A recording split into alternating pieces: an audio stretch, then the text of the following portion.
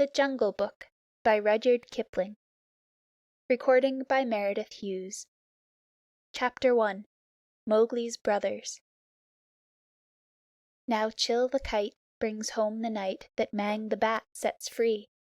The herds are shut in byre and hut, for loose till dawn are we. This is the hour of pride and power, talon and tush and claw. Oh, hear the call! Good hunting all that keep the jungle law. Night Song in the Jungle. It was 7 o'clock of a very warm evening in the Seeonee Hills when Father Wolf woke up from his day's rest, scratched himself, yawned, and spread out his paws one after the other to get rid of the sleepy feeling in their tips. Mother Wolf lay with her big gray nose dropped across her 4 tumbling, squealing cubs, and the moon shone into the mouth of the cave where they all lived. "Arr!" said Father Wolf. "It is time to hunt again." He was going to spring downhill when a little shadow with a bushy tail crossed the threshold and whined, "Good luck go with you, O Chief of the Wolves! And good luck and strong white teeth go with the noble children, that they may never forget the hungry in this world." It was the jackal, Tabaqui the Dishlicker, and the wolves of India despise Tabaqui because he runs about making mischief and telling tales and eating rags and pieces of leather from the village rubbish heaps. But they are afraid of him too, because Tabaqui, more than anyone else in the jungle, is apt to go mad. And then he forgets that he was ever afraid of anyone, and runs through the forest biting everything in his way. Even the tiger runs and hides when little Tabaqui goes mad, for madness is the most disgraceful thing that can overtake a wild creature. We call it hydrophobia, but they call it dewani, the madness, and run. "Enter then, and look," said Father Wolf stiffly. "But there is no food here." "For a wolf, no," said Tabaqui. "But for so mean a person as myself, a dry bone is a good feast. Who are we, the Giederlog, the Jackal people, to pick and choose?" He scuttled to the back of the cave, where he found the bone of a buck with some meat on it, and sat cracking the end merrily. "All thanks for this good meal," he said, licking his lips. "How beautiful are the noble children! How large are their eyes! And so young, too! Indeed, indeed, I might have remembered that the children of kings are men from the beginning." Now, Tabaqui knew as well as anyone else that there is nothing so unlucky as to compliment children to their faces. It pleased him to see Mother and Father Wolf look uncomfortable. Tabaqui sat still, rejoicing in the mischief that he had made, and then he said spitefully, "Shere Khan, the Big One, has shifted his hunting grounds. He will hunt among these hills for the next moon, so he has told me." Shere Khan was the tiger who lived near the Waingunga River, 20 miles away. "He has no right," Father Wolf began angrily. "By the law of the jungle he has no right to change his quarters without due warning. He will frighten every head of game within 10 miles, and I have to kill for 2 these days." "His mother did not call him Lungri, the Lame One, for nothing," said Mother Wolf quietly. "He has been lame in one foot from his birth. That is why he has only killed cattle. Now the villagers of the Waingunga are angry with him, and he has come here to make our villagers angry. They will scour the jungle for him when he is far away, and we and our children must run when the grass is set alight. Indeed, we are very grateful to Shere Khan." "Shall I tell him of your gratitude?" said Tabaqui. "Out!" snapped Father Wolf. "Out and hunt with thy master. Thou hast done harm enough for one night." "I go," said Tabaqui quietly. "He can hear Shere Khan below in the thickets. I might have saved myself the message." Father Wolf listened, and below in the valley that ran down to a little river he heard the dry, angry, snarly sing-song whine of a tiger who has caught nothing and does not care if all the jungle knows it. "The fool," said Father Wolf, "to begin a night's work with that noise! Does he think that our buck are like his fat Waingunga bullocks?" "Hush! It is neither bullock nor buck he hunts tonight," said Mother Wolf. "It is man." The whine had changed to a sort of humming purr that seemed to come from every quarter of the compass. It was the noise that bewilders woodcutters and gypsies sleeping in the open, and makes them run sometimes into the very mouth of the tiger. "Man," said Father Wolf, showing all his white teeth. "Faugh! Are there not enough beetles and frogs in the tank that he must eat man, and on our ground too?" The law of the jungle, which never orders anything without a reason, forbids every beast to eat man, except when he is killing to show his children how to kill, and then he must hunt outside the hunting grounds of his pack or tribe. The real reason for this is that man-killing means, sooner or later, the arrival of white men on elephants, with guns, and hundreds of brown men with gongs and rockets and torches. Then everybody in the jungle suffers. The reason the beasts give among themselves is that man is the weakest and most defenseless of all living things, and it is unsportsmanlike to touch him. They say, too, and it is true, that man-eaters become mangy and lose their teeth. The purr grew louder, and ended in the full-throated "Arr" of the tiger's charge. Then there was a howl, an untigerish howl, from Shere Khan. "He has missed," said Mother Wolf. "What is it?" Father Wolf ran out a few paces, and heard Shere Khan muttering and mumbling savagely as he tumbled about in the scrub. "The fool has had no more sense than to jump at a woodcutter's campfire, and has burned his feet," said Father Wolf with a grunt. "Tabaqui is with him." "Something is coming uphill," said Mother Wolf, twitching one ear. "Get ready." The bushes rustled a little in the thicket, and Father Wolf dropped with his haunches under him, ready for his leap. Then, if you had been watching, you would have seen the most wonderful thing in the world. The wolf checked in mid-spring. He made his bound before he saw what he was jumping at, and then he tried to stop himself. The result was that he shot up straight into the air for 4 or 5 feet, landing almost where he left the ground. "Man!" he snapped. "A man's cub! Look!" Directly in front of him, holding on by a low branch, stood a naked brown baby who could just walk, as soft and as dimpled a little atom as ever came to a wolf's cave at night. He looked up into Father Wolf's face and laughed. "Is that a man's cub?" said Mother Wolf. "I have never seen one. Bring it here." A wolf accustomed to moving his own cubs can, if necessary, mouth an egg without breaking it, and though Father Wolf's jaws closed right on the child's back, not a tooth even scratched the skin as he laid it down among the cubs. "How little, how naked, and how bold!" said Mother Wolf softly. The baby was pushing his way between the cubs to get closer to the warm hide. "Ahai! He is taking his meal with the others. And so this is a man's cub. Now, was there ever a wolf that could boast of a man's cub among her children?" "I have heard now and again of such a thing, but never in our pack or in my time," said Father Wolf. "He is altogether without hair, and I could kill him with a touch of my foot. But see, he looks up and is not afraid." The moonlight was blocked out of the mouth of the cave, for Shere Khan's great head and shoulders were thrust into the entrance. Tabaqui, behind him, was squeaking, my lord, it went in here." "Shere Khan does us great honor," said Father Wolf, but his eyes were very angry. "What does Shere Khan need?" "My quarry. A man's cub went this way," said Shere Khan. "Its parents have run off. Give it to me." Shere Khan had jumped at a woodcutter's campfire, as Father Wolf had said, and was furious from the pain of his burned feet. But Father Wolf knew that the mouth of the cave was too narrow for a tiger to come in by. Even where he was, Shere Khan's shoulders and forepaws were cramped for want of room, as a man's would be if he tried to fight in a barrel. "The wolves are a free people," said Father Wolf. "They take orders from the head of the pack, and not from any striped cattle killer. The man's cub is ours, to kill if we choose." "Ye choose and ye do not choose. What talk is this of choosing? By the bull that I killed, am I to stand nosing in your dog's den for my fair dues? It is I, Shere Khan, who speak." The tiger's roar filled the cave with thunder. Mother Wolf shook herself free of the cubs and sprang forward, her eyes like two green moons in the darkness, facing the blazing eyes of Shere Khan. "And it is I, Raksha, the demon, who answers.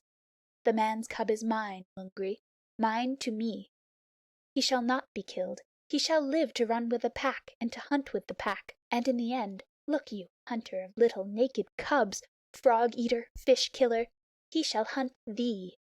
Now get hence, or by Sambur that I killed, I eat no starved cattle, back thou goest to thy mother, burned beast of the jungle, lamer than ever thou camest into the world. Go!" Father Wolf looked on amazed. He had almost forgotten the days when he won Mother Wolf in fair fight from 5 other wolves, when she ran in the pack and was not called the demon for compliment's sake. Shere Khan might have faced Father Wolf, but he could not stand up against Mother Wolf, for he knew that where he was she had all the advantage of the ground and would fight to the death. So he backed out of the cave mouth growling, and when he was clear he shouted, "Each dog barks in his own yard. We will see what the Pack will say to this fostering of man-cubs. The cub is mine, and to my teeth he will come in the end, O bush-tailed thieves!" Mother Wolf threw herself down panting among the cubs, and Father Wolf said to her gravely, "Shere Khan speaks this much truth. The cub must be shown to the Pack. Wilt thou still keep him, mother?" "Keep him!" she gasped. "He came naked, by night, alone and very hungry, yet he was not afraid. Look, he has pushed one of my babes to one side already. And that lame butcher would have killed him, and would have run off to the Waingunga while the villagers here hunted through all our lairs in revenge. Keep him? Assuredly I will keep him. Lie still, little frog. O thou Mowgli, for Mowgli the Frog I will call thee. The time will come when thou wilt hunt Shere Khan as he has hunted thee." "But what will our Pack say?" said Father Wolf. "The law of the jungle lays down very clearly that any wolf may, when he marries, withdraw from the Pack he belongs to. But as soon as his cubs are old enough to stand on their feet, he must bring them to the Pack Council, which is generally held once a month at full moon, in order that the other wolves may identify them. After that inspection, the cubs are free to run where they please, and until they have killed their first buck, no excuse is accepted if a grown wolf of the Pack kills one of them. The punishment is death where the murderer can be found, and if you think for a minute you will see that this must be so." Father Wolf waited till his cubs could run a little, and then on the night of the Pack meeting took them and Mowgli and Mother Wolf to the Council Rock, a hilltop covered with stones and boulders where 100 wolves could hide. Akela, the great gray lone wolf who led all the Pack by strength and cunning, lay out at full length on his rock, and below him sat 40 or more wolves of every size and color, from badger-colored veterans who could handle a buck alone, to young black 3-year-olds who thought they could. The lone wolf had led them for a year now. He had fallen twice into a wolf trap in his youth, and once he had been beaten and left for dead, so he knew the manners and customs of men. There was very little talking at the rock. The cubs tumbled over each other in the center of the circle where their mothers and fathers sat, and now and again a senior wolf would go quietly up to a cub, look at him carefully, and return to his place on noiseless feet. Sometimes a mother would push her cub far out into the moonlight to be sure that he had not been overlooked. Akela from his rock would cry, "Ye know the law! Ye know the law! Look well, O wolves!" And the anxious mothers would take up the call, "Look, look well, O wolves!" At last, and Mother Wolf's neck bristles lifted as the time came, Father Wolf pushed Mowgli the Frog, as they called him, into the center, where he sat laughing and playing with some pebbles that glistened in the moonlight.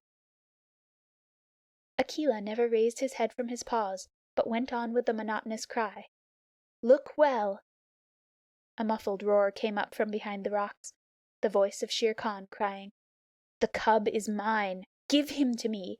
What have the Free People to do with a man's cub?" Akela never even twitched his ears. All he said was, "Look well, O wolves! What have the Free People to do with the orders of any save the Free People? Look well!" There was a chorus of deep growls, and a young wolf in his 4th year flung back Shere Khan's question to Akela. What have the Free People to do with a man's cub?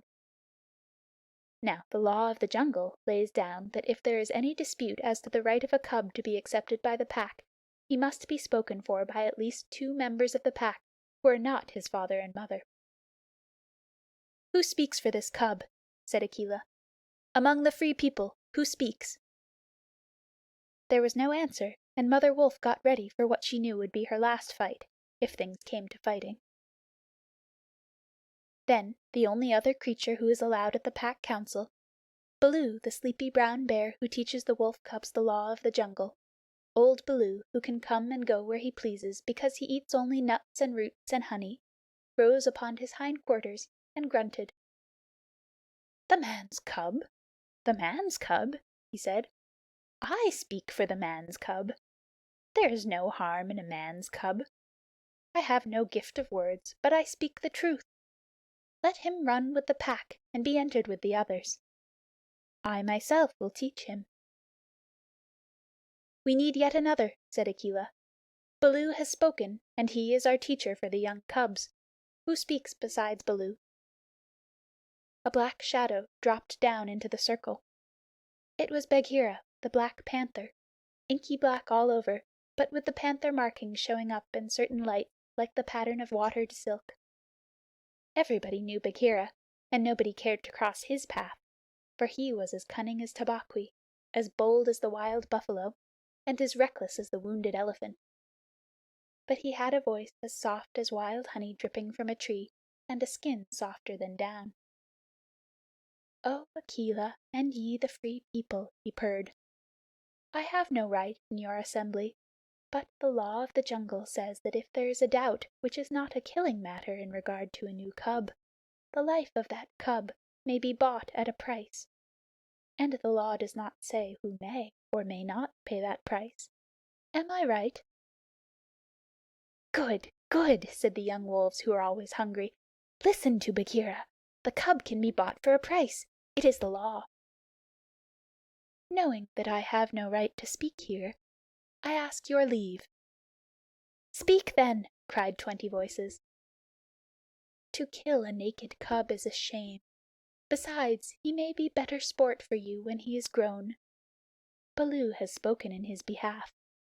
Now, to Baloo's word, I will add 1 bull, and a fat one, newly killed, not half a mile from here, if you will accept the man's cub according to the law. Is it difficult?" There was a clamor of scores of voices, saying, "What matter? He will die in the winter rains. He will scorch in the sun. What harm can a naked frog do us? Let him run with the pack. Where's the bull, Bagheera? Let him be accepted." And then came Akela's deep bay, crying, look well, O wolves!" Mowgli was still deeply interested in the pebbles, and he did not notice when the wolves came and looked at him one by one. At last they all went down the hill for the dead bull, and only Akela, Bagheera, Baloo, and Mowgli's own wolves were left. Shere Khan roared still in the night, for he was very angry that Mowgli had not been handed over to him. "Ay, roar well," said Bagheera under his whiskers. "For the time will come when this naked thing will make thee roar to another tune, or I know nothing of man." "It was well done," said Akela. "Men and their cubs are very wise. He may be a help in time." "Truly, a help in time of need, for none can hope to lead the pack forever," said Bagheera. Akela said nothing. He was thinking of the time that comes to every leader of every pack, when his strength goes from him, and he gets feebler and feebler, till at last he is killed by the wolves, and a new leader comes up, to be killed in his turn. "Take him away," he said to Father Wolf, "and train him as befits one of the Free People." And that is how Mowgli was entered into the Seeonee wolf pack for the price of a bull and on Baloo's good word. End of Chapter 1, Part 1. Chapter 1, Part 2.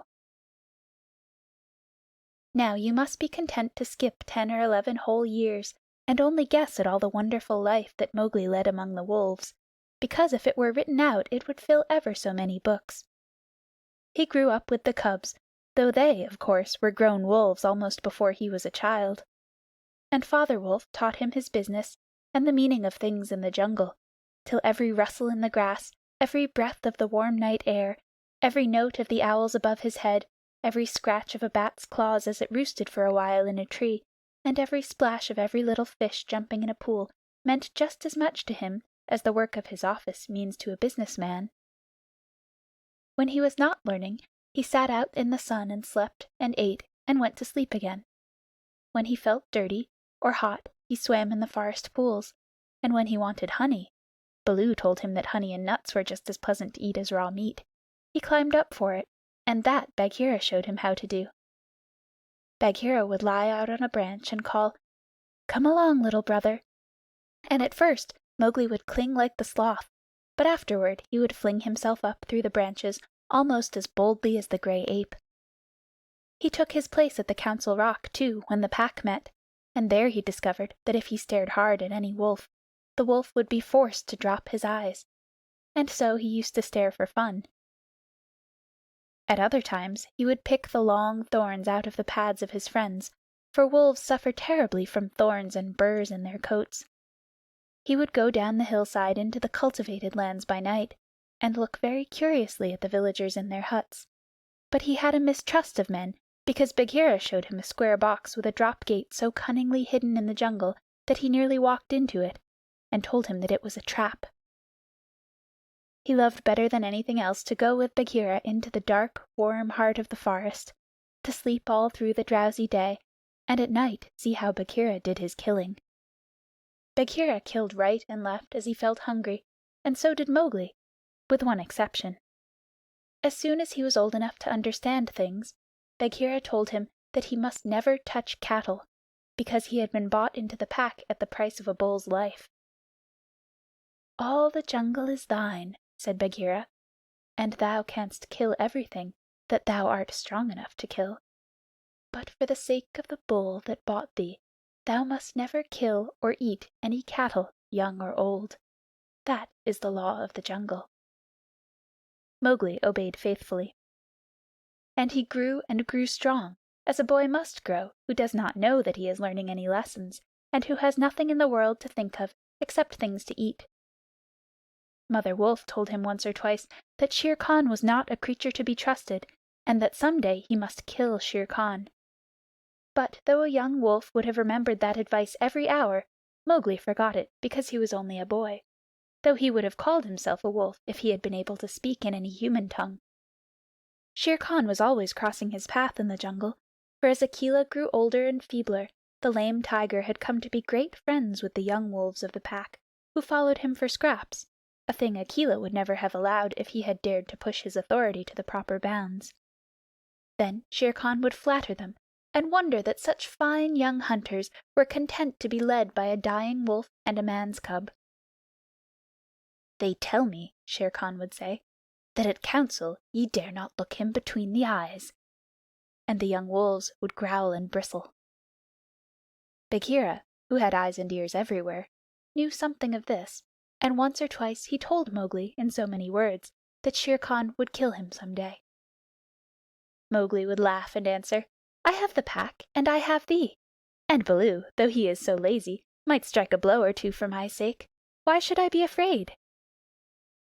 It was one very warm day that a new notion came to Bagheera, born of something that he had heard. Perhaps Sahi the Porcupine had told him, but he said to Mowgli when they were deep in the jungle, as the boy lay with his head on Bagheera's beautiful black skin, "Little brother, how often have I told thee that Shere Khan is thy enemy?" "As many times as there are nuts on that palm," said Mowgli, who naturally could not count. "What of it? I am sleepy, Bagheera, and Shere Khan is all long tail and loud talk, like Mor the Peacock. But this is no time for sleeping. Baloo knows it.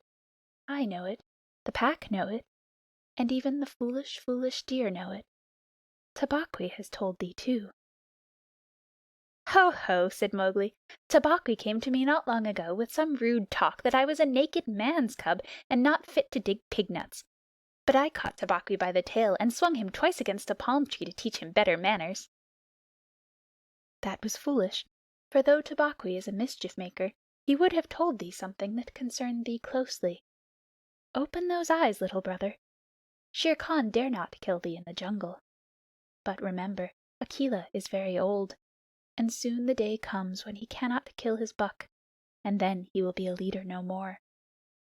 Many of the wolves that looked thee over when thou wast brought to the council first are old too, and the young wolves believe, as Shere Khan has taught them, that a man-cub has no place with the pack. In a little time thou wilt be a man." "And what is a man that he should not run with his brothers?" said Mowgli. "I was born in the jungle. I have obeyed the law of the jungle, and there is no wolf of ours from whose paws I have not pulled a thorn. Surely they are my brothers." Bagheera stretched himself at full length and half shut his eyes. "Little brother," said he, "feel under my jaw." Mowgli put up his strong brown hand, and just under Bagheera's silky chin, where the giant rolling muscles were all hid by the glossy hair, he came upon a little bald spot. "There is no one in the jungle that knows that I, Bagheera, carry that mark, the mark of the collar. And yet, little brother, I was born among men, and it was among men that my mother died, in the cages of the king's palace at Odaipur. It was because of this that I paid the price for thee at the council when thou wast a little naked cub. Yes, I too was born among men. I had never seen the jungle.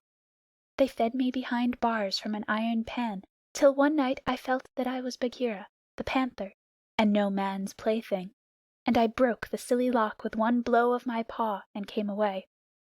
And because I had learned the ways of men, I became more terrible in the jungle than Shere Khan. Is it not so?" "Yes," said Mowgli. "All the jungle fear Bagheera. All except Mowgli." "Oh, thou art a man's cub," said the Black Panther very tenderly.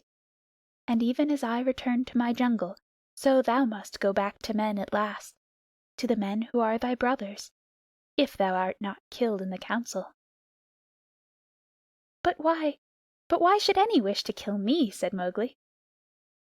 "Look at me," said Bagheera, and Mowgli looked at him steadily between the eyes.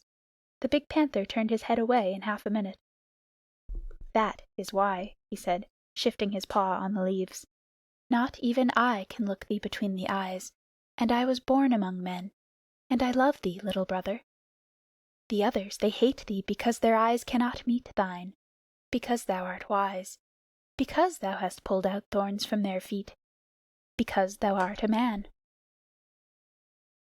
"I did not know these things," said Mowgli sullenly, and he frowned under his heavy black eyebrows. "What is the law of the jungle? Strike first, and then give tongue. By thy very carelessness they know that thou art a man. But be wise. It is in my heart that when Akela misses his next kill, and at each hunt it costs him more to pin the buck, the pack will turn against him and against thee. They will hold a jungle council at the rock, and then. "I have it," said Bagheera, leaping up. "Go thou down quickly to the men's huts in the valley, and take some of the red flower which they grow in there, so that when the time comes thou mayest have even a stronger friend than I or Baloo or those of the pack that love thee. Get the red flower." By red flower Bagheera meant fire, only no creature in the jungle will call fire by its proper name. Every beast lives in deadly fear of it, and invents 100 ways of describing it. "The red flower," said Mowgli, "that grows outside their huts in the twilight? I will get some." "There speaks the man's cub," said Bagheera proudly.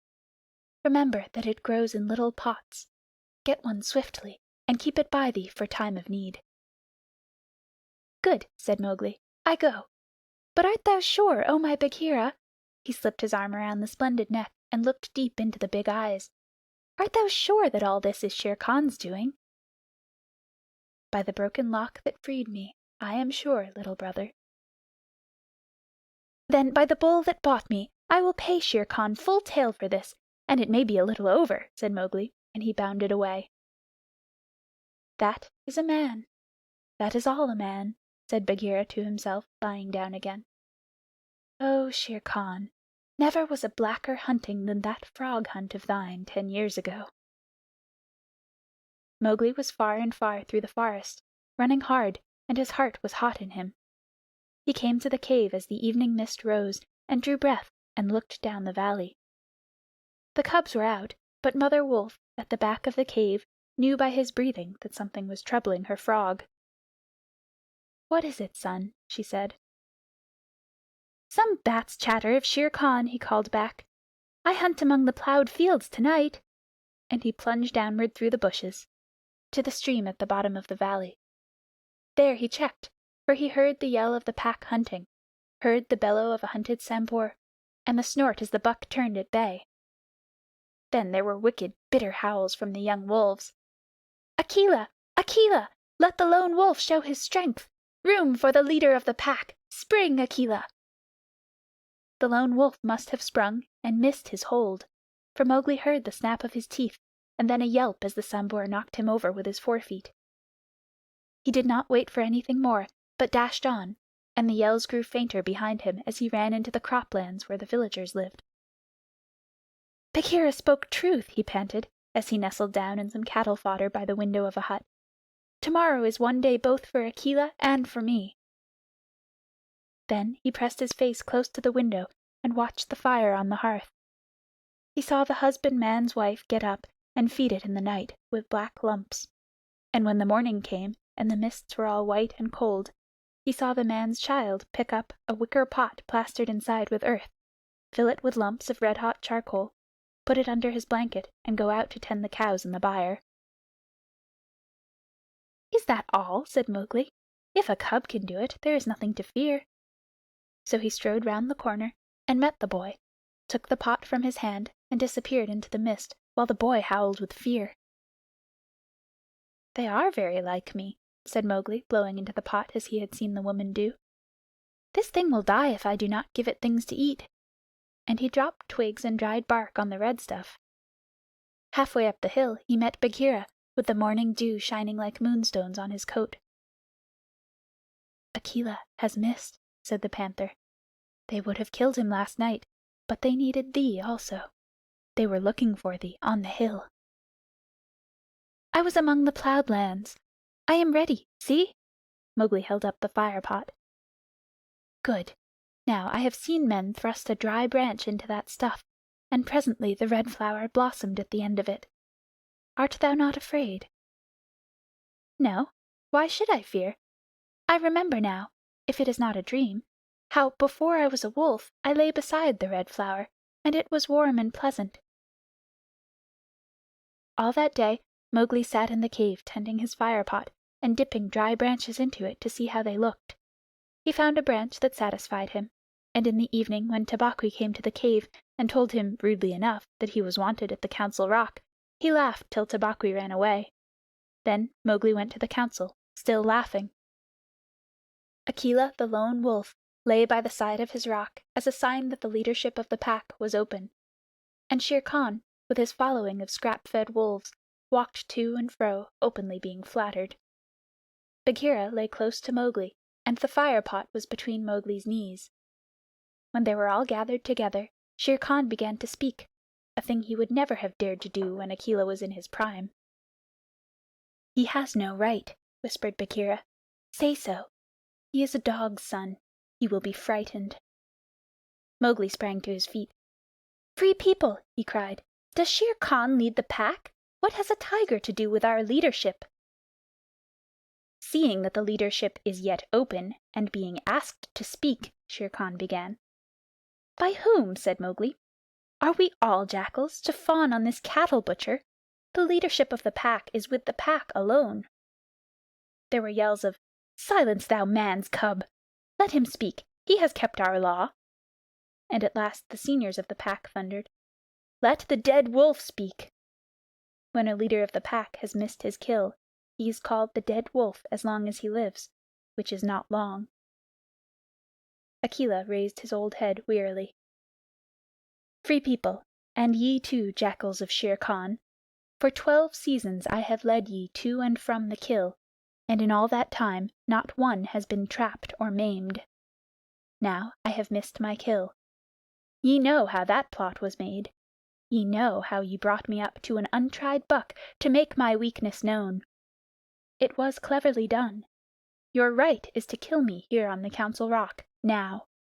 Therefore, I ask, who comes to make an end of the lone wolf? For it is my right, by the law of the jungle, that ye come one by one." There was a long hush, for no single wolf cared to fight Akela to the death. Then Shere Khan roared, "Bah! What have we to do with this toothless fool? He is doomed to die. It is the man's cub who has lived too long. Free People, he was my meat from the first. Give him to me. I am weary of this man-wolf folly. He has troubled the jungle for 10 seasons. Give me the man-cub, or I will hunt here always, and not give you one bone. He is a man's child, and from the marrow of my bones I hate him." Then more than half the pack yelled, "A man! A man! What has a man to do with us? Let him go to his own place." "And turn all the people of the villages against us?" clamored Shere Khan. "No, give him to me. He is a man, and none of us can look him between the eyes." Akela lifted his head again and said, "He has eaten our food. He has slept with us. He has driven game for us. He has broken no word of the law of the jungle. Also, I paid for him with a bull when he was accepted. The worth of a bull is little, but Bagheera's honor is something that he will, perhaps, fight for," said Bagheera in his gentlest voice. "A bull paid 10 years ago?" the pack snarled. "What do we care for bones 10 years old?" "Or for a pledge," said Bagheera, his white teeth bared under his lip. "Well are ye called the Free People." "No man's cub can run with the people of the jungle," howled Shere Khan. "Give him to me." "He is our brother in all but blood," Akela went on, "and ye would kill him here. In truth, I have lived too long. Some of ye are eaters of cattle, and of others I have heard that, under Shere Khan's teaching, ye go by dark night and snatch children from the villager's doorstep. Therefore I know ye to be cowards, and it is to cowards I speak. It is certain that I must die, and my life is of no worth, or I would offer that in the man-cub's place. But for the sake of the honor of the pack, a little matter that by being without a leader ye have forgotten, I promise that if ye let the man-cub go to his own place, I will not, when my time comes to die, bear one tooth against ye. I will die without fighting. That will at least save the pack 3 lives. More I cannot do, but if ye will, I can save ye the shame that comes of killing a brother against whom there is no fault, a brother spoken for and bought into the pack according to the law of the jungle." "He's a man, a man, a man!" snarled the pack, and most of the wolves began to gather round Shere Khan, whose tail was beginning to switch. "Now the business is in thy hands," said Bagheera to Mowgli. "We can do no more except fight." Mowgli stood upright, the fire pot in his hands. Then he stretched out his arms and yawned in the face of the council, but he was furious with rage and sorrow, for, wolf-like, the wolves had never told him how they hated him. "Listen, you!" he cried. "There is no need for this dog's jabber. Ye have told me so often tonight that I am a man, and indeed I would have been a wolf with you to my life's end, that I feel your words are true. So I do not call ye my brothers any more, but sag, dogs, as a man should. What ye will do, and what ye will not do, is not yours to say. The matter is with me, and that we may see the matter more plainly, I, the man, have brought here a little of the red flower which ye dogs fear." He flung the fire pot on the ground, and some of the red coals lit a tuft of dried moss that flared up as all the council drew back in terror before the leaping flames. Mowgli thrust his dead branch into the fire till the twigs lit and crackled, and whirled it above his head among the cowering wolves. "Thou art the master," said Bagheera in an undertone. "Save Akela from the death. He was ever thy friend." Akela, the grim old wolf who had never asked for mercy in his life, gave one piteous look at Mowgli as the boy stood all naked, his long black hair tossing over his shoulders in the light of the blazing branch that made the shadows jump and quiver. "Good," said Mowgli, staring round slowly. "I see that ye are dogs. I go from you to my own people, if they be my own people. The jungle is shut to me, and I must forget your talk and your companionship. But I will be more merciful than ye are. Because I was all but your brother in blood, I promise that when I am a man among men, I will not betray ye to men as ye have betrayed me." He kicked the fire with his foot, and the sparks flew up. "There shall be no war between any of us in the pack. But here is a debt to pay before I go." He strode forward to where Shere Khan sat blinking stupidly at the flames, and caught him by the tuft on his chin. Bagheera followed in case of accidents. "Up, dog!" Mowgli cried. "Up when a man speaks, or I will set that coat ablaze." Shere Khan's ears lay flat back on his head, and he shut his eyes, for the blazing branch was very near. "This cattle killer said he would kill me in the council because he had not killed me when I was a cub. Thus and thus, then, do we beat dogs when we are men. Stir a whisker, Lungri, and I ram the red flower down thy gullet." He beat Shere Khan over the head with the branch, and the tiger whimpered and whined in an agony of fear. "Pah! Singed jungle cat! Go now! But remember when next I come to the Council Rock, as a man should come, it will be with Shere Khan's hide on my head. For the rest, Akela goes free to live as he pleases. Ye will not kill him, because that is not my will. Nor do I think that ye will sit here any longer, lolling out your tongues as though ye were somebodies instead of dogs whom I drive out, thus. Go!" The fire was burning furiously at the end of the branch, and Mowgli struck right and left round the circle, and the wolves ran howling with the sparks burning their fur. At last there were only Akela, Bagheera, and perhaps 10 wolves that had taken Mowgli's part. Then something began to hurt Mowgli inside him, as he had never been hurt in his life before, and he caught his breath and sobbed, and the tears ran down his face. "What is it? What is it?" he said. "I do not wish to leave the jungle, and I do not know what this is. Am I dying, Bagheera?" "No, little brother. That is only tears, such as men use," said Bagheera. "Now I know thou art a man, and a man's cub no longer. The jungle is shut indeed to thee henceforward. Let them fall, Mowgli. They are only tears." So Mowgli sat and cried as though his heart would break, and he had never cried in all his life before.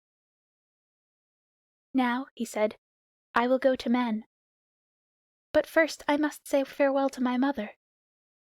And he went to the cave where she lived with Father Wolf, and he cried on her coat, while the 4 cubs howled miserably. "You will not forget me," said Mowgli. "Never while we can follow a trail," said the cubs. "Come to the foot of the hill when thou art a man, and we will talk to thee, and we will come into the croplands to play with thee by night." "Come soon," said Father Wolf. "O wise little frog, come again soon, for we be old, thy mother and I." "Come soon," said Mother Wolf, "little naked son of mine. For listen, child of man, I loved thee more than ever I loved my cubs." "I will surely come," said Mowgli, "and when I come it will be to lay out Shere Khan's hide upon the Council Rock. Do not forget me. Tell them in the jungle never to forget me." The dawn was beginning to break when Mowgli went down the hillside alone to meet those mysterious things that are called men. Hunting Song of the Seeonee Pack. As the dawn was breaking, the Sambhur belled, once, twice, and again. And a doe leaped up, and a doe leaped up, from the pond in the wood where the wild deer sup. This I, scouting alone, beheld, once, twice, and again. As the dawn was breaking, the Sambhur belled, once, twice, and again. And a wolf stole back, and a wolf stole back, to carry the word to the waiting pack. And we sought, and we found, and we bayed on his track, once, twice, and again. As the dawn was breaking, the wolf pack yelled, once, twice, and again. Feet in the jungle that leave no mark, eyes that can see in the dark, the dark, tongue, give tongue to it, hark, oh hark, once, twice, and again. End of Chapter 1, Section 2. Chapter 2. Kaa's Hunting. His spots are the joy of the leopard, his horns are the buffalo's pride. Be clean, for the strength of the hunter is known by the gloss of his hide. If ye find that the bullet can toss you, or the heavy brown sambur can gore, you need not stop work to inform us. We knew it 10 seasons before. Oppress not the cubs of the stranger, but hail them as sister and brother. For though they are little and fubsy, it may be the bear is their mother. There is none like me, says the cub in the pride of his earliest kill. But the jungle is large, and the cub he is small. Let him think and be still. Maxims of Baloo. All that is told here happened some time before Mowgli was turned out of the Seeonee wolf pack, or revenged himself on Shere Khan the tiger. It was in the days when Baloo was teaching him the law of the jungle. The big, serious old brown bear was delighted to have so quick a pupil, for the young wolves will only learn as much of the law of the jungle as applies to their own pack and tribe, and run away as soon as they can repeat the hunting verse, "Feet that make no noise, eyes that can see in the dark, ears that can hear the winds in their lairs, and sharp white teeth. All these things are the marks of our brothers, except Tabaqui the jackal and the hyena, whom we hate." But Mowgli, as a man-cub, had to learn a great deal more than this. Sometimes Bagheera, the black panther, would come lounging through the jungle to see how his pet was getting on, and would purr with his head against a tree while Mowgli recited the day's lesson to Baloo. The boy could climb almost as well as he could swim, and swim almost as well as he could run. So Baloo, the teacher of the law, taught him the wood and water laws, how to tell a rotten branch from a sound one, how to speak politely to the wild bees when he came upon a hive of them 50 feet above the ground, what to say to Mang the bat when he disturbed him in the branches at midday, and how to warn the water snakes in the pools before he splashed down among them. None of the jungle people like being disturbed, and all are very ready to fly at an intruder. Then, too, Mowgli was taught the stranger's hunting call, which must be repeated aloud till it is answered, whenever one of the jungle people hunts outside his own grounds. It means, translated, "Give me leave to hunt here because I am hungry." And the answer is, "Hunt then for food, but not for pleasure." All this will show you how much Mowgli had to learn by heart, and he grew very tired of saying the same thing over 100 times. But, as Baloo said to Bagheera, one day when Mowgli had been cuffed and run off in a temper, "A man's cub is a man's cub, and he must learn all the law of the jungle." "But think how small he is," said the Black Panther, who would have spoiled Mowgli if he had had his own way. "How can his little head carry all thy long talk?" Is there anything in the jungle too little to be killed? No. That is why I teach him these things, and that is why I hit him, very softly, when he forgets. "Softly? What dost thou know of softness, old Iron Feet?" Bagheera grunted. "His face is all bruised today by thy softness. Ugh!" "Better he should be bruised from head to foot by me who love him, than that he should come to harm through ignorance," Baloo answered very earnestly. "I am now teaching him the master words of the jungle that shall protect him with the birds and the snake people, and all that hunt on 4 feet, except his own pack. He can now claim protection, if he will only remember the words, from all the jungle. Is not that worth a little beating?" "Well, look to it then that thou dost not kill the man-cub. He is no tree trunk to sharpen thy blunt claws upon. But what are these master words? I am more likely to give help than to ask it." Bagheera stretched out one paw and admired the steel-blue, ripping chisel talons at the end of it. "Still, I should like to know." "I will call Mowgli, and he shall say them, if he will. Come, little brother." "My head is ringing like a bee-tree," said a sullen little voice over their heads, and Mowgli slid down a tree trunk, very angry and indignant, adding as he reached the ground, "I come for Bagheera, and not for thee, fat old Baloo." "That is all one to me," said Baloo, though he was hurt and grieved.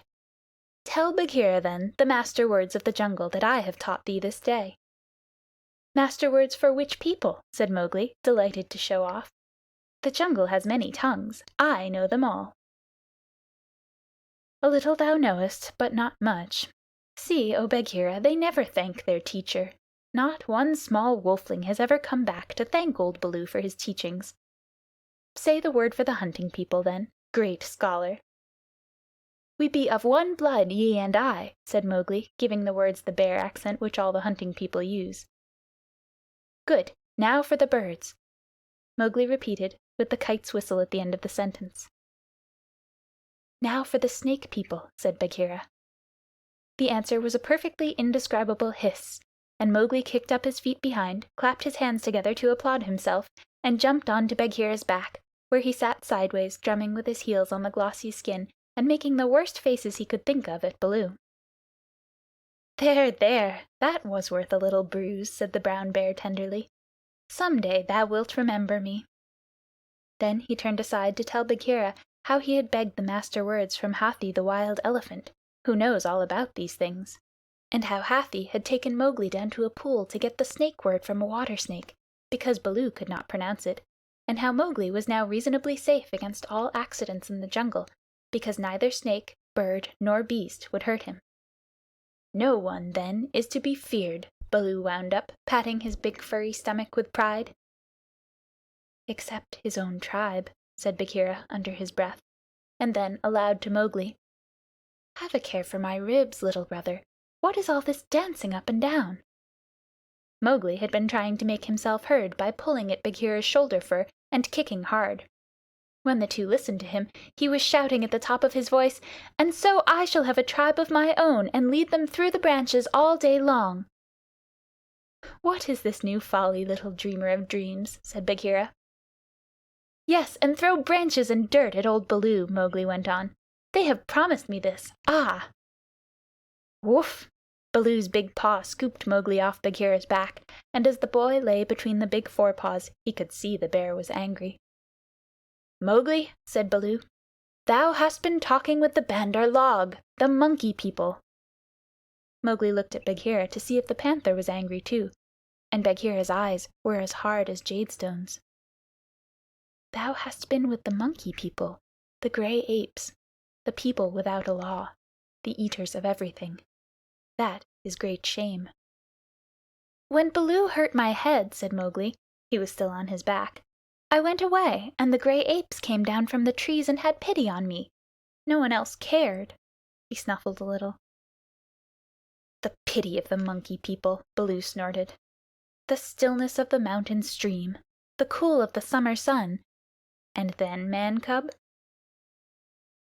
And then they gave me nuts and pleasant things to eat, and they carried me in their arms up to the top of the trees and said I was their blood brother, except that I had no tail, and should be their leader some day." "They have no leader," said Bagheera. "They lie. They have always lied." "They were very kind and bade me come again. Why have I never been taken among the Monkey People? They stand on their feet as I do. They do not hit me with hard paws. They play all day. Let me get up. Bad Baloo, let me up. I will play with them again."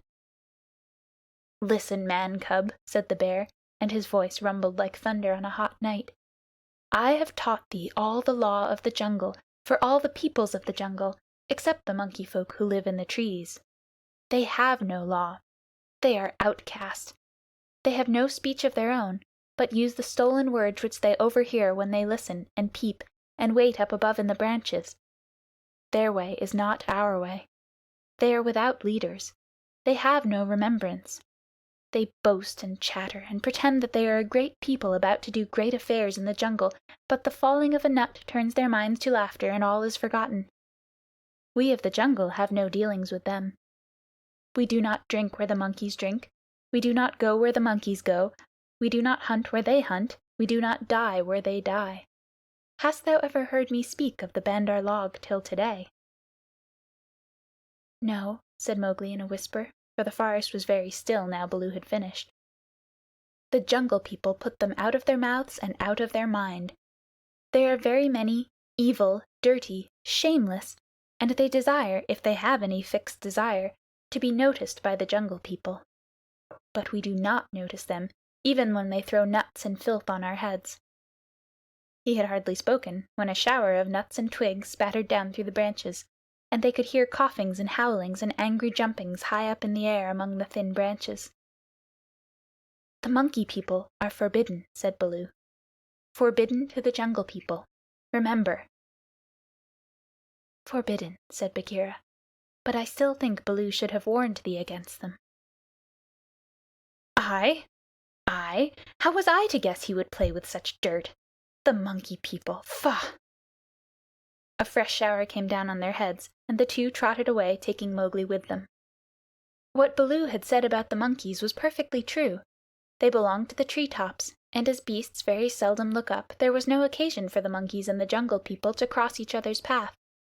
But whenever they found a sick wolf or a wounded tiger or bear, the monkeys would torment him, and would throw sticks and nuts at any beast for fun and in the hope of being noticed.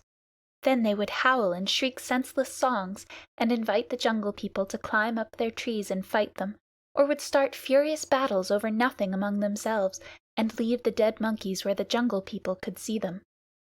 They were always just going to have a leader, and laws and customs of their own, but they never did, because their memories would not hold over from day to day, and so they compromised things by making up a saying, "What the Bandar log think now, the jungle will think later," and that comforted them a great deal. None of the beasts could reach them, but on the other hand none of the beasts would notice them, and that was why they were so pleased when Mowgli came to play with them, and they heard how angry Baloo was. They never meant to do any more. The Bandar log never meant anything at all. But one of them invented what seemed to him a brilliant idea, and he told all the others that Mowgli would be a useful person to keep in the tribe, because he could weave sticks together for protection from the wind. So if they caught him, they could make him teach them.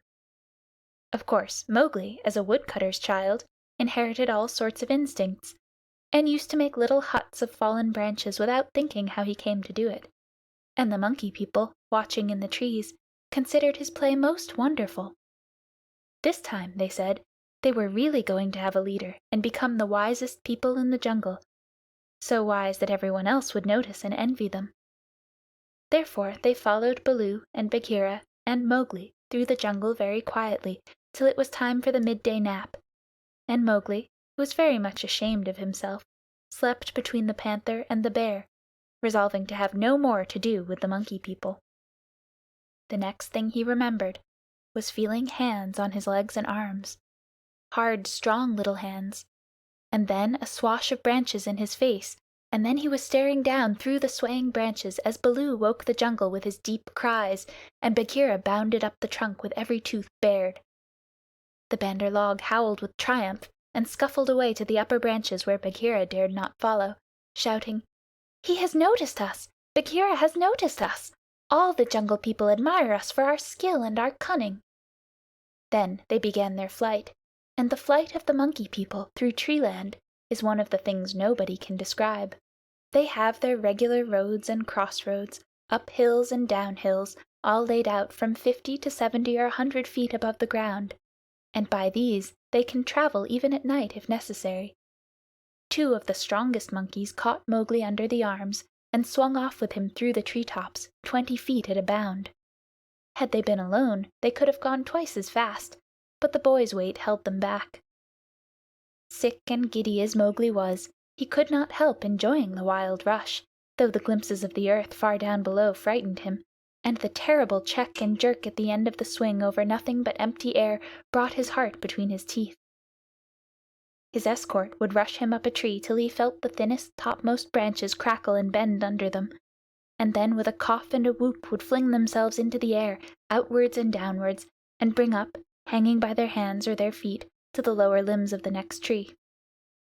Sometimes he could see for miles and miles across the still green jungle, as a man on the top of a mast can see for miles across the sea, and then the branches and leaves would lash him across the face, and he and his two guards would be almost down to earth again. So, bounding and crashing and whooping and yelling, the whole tribe of Bandar Log swept along the tree roads with Mowgli, their prisoner. For a time he was afraid of being dropped. Then he grew angry, but knew better than to struggle. And then he began to think. The first thing was to send back word to Baloo and Bagheera, for, at the pace the monkeys were going, he knew his friends would be left far behind. It was useless to look down, for he could only see the top sides of the branches, so he stared upwards and saw, far away in the blue, Chil the kite balancing and wheeling as he kept watch over the jungle, waiting for things to die. Chil saw that the monkeys were carrying something, and dropped a few 100 yards to find out whether their load was good to eat. He whistled with surprise when he saw Mowgli being dragged up to a tree-top, and heard him give the kite call for "We be of one blood, thou and I." The waves of the branches closed over the boy, but Chil balanced away to the next tree in time to see the little brown face come back up again. "Mark my trail!" Mowgli shouted. "Tell Baloo of the Seeonee pack and Bagheera of the Council Rock." "In whose name, brother?" Chil had never seen Mowgli before, though of course he had heard of him. "Mowgli the Frog. Man-cub they call me. Mark my trail!" The last words were shrieked as he was being swung through the air, but Chil nodded and rose up till he looked no bigger than a speck of dust, and there he hung, watching with his telescope eyes the swaying of the tree-tops as Mowgli's escort whirled along. "They never go far," he said with a chuckle. "They never do what they set out to do. Always pecking at new things are the Bandar Log. This time, if I have any eyesight, they have pecked down trouble for themselves, for Baloo is no fledgling, and Bagheera can, as I know, kill more than goats." So he rocked on his wings, his feet gathered up under him, and waited. Meantime, Baloo and Bagheera were furious with rage and grief. Bagheera climbed as he had never climbed before, but the thin branches broke beneath his weight, and he slipped down, his claws full of bark. "Why didst thou not warn the man-cub?" he roared to poor Baloo, who had set off at a clumsy trot in the hope of overtaking the monkeys. "What was the use of half slaying him with blows if thou didst not warn him?" "Haste! Oh, haste! We may catch them yet," Baloo panted. At that speed it would not tire a wounded cow. Teacher of the law, cub-beater, a mile of that rolling to and fro would burst thee open. Sit still and think. Make a plan. This is no time for chasing. They may drop him if we follow too close. Arula, woo! They may have dropped him already, being tired of carrying him. Who can trust the Bandar Log? Put dead bats on my head. Give me black bones to eat. Roll me into the hives of the wild bees that I may be stung to death, and bury me with the hyena, for I am the most miserable of bears. Arulala! Wahua! O Mowgli, Mowgli, why did I not warn thee against the monkey folk instead of breaking thy head? Now perhaps I may have knocked the day's lesson out of his mind, and he will be alone in the jungle without the master words." Baloo clasped his paws over his ears and rolled to and fro, moaning. "At least he gave me all the words correctly a little time ago," said Bagheera impatiently. "Baloo, thou hast neither memory nor respect. What would the jungle think if I, the Black Panther, curled myself up like Sahi the Porcupine and howled?" "What do I care what the jungle thinks? He may be dead by now." "Unless and until they drop him from the branches in sport, or kill him out of idleness, I have no fear for the man-cub. He is wise and well taught, and above all he has the eyes that make the jungle people afraid. But, and it is a great evil, he is in the power of the Bandar Log, and they, because they live in trees, have no fear of any of our people." Bagheera licked one forepaw thoughtfully. "Fool that I am! Oh, fat, brown, root-digging fool that I am!" said Baloo, uncoiling himself with a jerk. "It is true what Hathi the Wild Elephant says. To each his own fear. And they, the Bandar Log, fear Kaa the Rock Snake. He can climb as well as they can. He steals the young monkeys in the night. The whisper of his name makes their wicked tails cold. Let us go to Kaa." What will he do for us? He is not of our tribe, being footless, and with most evil eyes," said Bagheera. "He is very old and very cunning. Above all, he is always hungry," said Baloo hopefully. "Promise him many goats. He sleeps for a full month after he has once eaten. He may be asleep now, and even were he awake, what if he would rather kill his own goats?" Bagheera, who did not know much about Kaa, was naturally suspicious.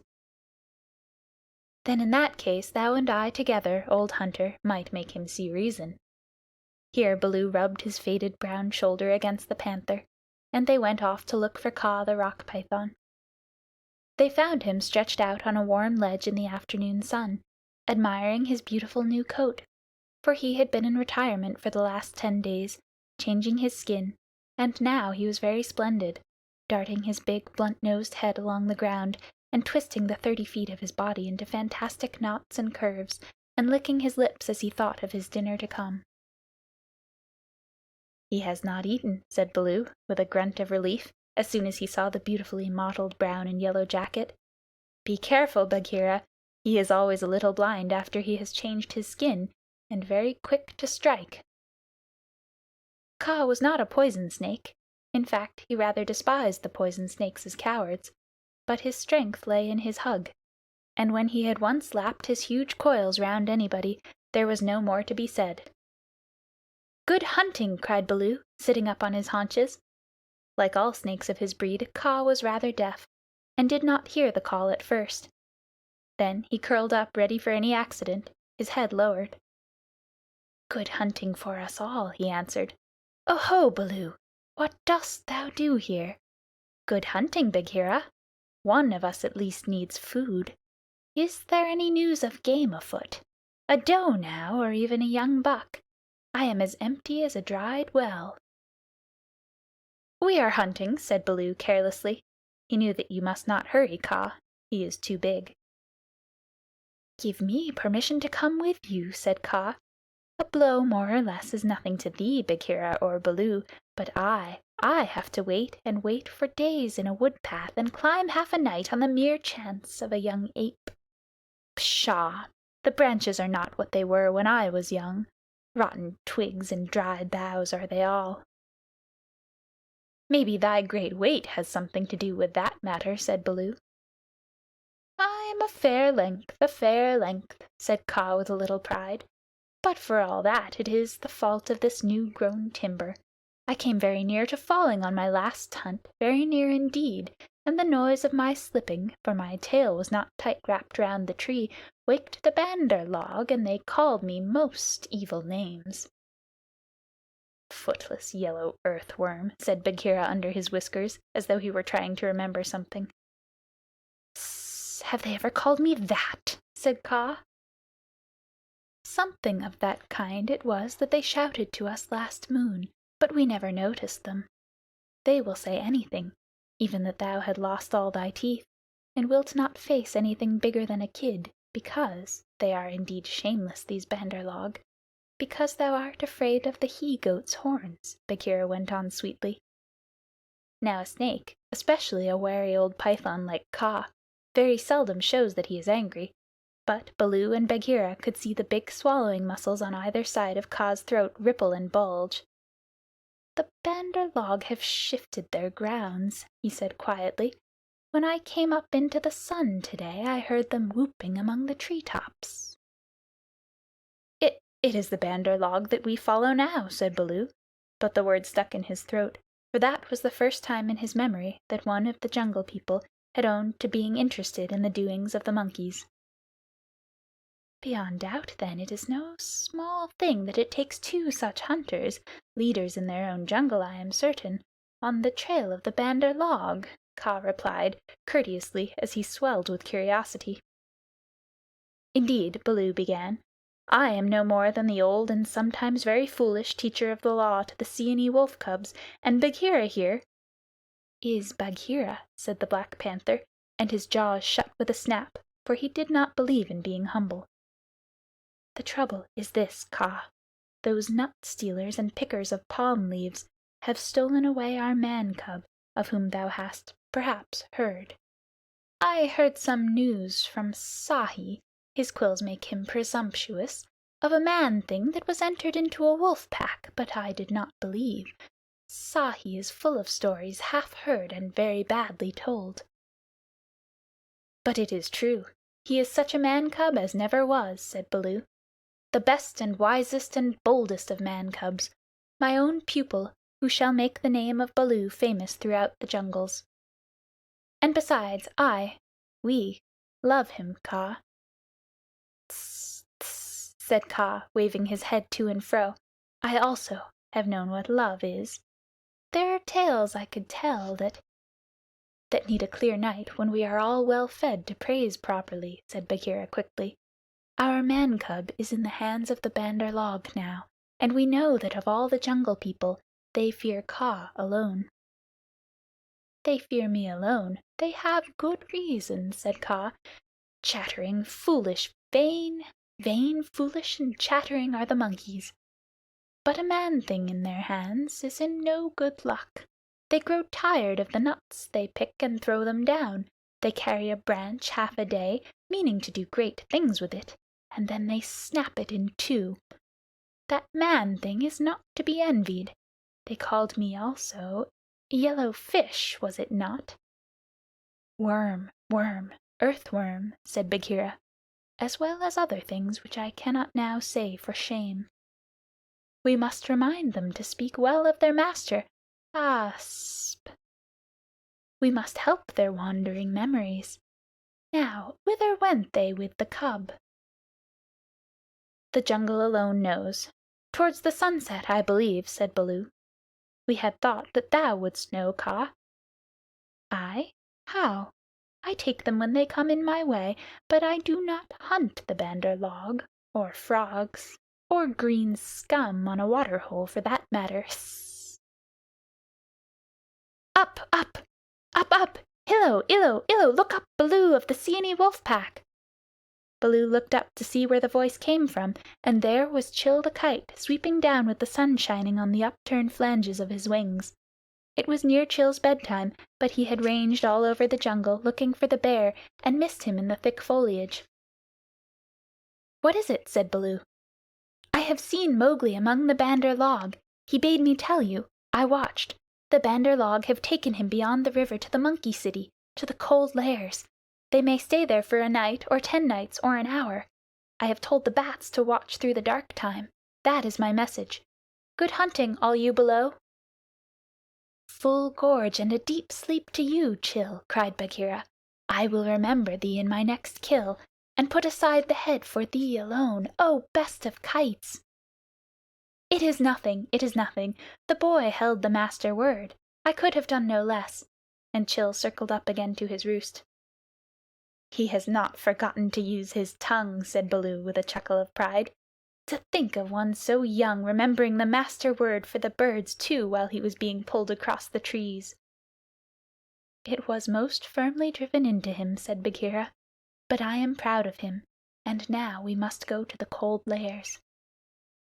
They all knew where that place was, but few of the Jungle People ever went there, because what they called the Cold Lairs was an old deserted city, lost and buried in the jungle, and beasts seldom use a place that men have once used.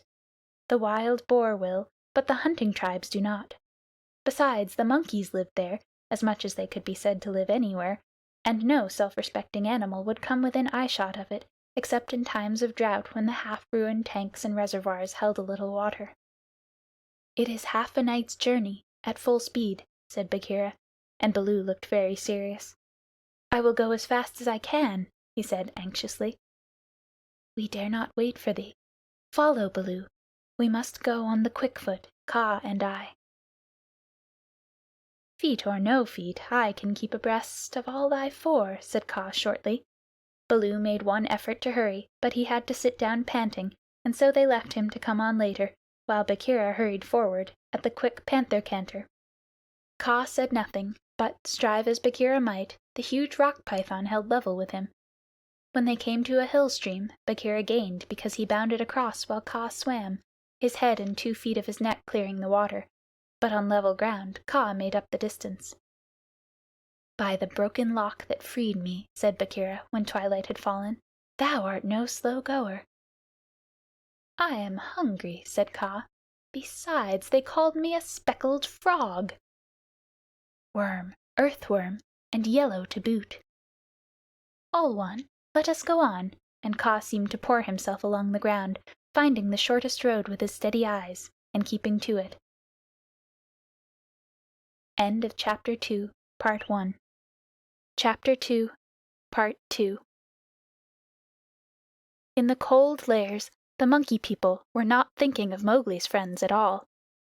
They had brought the boy to the Lost City, and were very pleased with themselves for the time. Mowgli had never seen an Indian city before, and though this was almost a heap of ruins, it seemed very wonderful and splendid. Some king had built it long ago on a little hill. You could still trace the stone causeways that led up to the ruined gates where the last splinters of wood hung to the worn, rusted hinges. Trees had grown into and out of the walls, the battlements were tumbled down and decayed, and wild creepers hung out of the windows of the towers on the walls in bushy hanging clumps. A great roofless palace crowned the hill, and the marble of the courtyards and the fountains was split and stained with red and green, and the very cobblestones in the courtyard where the king's elephants used to live had been thrust up and apart by grasses and young trees. From the palace you could see the rows and rows of roofless houses that made up the city, looking like empty honeycombs filled with blackness, the shapeless block of stone that had been an idol in the square where four roads met, the pits and dimples at street corners where the public wells once stood, and the shattered domes of temples with wild figs sprouting on their sides. The monkeys called the place their city, and pretended to despise the Jungle People because they lived in the forest. And yet they never knew what the buildings were made for, nor how to use them.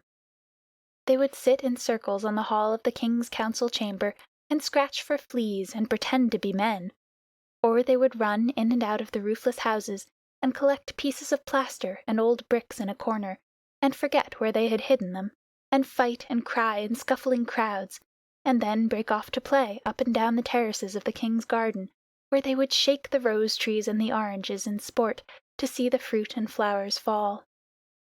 They explored all the passages and dark tunnels in the palace, and the hundreds of little dark rooms, but they never remembered what they had seen and what they had not, and so drifted about in ones and twos or crowds, telling each other that they were doing as men did.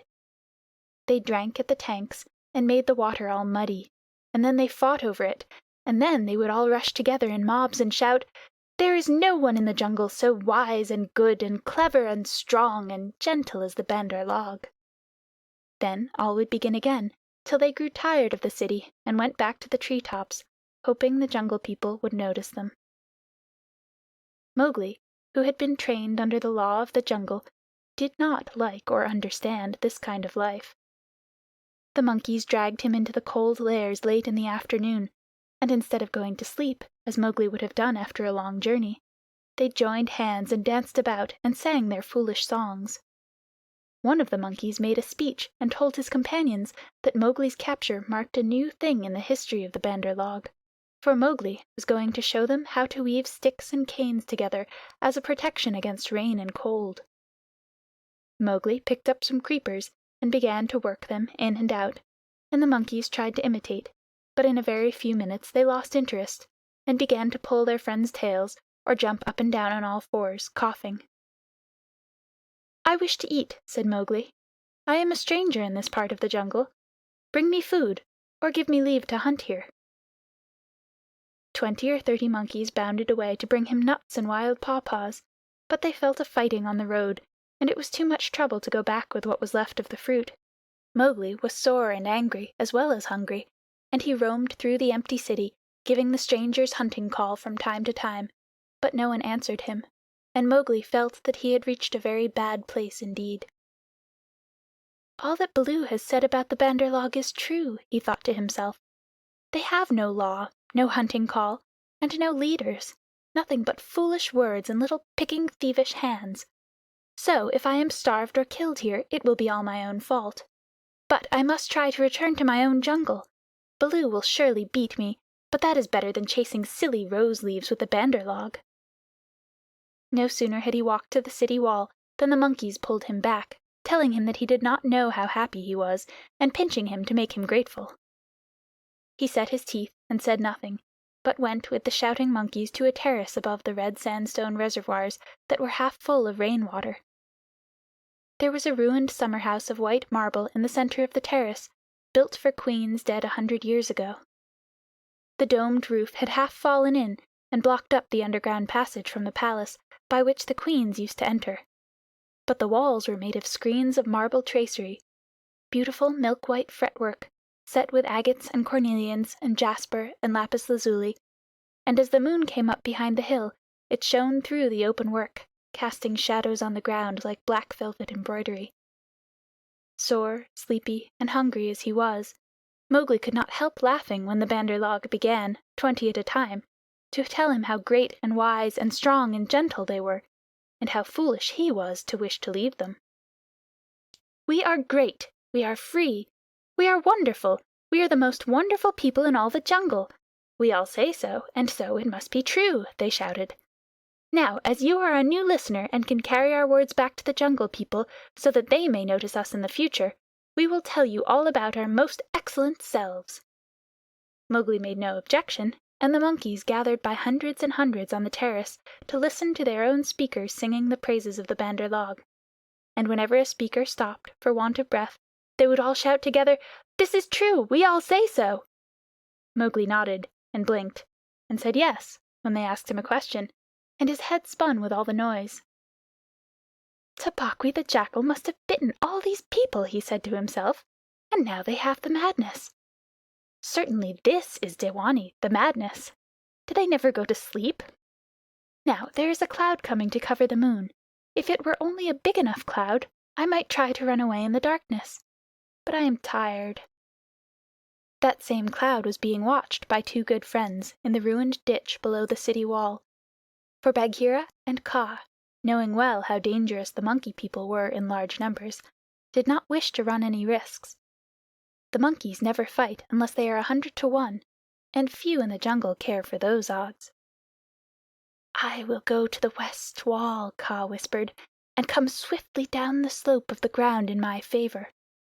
They will not throw themselves upon my back in their hundreds, but—" "I know it," said Bagheera. "Would that Baloo were here, but we must do what we can. When that cloud covers the moon, I shall go by the terrace. They hold some sort of council there over the boy." "Good hunting," said Kaa grimly, and glided away to the west wall. That happened to be the least ruined of any, and the big snake was delayed a while before he could find a way up the stones. The cloud hid the moon, and as Mowgli wondered what would come next, he heard Bagheera's light feet on the terrace. The Black Panther had raced up the slope almost without a sound, and was striking (he knew better than to waste time in biting) right and left among the monkeys, who were seated round Mowgli in circles 50 and 60 deep. There was a howl of fright and rage, and then, as Bagheera tripped on the rolling kicking bodies beneath him, a monkey shouted, "There's only one here! Kill him! Kill!" A scuffling mass of monkeys, biting, scratching, tearing, and pulling, closed over Bagheera, while 5 or 6 laid hold of Mowgli, dragged him up the wall of the summer-house, and pushed him through the hole of the broken dome. A man-trained boy would have been badly bruised, for the fall was a good 15 feet, but Mowgli fell as Baloo had taught him to fall, and landed on his feet. "Stay there," shouted the monkeys, "till we have killed thy friends, and later we will play with thee, if the Poison People leave thee alive." "We be of one blood, ye and I," said Mowgli, quickly giving the snake's call. He could hear rustling and hissing in the rubbish around him, and gave the call a second time to make sure. "Even so, down hoods all," said half a dozen low voices. Every ruin in India becomes sooner or later a dwelling-place of snakes, and the old summer-house was alive with cobras. "Stand still, little brother, for thy feet may do us harm." Mowgli stood as quietly as he could, peering through the open work and listening to the furious din of the fight round the Black Panther, the yells and chatterings and scufflings, and Bagheera's deep, hoarse cough as he backed and bucked and twisted and plunged under the heaps of the enemies. For the first time since he was born, Bagheera was fighting for his life. Baloo must be at hand. Bagheera would not have come alone, Mowgli thought. And then he called aloud, "To the tank, Bagheera! Roll to the water tanks! Roll and plunge! Get to the water!" Bagheera heard, and the cry that told him Mowgli was safe gave him new courage. He worked his way desperately, inch by inch, straight for the reservoirs, halting in silence.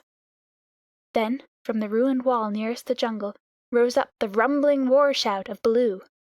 The old bear had done his best, but he could not come before.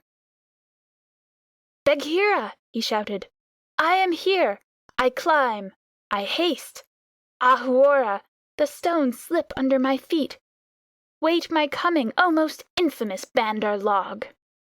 He panted up the terrace, only to disappear to the head in a wave of monkeys, but he threw himself squarely on his haunches, and spreading out his forepaws, hugged as many as he could hold, and then began to hit with a regular bat, bat, bat, like the flipping strokes of a paddle wheel. A crash and a splash told Mowgli that Bagheera had fought his way to the tank where the monkeys could not follow. The panther lay gasping for breath, his head just out of water, while the monkeys stood 3 deep on the red steps, dancing up and down with rage, ready to spring upon him from all sides if he came out to help Baloo. It was then that Bagheera lifted up his dripping chin, and in despair gave the snake's call for protection. "We be of one blood, ye and I," for he believed that Kaa had turned tail at the last minute. Even Baloo, half smothered under the monkeys on the edge of the terrace, could not help chuckling as he heard the Black Panther asking for help. Kaa had only just worked his way over the west wall, landing with a wrench that dislodged a coping stone into the ditch. He had no intention of losing any advantage of the ground, and coiled and uncoiled himself once or twice to be sure that every foot of his long body was in working order.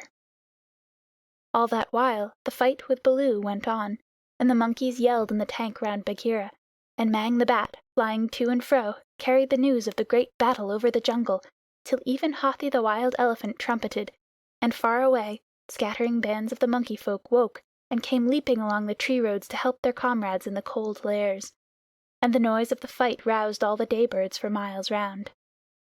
Then Kaa came straight, quickly, and anxious to kill. The fighting strength of a python is in the driving blow of his head, backed by all the strength and weight of his body. If you can imagine a lance, or a battering ram, or a hammer, weighing nearly half a ton driven by a cool, quiet mind living in the handle of it, you can roughly imagine what Kaa was like when he fought. A python 4 or 5 feet long can knock a man down if he hits him fairly in the chest, and Kaa was 30 feet long, as you know. His first stroke was delivered into the heart of the crowd round Baloo, was sent home with shut mouth in silence, and there was no need of a second. The monkeys scattered with cries of "Kaa! It is Kaa! Run! Run!" Generations of monkeys had been scared into good behavior by the stories their elders told them of Kaa, the night thief, who could slip along the branches as quietly as moss grows, and steal away the strongest monkey that ever lived, of old Kaa, who could make himself look so like a dead branch or a rotten stump that the wisest were deceived, till the branch caught them. Kaa was everything that the monkeys feared in the jungle, for none of them knew the limits of his power. None of them could look him in the face, and none had ever come alive out of his hug. And so they ran, stammering with terror, to the walls and the roofs of the houses, and Baloo drew a deep breath of relief. His fur was much thicker than Bagheera's, but he had suffered sorely in the fight. Then Kaa opened his mouth for the first time and spoke one long, hissing word, and the far-away monkeys, hurrying to the defense of the cold lairs, stayed where they were, cowering, till the loaded branches bent and crackled under them.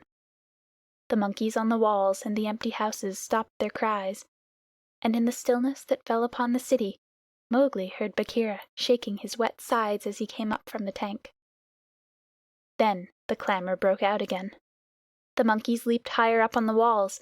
They clung round the necks of the big stone idols and shrieked as they skipped along the battlements, while Mowgli, dancing in the summer-house, put his eye to the screen-work and hooted owl fashion between his front teeth to show his derision and contempt.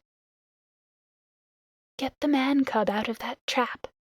I can do no more," Bagheera gasped. "Let us take the man-cub and go. They may attack again." "They will not move till I order them to. Stay you so!" Kaa hissed, and the city was silent once more. "I could not come before, brother, but I think I heard thee call." This was to Bagheera. I may have cried out in the battle," Bagheera answered. "Baloo, art thou hurt?" "I am sure that they did not pull me into 100 little bearlings," said Baloo, gravely shaking one leg after the other. "Wow, I am sore! Kaa, we owe thee, I think, our lives, Bagheera and I." "No matter. Where is the manling?" "Here, in a trap. I cannot climb out," cried Mowgli. The curve of the broken dome was above his head. "Take him away. He dances like Mor the Peacock. He will crush our young," said the cobras inside. "Ha!" said Kaa with a chuckle. "He has friends everywhere, this manling. Stand back, manling, and hide you, O poison people. I break down the wall."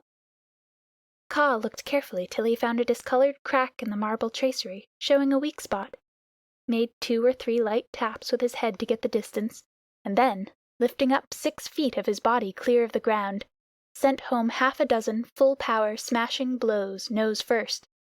The screenwork broke and fell away in a cloud of dust and rubbish, and Mowgli leaped through the opening and flung himself between Baloo and Bagheera, an arm around each big neck. "Art thou hurt?" said Baloo, hugging him softly. "I am sore, hungry, and not a little bruised. But, oh, they have handled ye grievously, my brothers. Ye bleed." "Others also," said Bagheera, licking his lips and looking at the monkey dead on the terrace and round the tank. "It is nothing. It is nothing, if thou art safe. Oh, my pride of all little frogs!" whimpered Baloo. "Of that we shall judge later," said Bagheera in a dry voice that Mowgli did not at all like. "But here is Kaa, to whom we owe the battle, and thou owest thy life. Thank him according to our customs, Mowgli."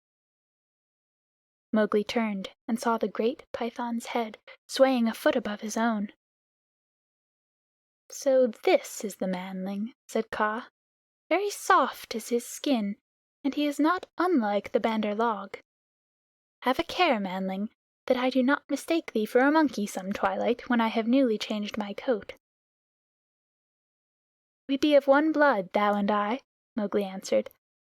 "I take my life from thee tonight. My kill shall be thy kill if ever thou art hungry, O Kaa." "All thanks, little brother," said Kaa, though his eyes twinkled. "And what may so bold a hunter kill? I ask that I may follow when next he goes abroad." "I kill nothing. I am too little. But I drive goats towards such as can use them. When thou art empty, come to me, and see if I speak the truth. I have some skill in these," he held out his hands. "And if ever thou art in a trap, I may pay the debt which I owe to thee, to Bagheera and to Baloo here. Good hunting to ye all, my masters." "Well said," growled Baloo, for Mowgli had returned thanks very prettily. The python dropped his head lightly for a minute on Mowgli's shoulder. "A brave heart and a courteous tongue," said he. "They shall carry thee far through the jungle, manling. But now go hence quickly with thy friends. Go and sleep, for the moon sets, and what follows it is not well that thou shouldst see." The moon was sinking behind the hills, and the lines of trembling monkeys huddled together on the walls and battlements looked like ragged, shaky fringes of things. Baloo went down to the tank for a drink, and Bagheera began to put his fur in order, as Kaa glided out into the center of the terrace and brought his jaws together with a ringing snap that drew all the monkeys' eyes upon him. "The moon sets," he said. "Is there yet light enough to see?" From the walls came a moan like the wind in the tree tops. "We see, O Kaa." "Good. Begins now the dance of the hunger of Kaa." Sit still and watch." He turned twice or thrice in a big circle, weaving his head from right to left. Then he began making loops and figures of 8 with his body, and soft, oozy triangles that melted into squares and 5-sided figures, and coiled mounds, never resting, never hurrying, and never stopping his low, humming song. It grew darker and darker, till at last the dragging, shifting coils disappeared, but they could hear the rustle of the scales. Baloo and Bagheera stood still as stone, growling in their throats, their neck hair bristling, and Mowgli watched and wondered. "Bandar log," said the voice of Kaa at last, "can ye stir foot or hand without my order? Speak." "Without thy order we cannot stir foot or hand, O Kaa." "Good. Come all one pace nearer to me." The lines of the monkeys swayed forward helplessly, and Baloo and Bagheera took one stiff step forward with them. "Nearer!" hissed Kaa, and they all moved again. Mowgli laid his hands on Baloo and Bagheera to get them away, and the 2 great beasts started as though they had been waked from a dream. "Keep thy hand on my shoulder," Bagheera whispered. "Keep it there, or I must go back to Kaa. Ah!" "It is only old Kaa making circles on the dust," said Mowgli. "Let us go." And the 3 slipped off through a gap in the walls of the jungle. "Whoof!" said Baloo, when he stood under the still trees again.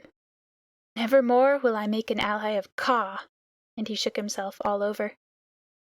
"He knows more than we," said Bagheera, trembling. "In a little time, had I stayed, I should have walked down his throat."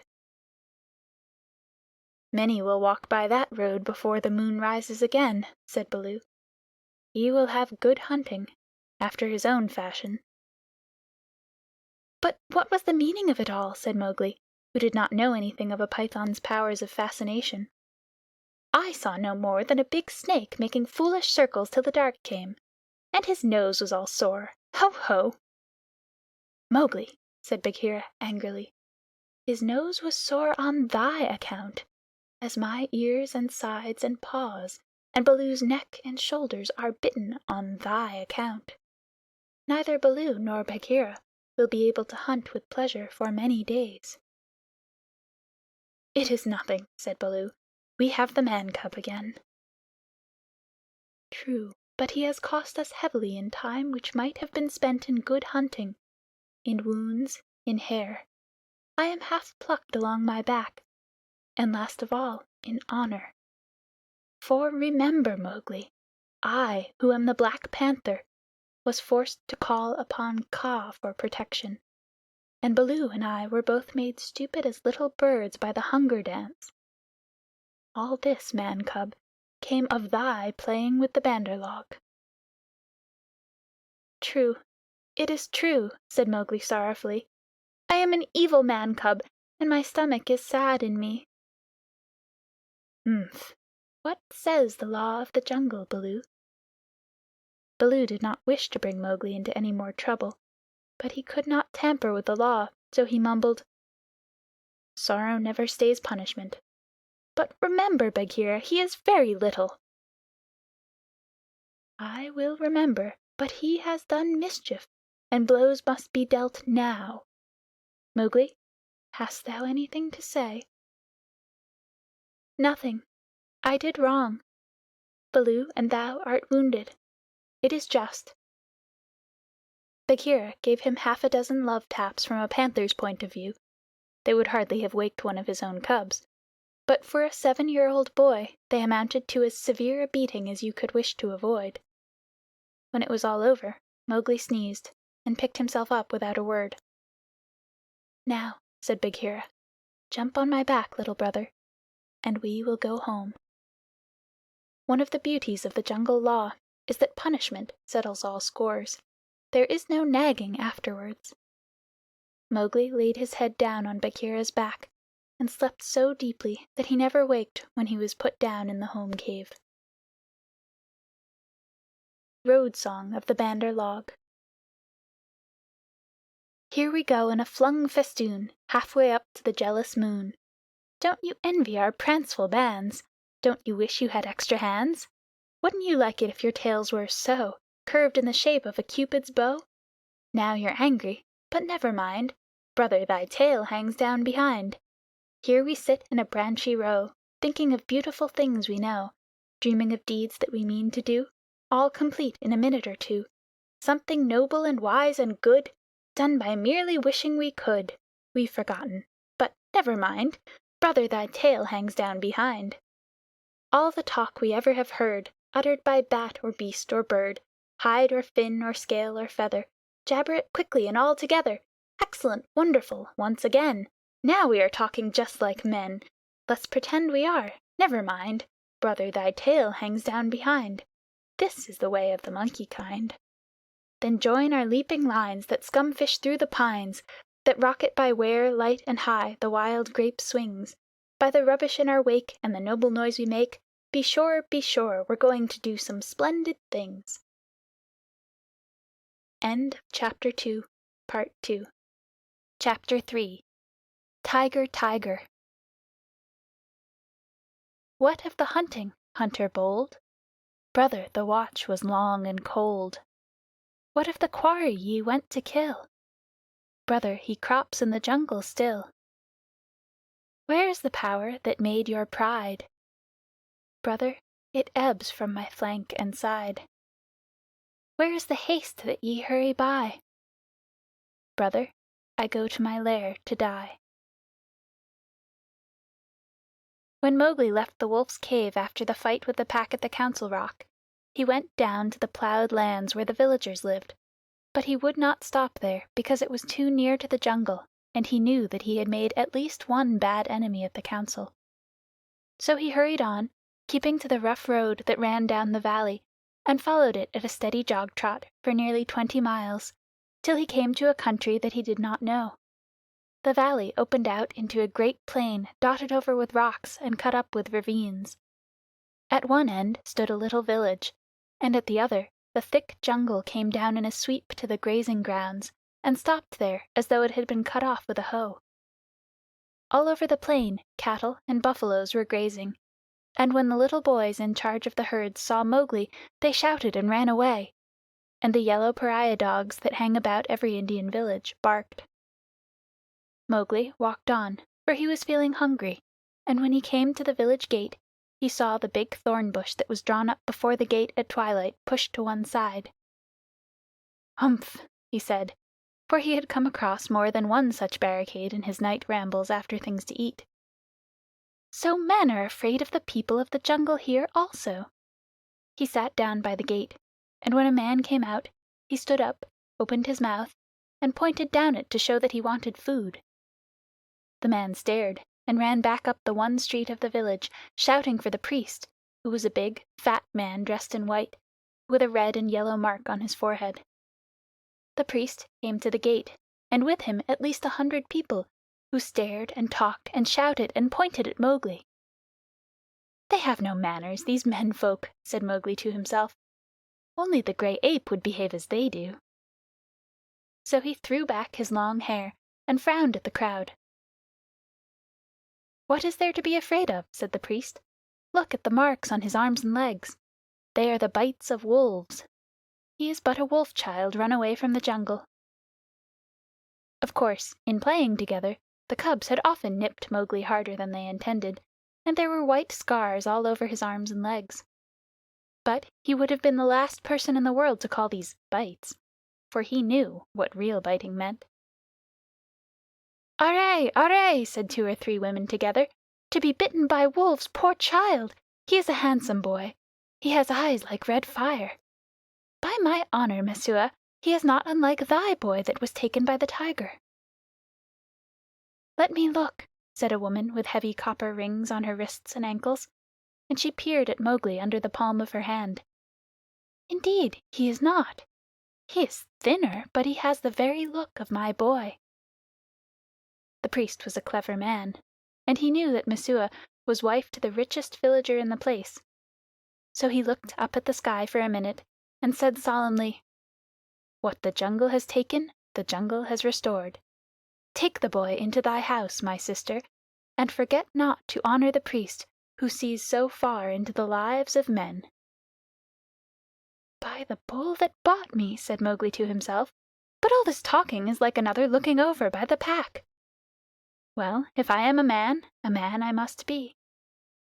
The crowd parted as the woman beckoned Mowgli to her hut, where there was a red lacquered bedstead, a great earthen grain chest with funny raised patterns on it, half a dozen copper cooking pots, an image of a Hindu god in a little alcove, and on the wall a real looking glass, such as they sell at the country fairs for 8 cents.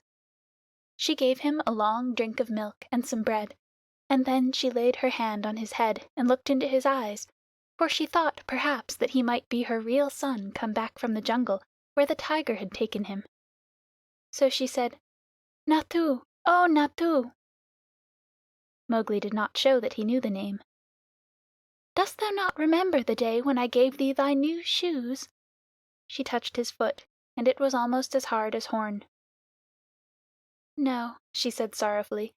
"These feet have never worn shoes. But thou art very like my Natu, and thou shalt be my son." Mowgli was uneasy, because he had never been under a roof before, but as he looked at the thatch he saw that he could tear it out at any time if he wanted to get away, and that the window had no fastenings. "What is the good of a man," he said to himself at last, "if he does not understand man's talk? Now I am as silly and dumb as a man would be with us in the jungle. I must speak their talk." He had not learned while he was with the wolves to imitate the challenge of bucks in the jungle and the grunt of the little wild pig for fun. So, as soon as Messua pronounced a word, Mowgli would imitate it almost perfectly, and before dark he had learned the name of many things in the hut. There was a difficulty at bedtime, because Mowgli would not sleep under anything that looked so like a panther trap as that hut, and when they shut the door he went through the window. "Give him his will," said Messua's husband. "Remember, he can never till now have slept on a bed. If he is indeed sent in the place of our son, he will not run away." So Mowgli stretched himself in some long, clean grass at the edge of the field, but before he had closed his eyes, a soft gray nose poked him under the chin. "Phew!" said Gray Brother. He was the eldest of Mother Wolf's cubs. "This is a poor reward for following thee 20 miles. Thou smellest of wood smoke and cattle, altogether like a man already. Wake, little brother. I bring news." "Are all well in the jungle?" said Mowgli, hugging him. "All except the wolves that were burned with the Red Flower. Now listen. Shere Khan has gone away to hunt far off till his coat grows again, for he is badly singed. When he returns, he swears that he will lay thy bones in the Waingunga." "There are 2 words to that. I also have made a little promise. But news is always good. I am tired tonight, very tired with new things, Gray Brother. But bring me the news always." "Thou wilt not forget that thou art a wolf? Men will not make thee forget?" said Gray Brother anxiously. "Never. I will always remember that I love thee and all in our cave, but also I will always remember that I have been cast out of the pack." "And that thou mayest be cast out of another pack. Men are only men, little brother, and their talk is like the talk of frogs in a pond. When I come down here again, I will wait for thee in the bamboos at the edge of the grazing ground." For 3 months after that night Mowgli hardly ever left the village gate, he was so busy learning the ways and customs of men. First he had to wear a cloth round him, which annoyed him horribly, and then he had to learn about money, which he did not in the least understand, and about plowing, of which he did not see the use. Then the little children in the village made him very angry. Luckily the law of the jungle had taught him to keep his temper, for in the jungle life and food depend on keeping your temper. But when they made fun of him because he would not play games or fly kites, or because he mispronounced some word, only the knowledge that it was unsportsmanlike to kill little naked cubs kept him from picking them up and breaking them in 2. He did not know his own strength in the least. In the jungle he knew he was weak compared with the beasts, but in the village people said that he was strong as a bull. He certainly had no notion of what fear was, for when the village priest told him that the god in the temple would be angry with him if he ate the priest's mangoes, he picked up the image, brought it over to the priest's house, and asked the priest to make the god angry, and he would be happy to fight him. It was a horrible scandal, but the priest hushed it up, and Messua's husband paid much good silver to comfort the god. And Mowgli had not the faintest idea of the difference that caste makes between man and man. When the potter's donkey slipped in the clay pit, Mowgli hauled it out by the tail and helped to stack the pots for their journey to the market at Khanhiwara. That was very shocking too, for the potter is a low caste man, and his donkey is worse. When the priest scolded him, Mowgli threatened to put him on the donkey too, and the priest told Messua's husband that Mowgli had better be set to work as soon as possible. And the village headman told Mowgli that he would have to go out with the buffaloes the next day and herd them while they grazed. No one was more pleased than Mowgli, and that night, because he had been appointed a servant of the village, as it were, he went off to a circle that met every evening on a masonry platform under a great fig tree. It was the village club, and the headman and the watchman and the barber, who knew all the gossip of the village, and old Buldeo, the village hunter, who had a tower musket, met and smoked. The monkeys sat and talked in the upper branches, and there was a hole under the platform where a cobra lived, and he had his little platter of milk every night, because he was sacred, and the old men sat around the tree and talked, and pulled at the big hookahs, the water pipes, till far into the night. They told wonderful tales of gods and men and ghosts, and Buldeo told even more wonderful ones of the ways of beasts in the jungle, till the eyes of the children, sitting outside the circle, bulged out of their heads. Most of the tales were about animals, for the jungle was always at their door. The deer and the wild pig grubbed up their crops, and now and again the tiger carried off a man at twilight, within sight of the village gates. Mowgli, who naturally knew something about what they were talking of, had to cover his face not to show that he was laughing, while Buldeo, the tower musket across his knees, climbed on from one wonderful story to another, and Mowgli's shoulders shook. Buldeo was explaining how the tiger that had carried away Messua's son was a ghost tiger, and his body was inhabited by the ghost of a wicked old money-lender who had died some years ago. "And I know that this is true," he said, "because Purun Dass always limped from the blow that he got in a riot when his account books were burned. And the tiger that I speak of, he limps too, for the tracks of his pads are unequal." "True, true, that must be the truth," said the graybeards, nodding together. "Are all these tales such cobwebs and moon talk?" said Mowgli. "That tiger limps because he was born lame, as everyone knows. To talk of the soul of a money-lender in a beast that never had the courage of a jackal is child's talk." Buldeo was speechless with surprise for a moment, and the headman stared. "Oho! It is the jungle brat, is it?" said Buldeo. "If thou art so wise, better bring his hide to Khanhiwara, for the government has set 100 rupees on his life. Better still, talk not when thy elders speak." Mowgli rose to go.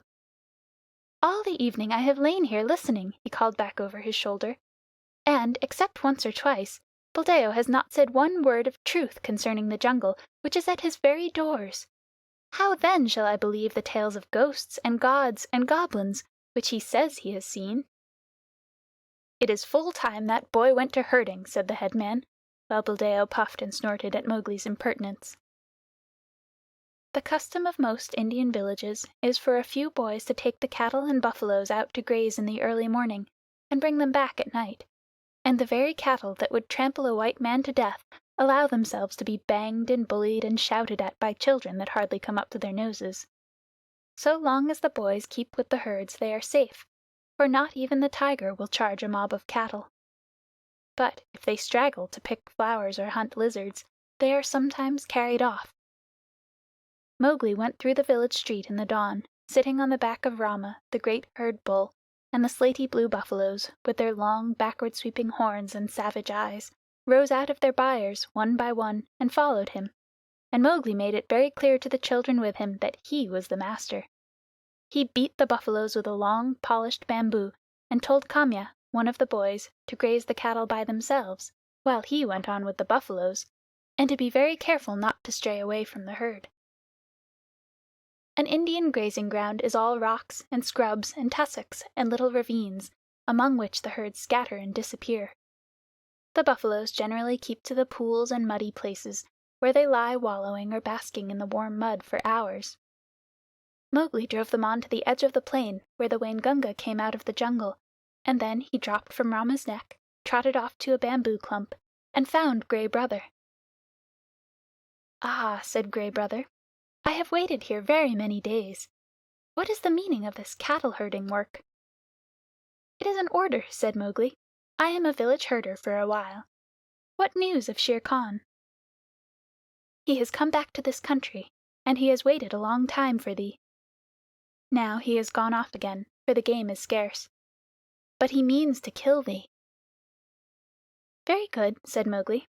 "So long as he is away, do thou or one of the 4 brothers sit on that rock, so that I can see thee as I come out of the village. When he comes back, wait for me in the ravine by the dak tree in the center of the plain.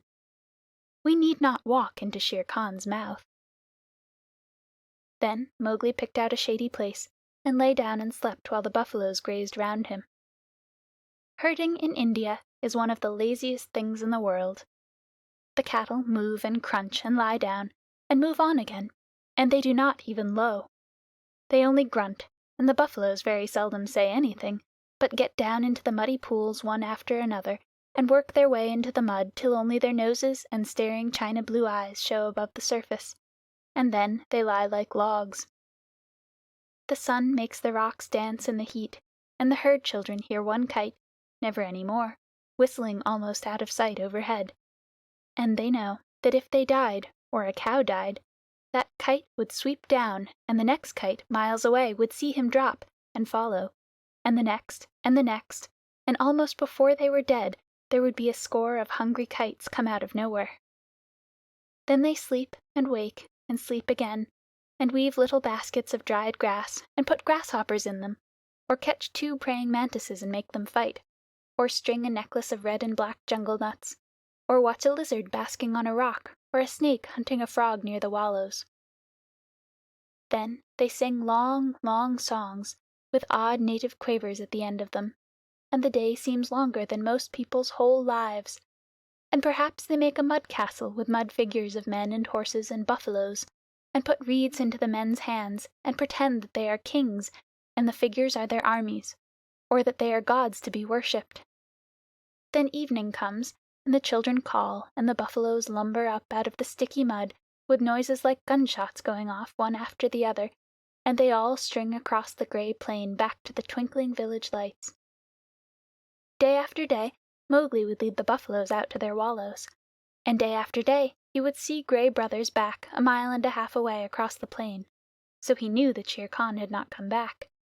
And day after day he would lie on the grass listening to the noises round him, and dreaming of the old days in the jungle. If Shere Khan had made a false step with his lame paw up in the jungles by the Waingunga, Mowgli would have heard him in those long still mornings.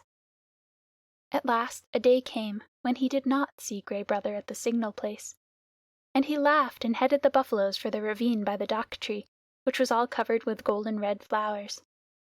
There sat Gray Brother, every bristle on his back lifted. "He has hidden for a month to throw thee off thy guard. He crossed the ranges last night with Tabaqui, hot foot on thy trail," said the wolf, panting.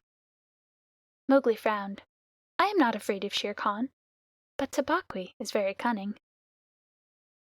"Have no fear," said Gray Brother, licking his lips a little. "I met Tabaqui in the dawn. Now he is telling all his wisdom to the kites, but he told me everything before I broke his back. Shere Khan's plan is to wait for thee at the village gate this evening. For thee and for no one else. He is lying up now in the big dry ravine of the Waingunga." "Has he eaten today, or does he hunt empty?" said Mowgli, for the answer meant life and death to him. "He killed at dawn a pig, and he has drunk too. Remember, Shere Khan could never fast even for the sake of revenge." "Oh, fool, fool! What a cub's cub it is! Eaten and drunk too, and he thinks that I shall wait till he has slept? Now, where does he lie up? If there were but 10 of us, we might pull him down as he lies. These buffaloes will not charge unless they wind him, and I cannot speak their language. Can we get behind his track so that they may smell it?" "He swam far down the Waingunga to cut that off," said Gray Brother. "Tabaqui told him that, I know. He would never have thought of it alone." Mowgli stood with his finger in his mouth, thinking. "The big ravine of the Waingunga. That opens out on the plain not half a mile from here. I can take the herd round through the jungle to the head of the ravine, and then sweep down. But he would slink out at the foot. We must block that end. Gray Brother, canst thou cut the herd in 2 for me?" "Not I, perhaps, but I have brought a wise helper." Gray Brother trotted off and dropped into a hole. Then there lifted up a huge gray head that Mowgli knew well, and the hot air was filled with the most desolate cry of all the jungle, the hunting howl of a wolf at midday. "Akela! Akela!" said Mowgli, clapping his hands. "I might have known that thou wouldst not forget me. We have a big work in hand. Cut the herd in 2, Akela. Keep the cows and calves together, and the bulls and the plow buffaloes by themselves." The 2 wolves ran, ladies' chain fashion, in and out of the herd, which snorted and threw up its head, and separated into 2 clumps. In one, the cow buffaloes stood with their calves in the center, and glared and pawed, ready, if a wolf would only stay still, to charge down and trample the life out of him. In the other, the bulls and the young bulls snorted and stamped, but though they looked more imposing, they were much less dangerous, for they had no calves to protect. No 6 men could have divided the herd so neatly. "What orders!" panted Akela. "They are trying to join again." Mowgli slipped onto Rama's back. "Drive the bulls away to the left, Akela. Gray Brother, when we are gone, hold the cows together and drive them into the foot of the ravine." "How far?" said Gray Brother, panting and snapping. "Till the sides are higher than Shere Khan can jump," shouted Mowgli. "Keep them there till we come down." The bulls swept off as Akela bade, and Gray Brother stopped in front of the cows. They charged down on him, and he ran just before them to the foot of the ravine, as Akela drove the bulls far to the left. "Well done! Another charge, and they are fairly started. Careful now! Careful, Akela! A snap too much, and the bulls will charge. Hujah! This is wilder work than driving black buck. Didst thou think these creatures could move so swiftly?" Mowgli called. "I have hunted these too in my time," gasped Akela in the dust. "Shall I turn them into the jungle?" "Aye, turn! Swiftly turn them! Rama is mad with rage. Oh, if only I could tell him what I need of him today!" The bulls were turned, to the right this time, and crashed into the standing thicket. The other herd children, watching with the cattle half a mile away, hurried to the village as fast as their legs could carry them, crying that the buffaloes had gone mad and run away. But Mowgli's plan was simple enough. All he wanted to do was to make a big circle uphill and get at the head of the ravine, and then take the bulls down it and catch Shere Khan between the bulls and the cows, for he knew that after a meal and a full drink Shere Khan would not be in any condition to fight or to clamber up the sides of the ravine. He was soothing the buffaloes now by voice, and Akela had dropped far to the rear, only whimpering once or twice to hurry the rear guard. It was a long, long circle, for they did not wish to get too near the ravine and give Shere Khan warning. At last Mowgli rounded up the bewildered herd at the head of the ravine, on a grassy patch that sloped steeply down to the ravine itself. From that height you could see across the tops of the trees down to the plain below. But what Mowgli looked at was the sides of the ravine, and he saw with a great deal of satisfaction that they ran nearly straight up and down, while the vines and creepers that hung over them would give no foothold to a tiger who wanted to get out. "Let them breathe, Akela," he said, holding up his hand. "They have not winded him yet. Let them breathe. I must tell Shere Khan who comes. We have him in the trap." End of Chapter 3, Part 1. Chapter 3, Part 2. He put his hands to his mouth and shouted down the ravine. It was almost like shouting down a tunnel, and the echoes jumped from rock to rock. After a long time there came back the drawling, sleepy snarl of a full-fed tiger just wakened. "Who calls?" said Shere Khan, and a splendid peacock fluttered up out of the ravine screeching. "I, Mowgli! Cattle thief, it is time to come to the Council Rock. Down, hurry them down, Akela! Down, Rama, down!" The herd paused for an instant at the edge of the slope, but Akela gave tongue in the full hunting yell, and they pitched over one after the other just as steamers shoot rapids, the sand and stones spurting up round them. Once started, there was no chance of stopping, and before they were fairly in the bed of the ravine, Rama winded Shere Khan and bellowed. "Ha ha!" said Mowgli on his back. "Now thou knowest!" And the torrent of black horns, foaming muzzles, and staring eyes whirled down the ravine, just as boulders go down in flood time, the weaker buffaloes being shouldered out to the sides of the ravine where they tore through the creepers. They knew what the business was before them, the terrible charge of the buffalo herd against which no tiger can hope to stand. Shere Khan heard the thunder of their hoofs, picked himself up, and lumbered down the ravine, looking from side to side for some way of escape, but the walls of the ravine were straight, and he had to hold on, heavy with his dinner and his drink, willing to do anything rather than fight. The herd splashed through the pool he had just left, bellowing till the narrow cut rang. Mowgli heard an answering bellow from the foot of the ravine, saw Shere Khan turn. The tiger knew, if the worst came to the worst, it was better to meet the bulls than the cows with their calves. And then Rama tripped, stumbled, and went on again over something soft, and, with the bulls at his heels, crashed full into the other herd, while the weaker buffaloes were lifted clean off their feet by the shock of the meeting. That charge carried both herds out into the plain, goring and stamping and snorting. Mowgli watched his time, and slipped off Rama's neck, laying about him right and left with his stick. "Quick, Akela! Break them up! Scatter them, or they will be fighting one another! Drive them away, Akela! Hi, Rama! Hi, hi, hi, my children! Softly now, softly! It is all over." Akela and Gray Brother ran to and fro, nipping the buffalo's legs, and though the herd wheeled once to charge up the ravine again, Mowgli managed to turn Rama, and the others followed him to the wallows. Shere Khan needed no more trampling. He was dead, and the kites were coming for him already. "Brothers, that was a dog's death," said Mowgli, feeling for the knife he always carried in a sheath round his neck now that he lived with men. "But he would never have shown fight. Wallah! His hide will look well on the Council Rock. We must get to work, swiftly." A boy trained among men would never have dreamed of skinning a 10-foot tiger alone, but Mowgli knew better than anyone else how an animal's skin is fitted on, and how it can be taken off. But it was hard work, and Mowgli slashed and tore and grunted for an hour, while the wolves lolled out their tongues, or came forward and tugged as he ordered them. Presently a hand fell on his shoulder, and looking up, he saw Buldeo with the tower musket. The children had told the village about the buffalo stampede, and Buldeo went out angrily, only too anxious to correct Mowgli for not taking better care of the herd. The wolves dropped out of sight as soon as they saw the man coming. "What is this folly?" said Buldeo angrily. "To think that thou canst skin a tiger! Where did the buffaloes kill him?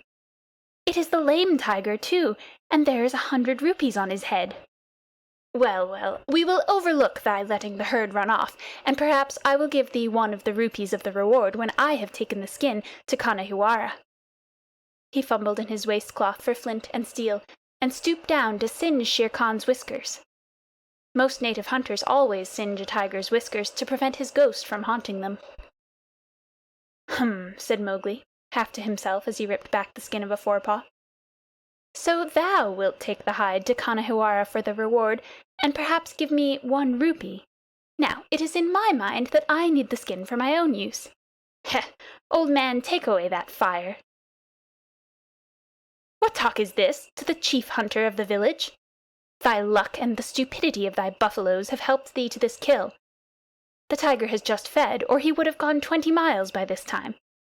Thou canst not even skin him properly, little beggar brat, and forsooth I, Buldeo, must be told not to singe his whiskers? Mowgli, I will not give thee 1 anna of the reward, but only a very big beating. Leave the carcass." "By the bull that bought me," said Mowgli, who was trying to get at the shoulder, "must I stay babbling to an old ape all noon? Here, Akela, this man plagues me." Buldeo, who was still stooping over Shere Khan's head, found himself sprawling on the grass, with a grey wolf standing over him, while Mowgli went on skinning as though he were alone in all India. "Yes," he said between his teeth, "thou art altogether right, Buldeo. Thou wilt never give me 1 anna of the reward. There is an old war between this lame tiger and myself, a very old war, and I have won." To do Buldeo justice, if he had been 10 years younger, he would have taken his chance with Akela, had he met the wolf in the woods. But a wolf who obeyed the orders of this boy, who had private wars with man-eating tigers, was not a common animal. It was sorcery, magic of the worst kind, thought Buldeo, and he wondered whether the amulet round his neck would protect him. He lay as still, expecting every minute to see Mowgli turn into a tiger too. "Maharaj! Great King!" he said at last, in a husky whisper. "Yes?" said Mowgli, without turning his head, chuckling a little. "I am an old man. I did not know thou wast anything more than a herdsboy. May I rise up and go away, or will thy servant tear me to pieces?" "Go, and peace go with thee. Only, another time, do not meddle with my game. Let him go, Akela." Buldeo hobbled away to the village as fast as he could, looking back over his shoulder in case Mowgli should change into something terrible. When he got to the village, he told a tale of magic and enchantment and sorcery that made the priest look very grave. Mowgli went on with his work, but it was nearly twilight before he and the wolves had drawn the great gay skin clear of the body. "Now we must hide this and take the buffaloes home. Help me to herd them, Akela." The herd rounded up in the misty twilight, and when they got near the village Mowgli saw lights, and heard the conches and bells in the temple blowing and banging. Half the village seemed to be waiting for him by the gate. "That is because I have killed Shere Khan," he said to himself. But a shower of stones whistled about his ears, and the villagers shouted, "Sorcerer! Wolf's brat! Jungle demon! Go away! Get hence quickly, or the priest will turn thee into a wolf again! Shoot, Buldeo, shoot!" The old tower musket went off with a bang, and a young buffalo bellowed in pain. "More sorcery!" shouted the villagers. "He can turn bullets! Buldeo, that was thy buffalo!" "Now what is this?" said Mowgli, bewildered, as the stones flew thicker. "They are not unlike the pack, these brothers of thine," said Akela, sitting down composedly. "It is in my head that, if bullets mean anything, they would cast thee out." "Wolf! Wolf's cub! Go away!" shouted the priest, waving a sprig of the sacred tulsi plant. "Again? Last time it was because I was a man. This time it is because I am a wolf. Let us go, Akela." A woman, it was Messua, ran across to the herd and cried, "Oh, my son! My son! They say thou art a sorcerer who can turn himself into a beast at will. I do not believe, but go away, or they will kill thee. Buldeo says thou art a wizard, but I know thou hast avenged Nathu's death."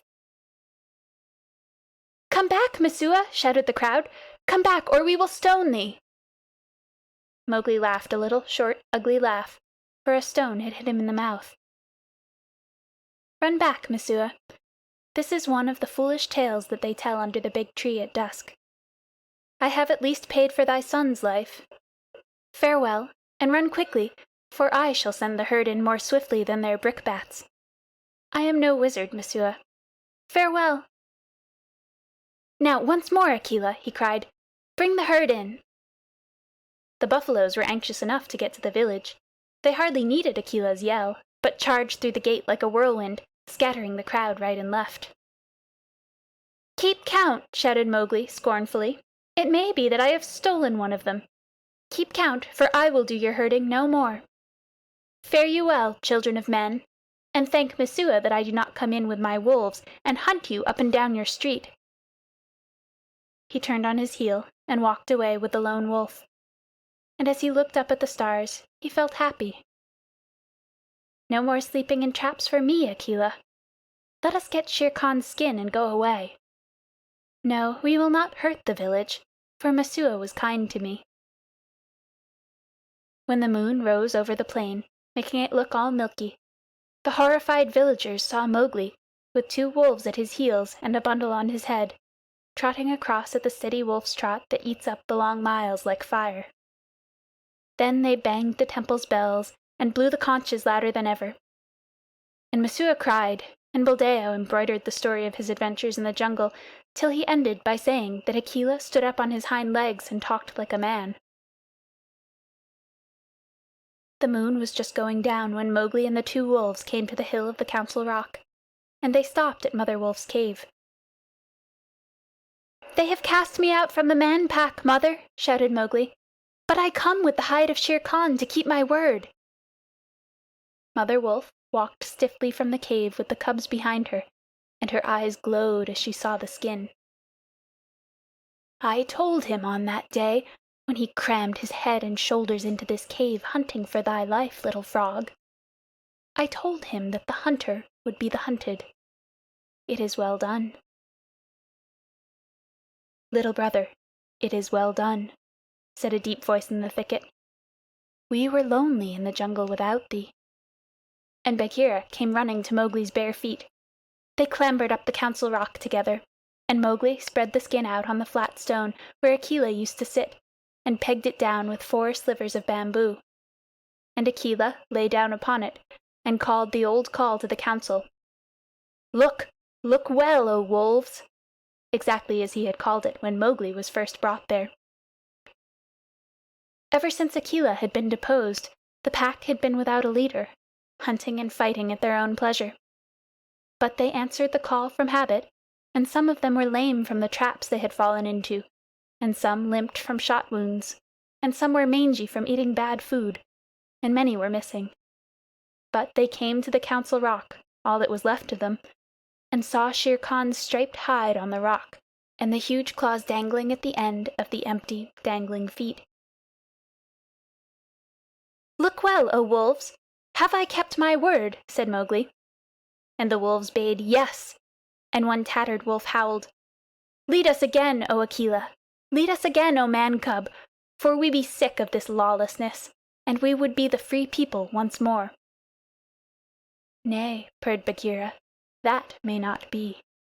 When ye are full fed, the madness may come upon you again. Not for nothing are ye called the free people. Ye fought for freedom, and it is yours. Eat it, O wolves." "Man-pack and wolf-pack have cast me out," said Mowgli. "Now I will hunt alone in the jungle." "And we will hunt with thee," said the 4 cubs. So Mowgli went away and hunted with the 4 cubs in the jungle from that day on. But he was not always alone, because, years afterward, he became a man and married. But that is a story for grown-ups. Mowgli's song that he sang at the Council Rock when he danced on Shere Khan's hide. The song of Mowgli, I, Mowgli, am singing. Let the jungle listen to the things I have done. Shere Khan said he would kill, would kill. At the gates in the twilight he would kill Mowgli the frog. He ate and drank. Drink deep, Shere Khan, for when wilt thou drink again? Sleep and dream of the kill. I am alone on the grazing grounds. Gray Brother, come to me, Lone Wolf, for there is big game afoot. Bring up the great bull buffaloes and blue-skinned herd bulls with the angry eyes. Drive them to and fro as I order. Sleepest thou still, Shere Khan? Wake, oh wake! Here come I, and the bulls are behind. Rama, the king of the buffaloes, stamped with his foot. Waters of the Waingunga, whither went Shere Khan? He is not Sahi to dig holes, nor more the peacock that he should fly. He is not Mang the bat to hang in the branches. Little bamboos that creak together, tell me where he ran. Ow, he is there! Ahu, he is there! Under the feet of Rama lies the lame one. Up, Shere Khan, up and kill. Here is meat. Break the necks of the bulls. Hush, he is asleep. We will not wake him, for his strength is very great. The kites have come down to see it. The black ants have come up to know it. There is a great assembly in his honor. Alala! I have no cloth to wrap me. The kites will see that I am naked. I am ashamed to meet all these people. Lend me thy coat, Shere Khan. Lend me thy gay striped coat, that I may go to the Council Rock. By the bull that bought me I made a promise, a little promise. Only thy coat is lacking before I keep my word. With the knife that men use, with the knife of the hunter, I will stoop down for my gift. Waters of the Waingunga, Shere Khan gives me his coat for the love that he bears me. Pull, Grey Brother, pull, Akela! Heavy is the hide of Shere Khan. The Man-Pack are angry. They throw stones and talk child's talk. My mouth is bleeding. Let me run away. Through the night, through the hot night, run swiftly with me, my brothers. We will leave the lights of the village and go to the low moon.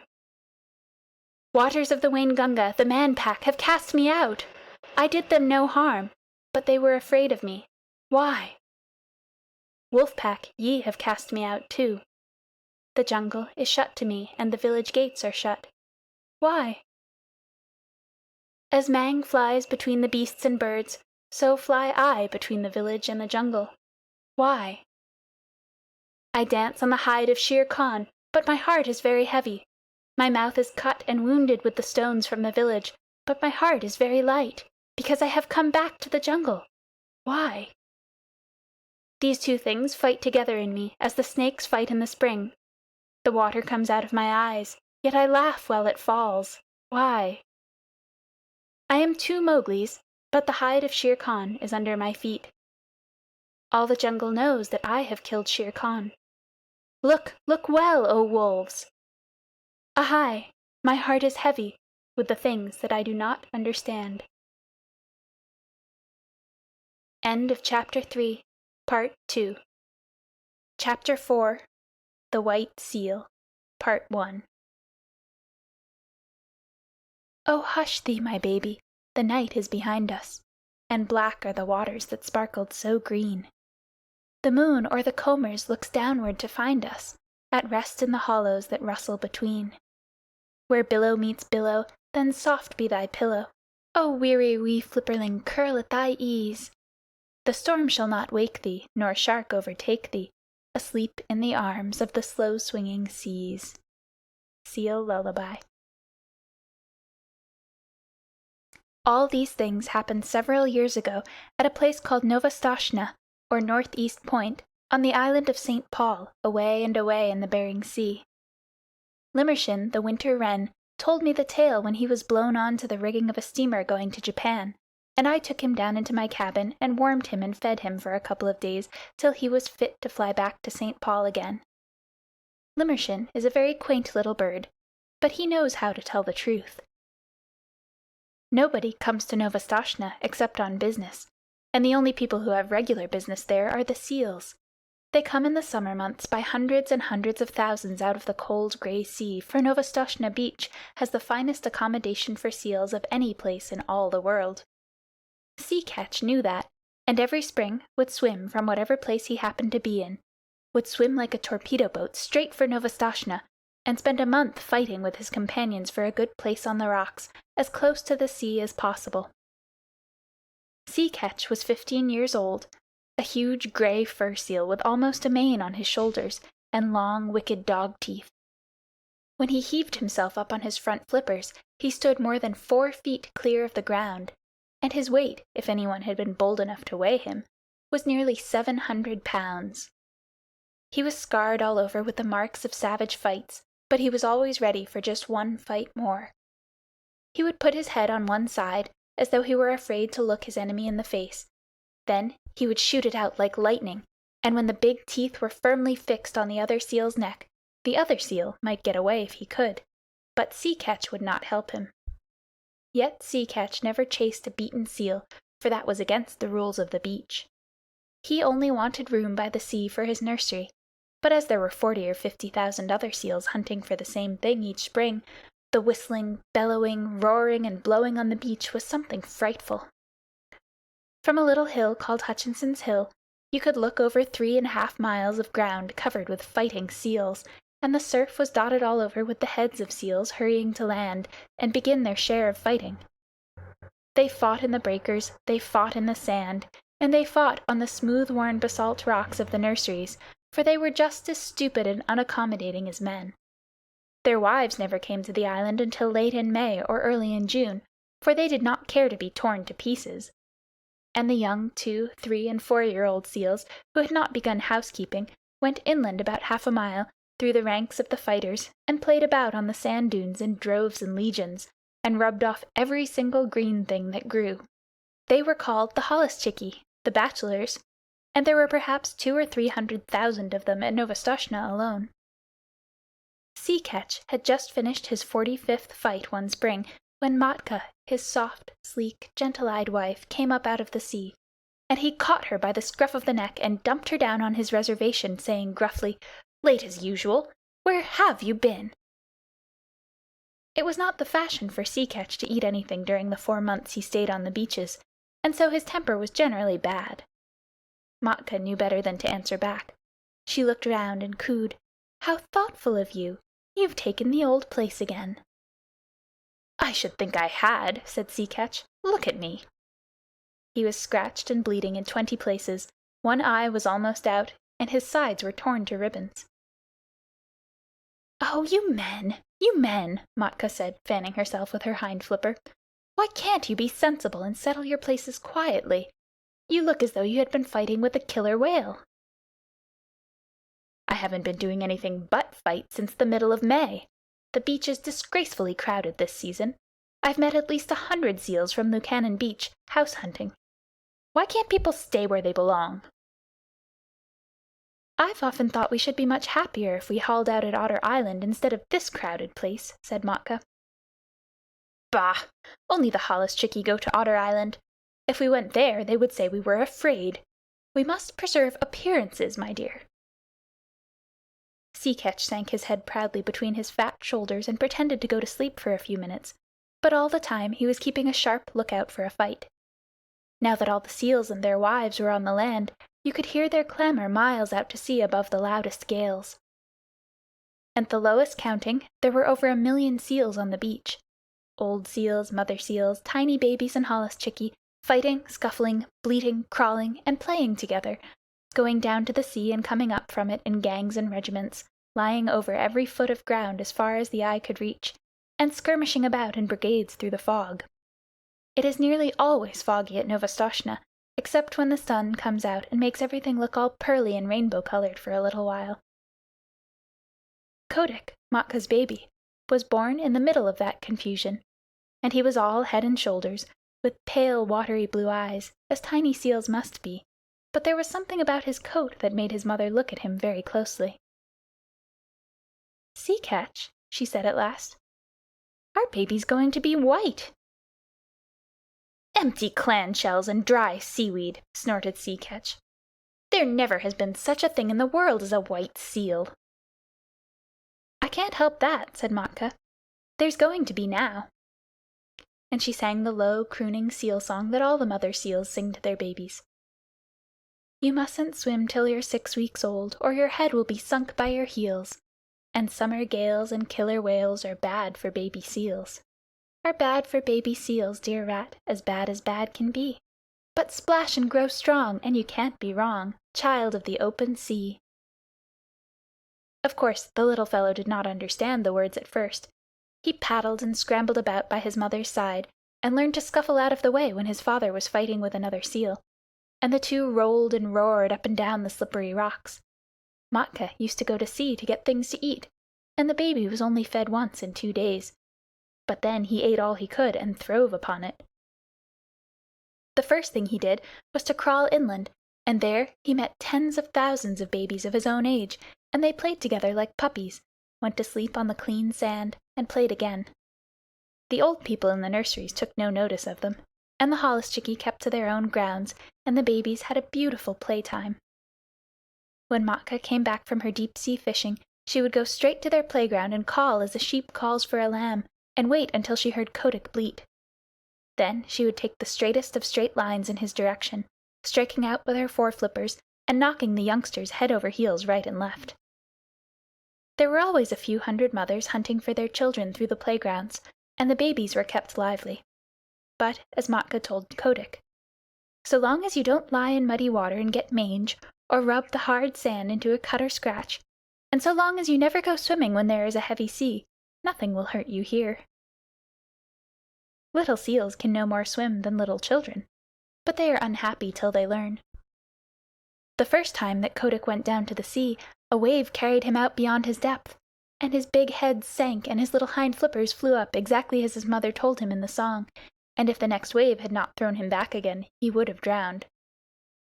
After that he learned to lie in a beach pool and let the wash of the waves just cover him and lift him up while he paddled, but he always kept his eye open for big waves that might hurt.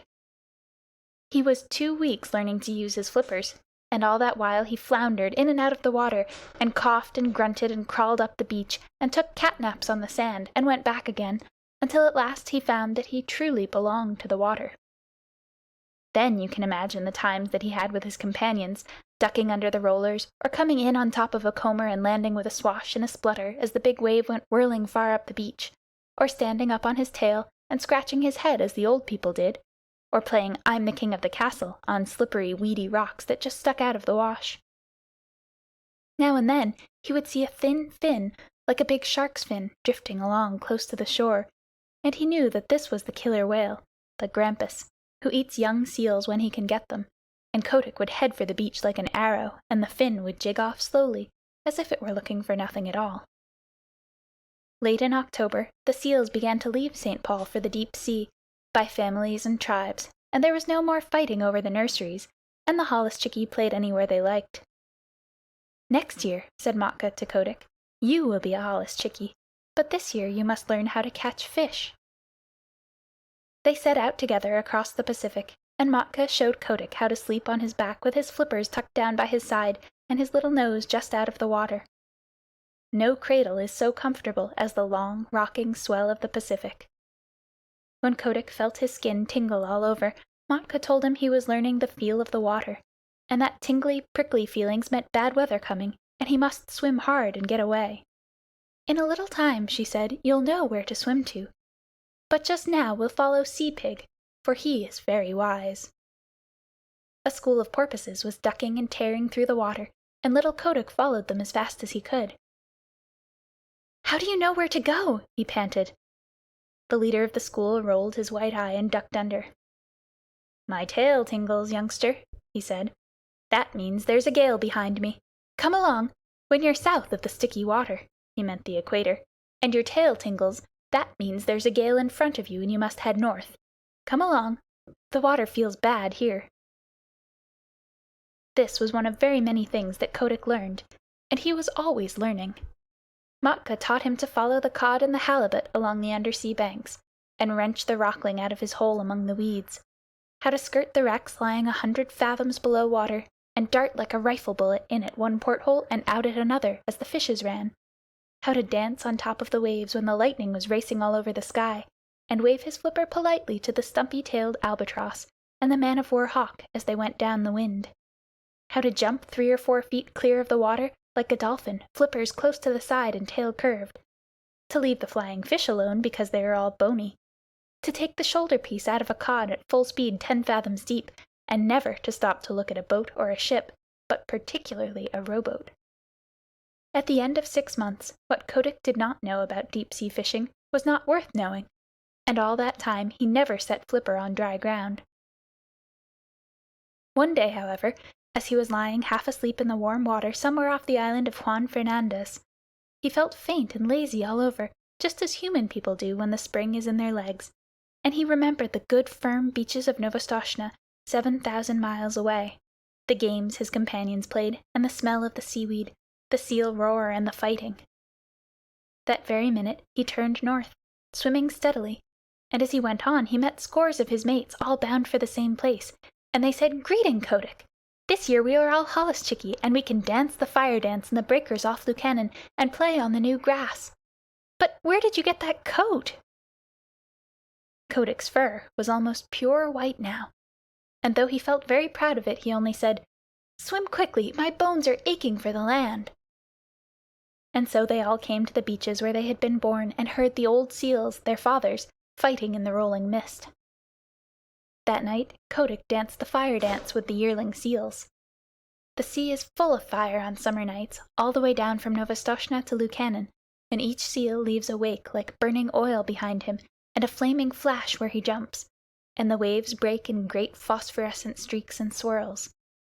Then they went inland to the Holluschickie grounds, and rolled up and down in the new wild wheat, and told stories of what they had done while they had been at sea. They talked about the Pacific as boys would talk about a wood that they had been nutting in, and if any one had understood them, he could have gone away and made such a chart of that ocean as never was. The 3- and 4-year-old Holluschickie romped down from Hutchinson's Hill, crying, "Out of the way, youngsters! The sea is deep, and you don't know all that's in it yet. Wait till you've rounded the Horn. Hi, you yearling! Where did you get that white coat?" "I didn't get it," said Kotick. "It grew." And just as he was going to roll the speaker over, a couple of black-haired men with flat red faces came from behind a sand dune, and Kotick, who had never seen a man before, coughed and lowered his head. The Holluschickie just bundled off a few yards and sat staring stupidly. The men were no less than Kerick Booterin, chief of the seal hunters on the island, and Patalamon, his son. They came from the little village not half a mile from the seal nurseries, and they were deciding what seals they would drive up to the killing pens, for the seals were driven just like sheep, to be turned into sealskin jackets later on. "Ho!" said Patalamon. "Look, there's a white seal." Kerick Booterin turned nearly white under his oil and smoke, for he was an Aleut, and Aleuts are not clean people. Then he began to mutter a prayer. "Don't touch him, Patalamon. There has never been a white seal since I was born. Perhaps it is old Zaharrof's ghost. He was lost last year in the big gale." "I'm not going near him," said Patalamon. "He's unlucky. Do you really think he is old Zaharrof come back? I owe him for some gull's eggs." "Don't look at him," said Kerick. "Head off that drove of 4-year-olds. The men ought to skin 200 today, but it's the beginning of the season, and they are new to the work. 100 will do. Quick!" Patalamon rattled a pair of seal's shoulder bones in front of a herd of Holluschickie, and they stopped dead, puffing and blowing. Then he stepped near, and the seals began to move, and Kerick headed them inland, and they never tried to get back to their companions. Hundreds and hundreds of thousands of seals watched them being driven, but they went on playing just the same. Kotick was the only one who asked questions, and none of his companions could tell him anything, except that the men always drove seals in that way for 6 weeks or 2 months of every year. "I am going to follow," he said, and his eyes nearly popped out of his head as he shuffled along in the wake of the herd. "The white seal is coming after us!" cried Patalamon. "That's the first time a seal has ever come to the killing grounds alone." "Hush! Don't look behind you," said Kerick. "It is Zaharrof's ghost. I must speak to the priest about this." The distance to the killing ground was only half a mile, but it took an hour to cover, because if the seals went too fast, Kerick knew they would get heated and then their fur would come off in patches when they were skinned. So they went on very slowly, past Sea Lion's Neck, past Webster House, till they came to the salt house just beyond the sight of the seals on the beach. Kotick followed, panting and wondering. He thought that he was at the world's end, but the roar of the seal nurseries behind him sounded as loud as the roar of a train in a tunnel. Then Kerick sat down on the moss and pulled out a heavy pewter watch and let the drove cool off for 30 minutes, and Kotick could hear the fog dew dripping off the brim of his cap. Then 10 or 12 men, each with an iron-bound club 3 or 4 feet long, came up, and Kerick pointed out 1 or 2 of the drove that were bitten by their companions or too hot, and the men kicked those aside with their heavy boots made of the skin of a walrus's throat. And then Kerick said, "Let go." And then the men clubbed the seals on the head as fast as they could. 10 minutes later, little Kotick did not recognize his friends any more, for their skins were ripped off from the nose to the hind flippers, whipped off, and thrown down on the ground in a pile.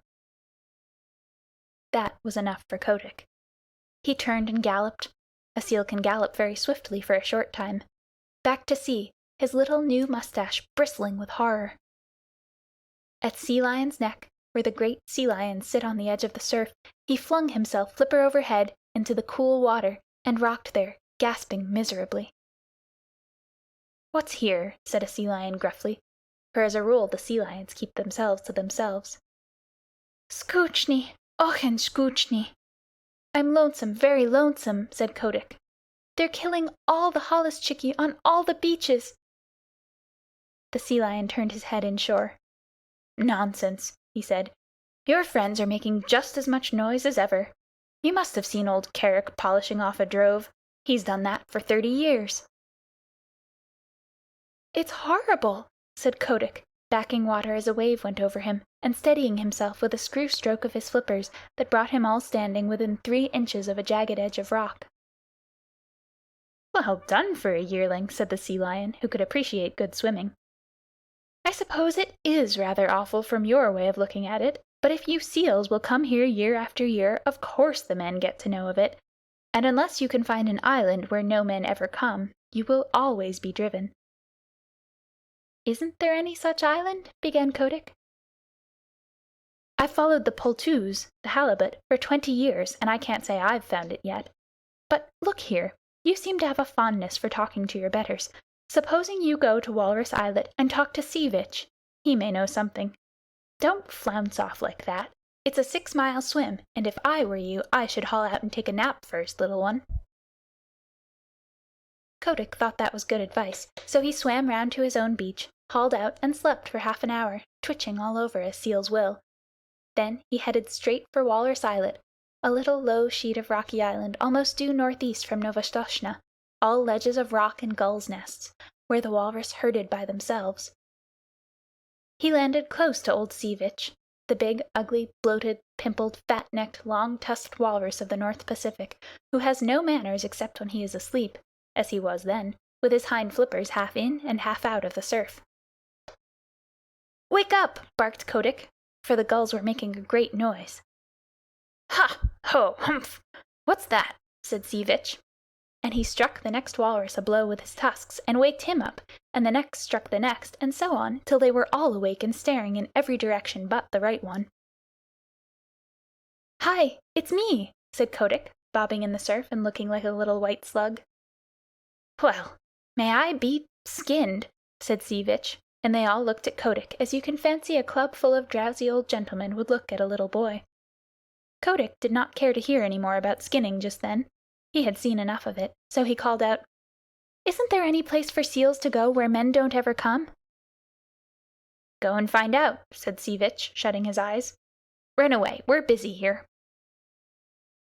Kotick made his dolphin jump in the air and shouted as loud as he could, "Clam eater! Clam eater!" He knew that Sea Vitch never caught a fish in his life, but always rooted for clams and seaweeds, though he pretended to be a very terrible person. Naturally, the chickies and the gooverooskis and the apatkas, the burgomaster gulls and the kittiwakes and the puffins, who were always looking for a chance to be rude, took up the cry. And, so Limmershin told me, for nearly 5 minutes you could not have heard a gun fired on Walrus Islet. All the population was yelling and screaming, "Clam eater! Stareek! Old man!" while Sea Vitch rolled from side to side, grunting and coughing. "Now will you tell?" said Kotick, all out of breath. "Go and ask Sea Cow," said Sea Vitch. "If he is living still, he'll be able to tell you." "How shall I know Sea Cow when I meet him?" said Kotick, sheering off.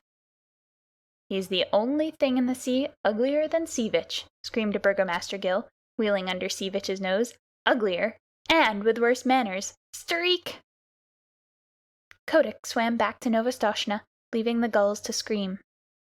There he found that no one sympathized with him in his little attempt to discover a quiet place for the seals. They told him that men had always driven the holluschickie, it was part of the day's work, and that if he did not like to see ugly things he should not have gone to the killing grounds. But none of the other seals had seen the killing, and that made the difference between him and his friends. Besides, Kotick was a white seal. "What you must do," said old Sea Catch, after he had heard his son's adventures, is to grow up and be a big seal like your father, and have a nursery on the beach, and then they will leave you alone. In another 5 years you ought to be able to fight for yourself." Even gentle Matka, his mother, said, "You will never be able to stop the killing. Go and play in the sea, Kotick." And Kotick went off and danced the fire dance with a very heavy little heart. End of Chapter 4, Part 1. Chapter 4, Part 2. That autumn he left the beach as soon as he could, and set off alone because of a notion in his bullet head. He was going to find Sea Cow, if there was such a person in the sea, and he was going to find a quiet island with a good firm beach for seals to live on, where men could not get at them.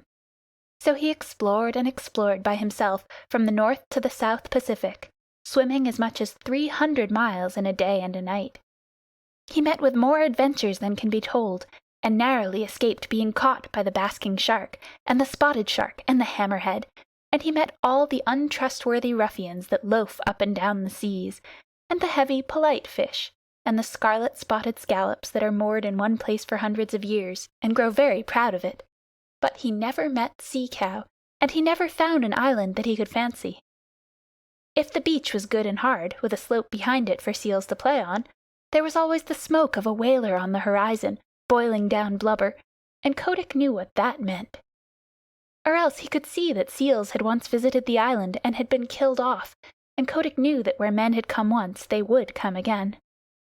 He picked up with an old stumpy-tailed albatross, who told him that Kerguelen Island was the very place for peace and quiet, and when Kotick went down there, he was all but smashed to pieces against some wicked black cliffs in a heavy sleet storm with lightning and thunder.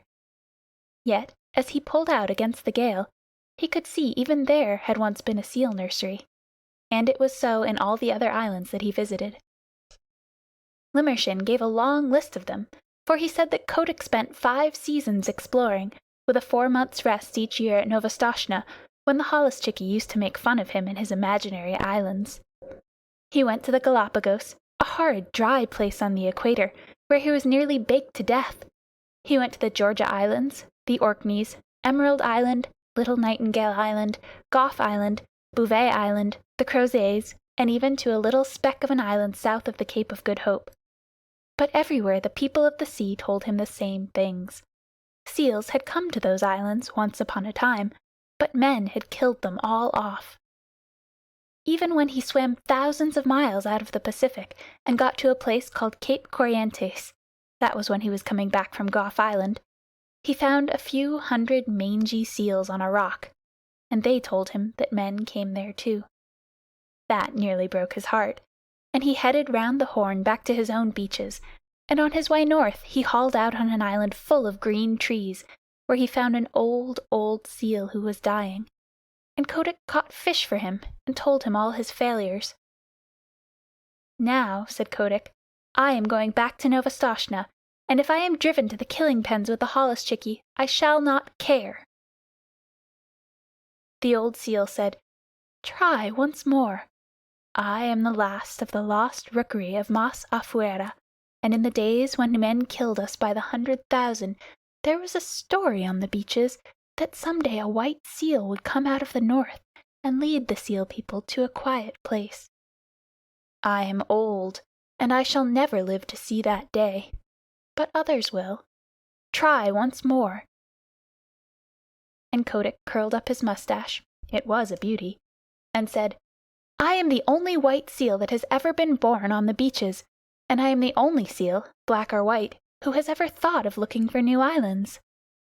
This cheered him immensely, and when he came back to Novastoshnah that summer, Matka, his mother, begged him to marry and settle down, for he was no longer a holluschickie, but a full-grown sea-catch, with a curly white mane on his shoulders, as heavy, as big, and as fierce as his father. "Give me another season," he said. "Remember, mother, it is always the 7th wave that goes farthest up the beach." Curiously enough, there was another seal who thought that she would put off marrying till the next year, and Kotick danced the fire dance with her all down Lukannon Beach, the night before he set off on his last exploration. This time he went westwards, because he had fallen on the trail of a great shoal of halibut, and he needed at least 100 pounds of fish a day to keep him in good condition. He chased them till he was tired, and then he curled himself up and went to sleep on the hollows of a groundswell that sets into Copper Island. He knew the coast perfectly well, so about midnight, when he felt himself gently bumped on a weed bed, he said, "Tide's running strong tonight," and turning over under water, opened his eyes slowly and stretched. Then he jumped like a cat, for he saw huge things nosing about in the shoal water and browsing on the heavy fringes of the weeds. "By the great combers of Magellan," he said, beneath his mustache, "who in the deep sea are these people?" They were like no walrus, sea lion, seal, bear, whale, shark, fish, squid, or scallop that Kotick had ever seen before. They were between 20 and 30 feet long, and they had no hind flippers, but a shovel-like tail that looked as if it had been whittled out of wet leather. Their heads were the most foolish-looking things you ever saw, and they balanced on the ends of their tails in deep water when they weren't grazing, bowing solemnly to each other and waving their front flippers as a fat man waves his arm. "Ahem," said Kotick. "Good sport, gentlemen?" The big things answered by bowing and waving their flippers like the frog footman. When they began feeding again, Kotick saw that their upper lip was split into 2 pieces that they could twitch apart about a foot and bring together again with a whole bushel of seaweed between the splits. They tucked the stuff into their mouths and chumped solemnly. "Messy style of feeding, that," said Kotick. They bowed again, and Kotick began to lose his temper. "Very good," he said. "If you do happen to have an extra joint in your front flipper, you needn't show off so. I see you bow gracefully, but I should like to know your names." The split lips moved and twitched, and the glassy green eyes stared, but they did not speak. "Well," said Kotick, "you're the only people I've ever met uglier than Sea Vitch, and with worse manners." Then he remembered in a flash what the Burgomaster Gull had screamed to him when he was a little yearling at Walrus Islet, and he tumbled backwards in the water, for he knew that he had found Sea Cow at last. The sea cows went on schlooping and grazing and chumping in the weed, and Kotick asked them questions in every language he had picked up in his travels, and the sea people talk nearly as many languages as human beings. But the sea cows did not answer, because Sea Cow cannot talk. He has only 6 bones in his neck where he ought to have 7, and they say under the sea that prevents him from speaking even to his companions. But, as you know, he has an extra joint in his foreflipper, and by waving it up and down and about, he makes what answers to a sort of clumsy telegraphic code. By daylight Kotick's mane was standing up on end, and his temper was gone where the dead crabs go. Then the sea cows began to travel northwards, very slowly, stopping to hold absurd bowing councils from time to time, and Kotick followed them, saying to himself, "People who are such idiots as these are would have been killed long ago if they hadn't found out some safe island. And what is good enough for the sea cow is good enough for the sea catch. All the same, I'd wish they'd hurry." It was weary work for Kotick. The sea cow's herd never went more than 40 or 50 miles a day, and stopped to feed at night, and kept close to the shore all the time, while Kotick swam round them and over them and under them, but he could not hurry them up 1 mile.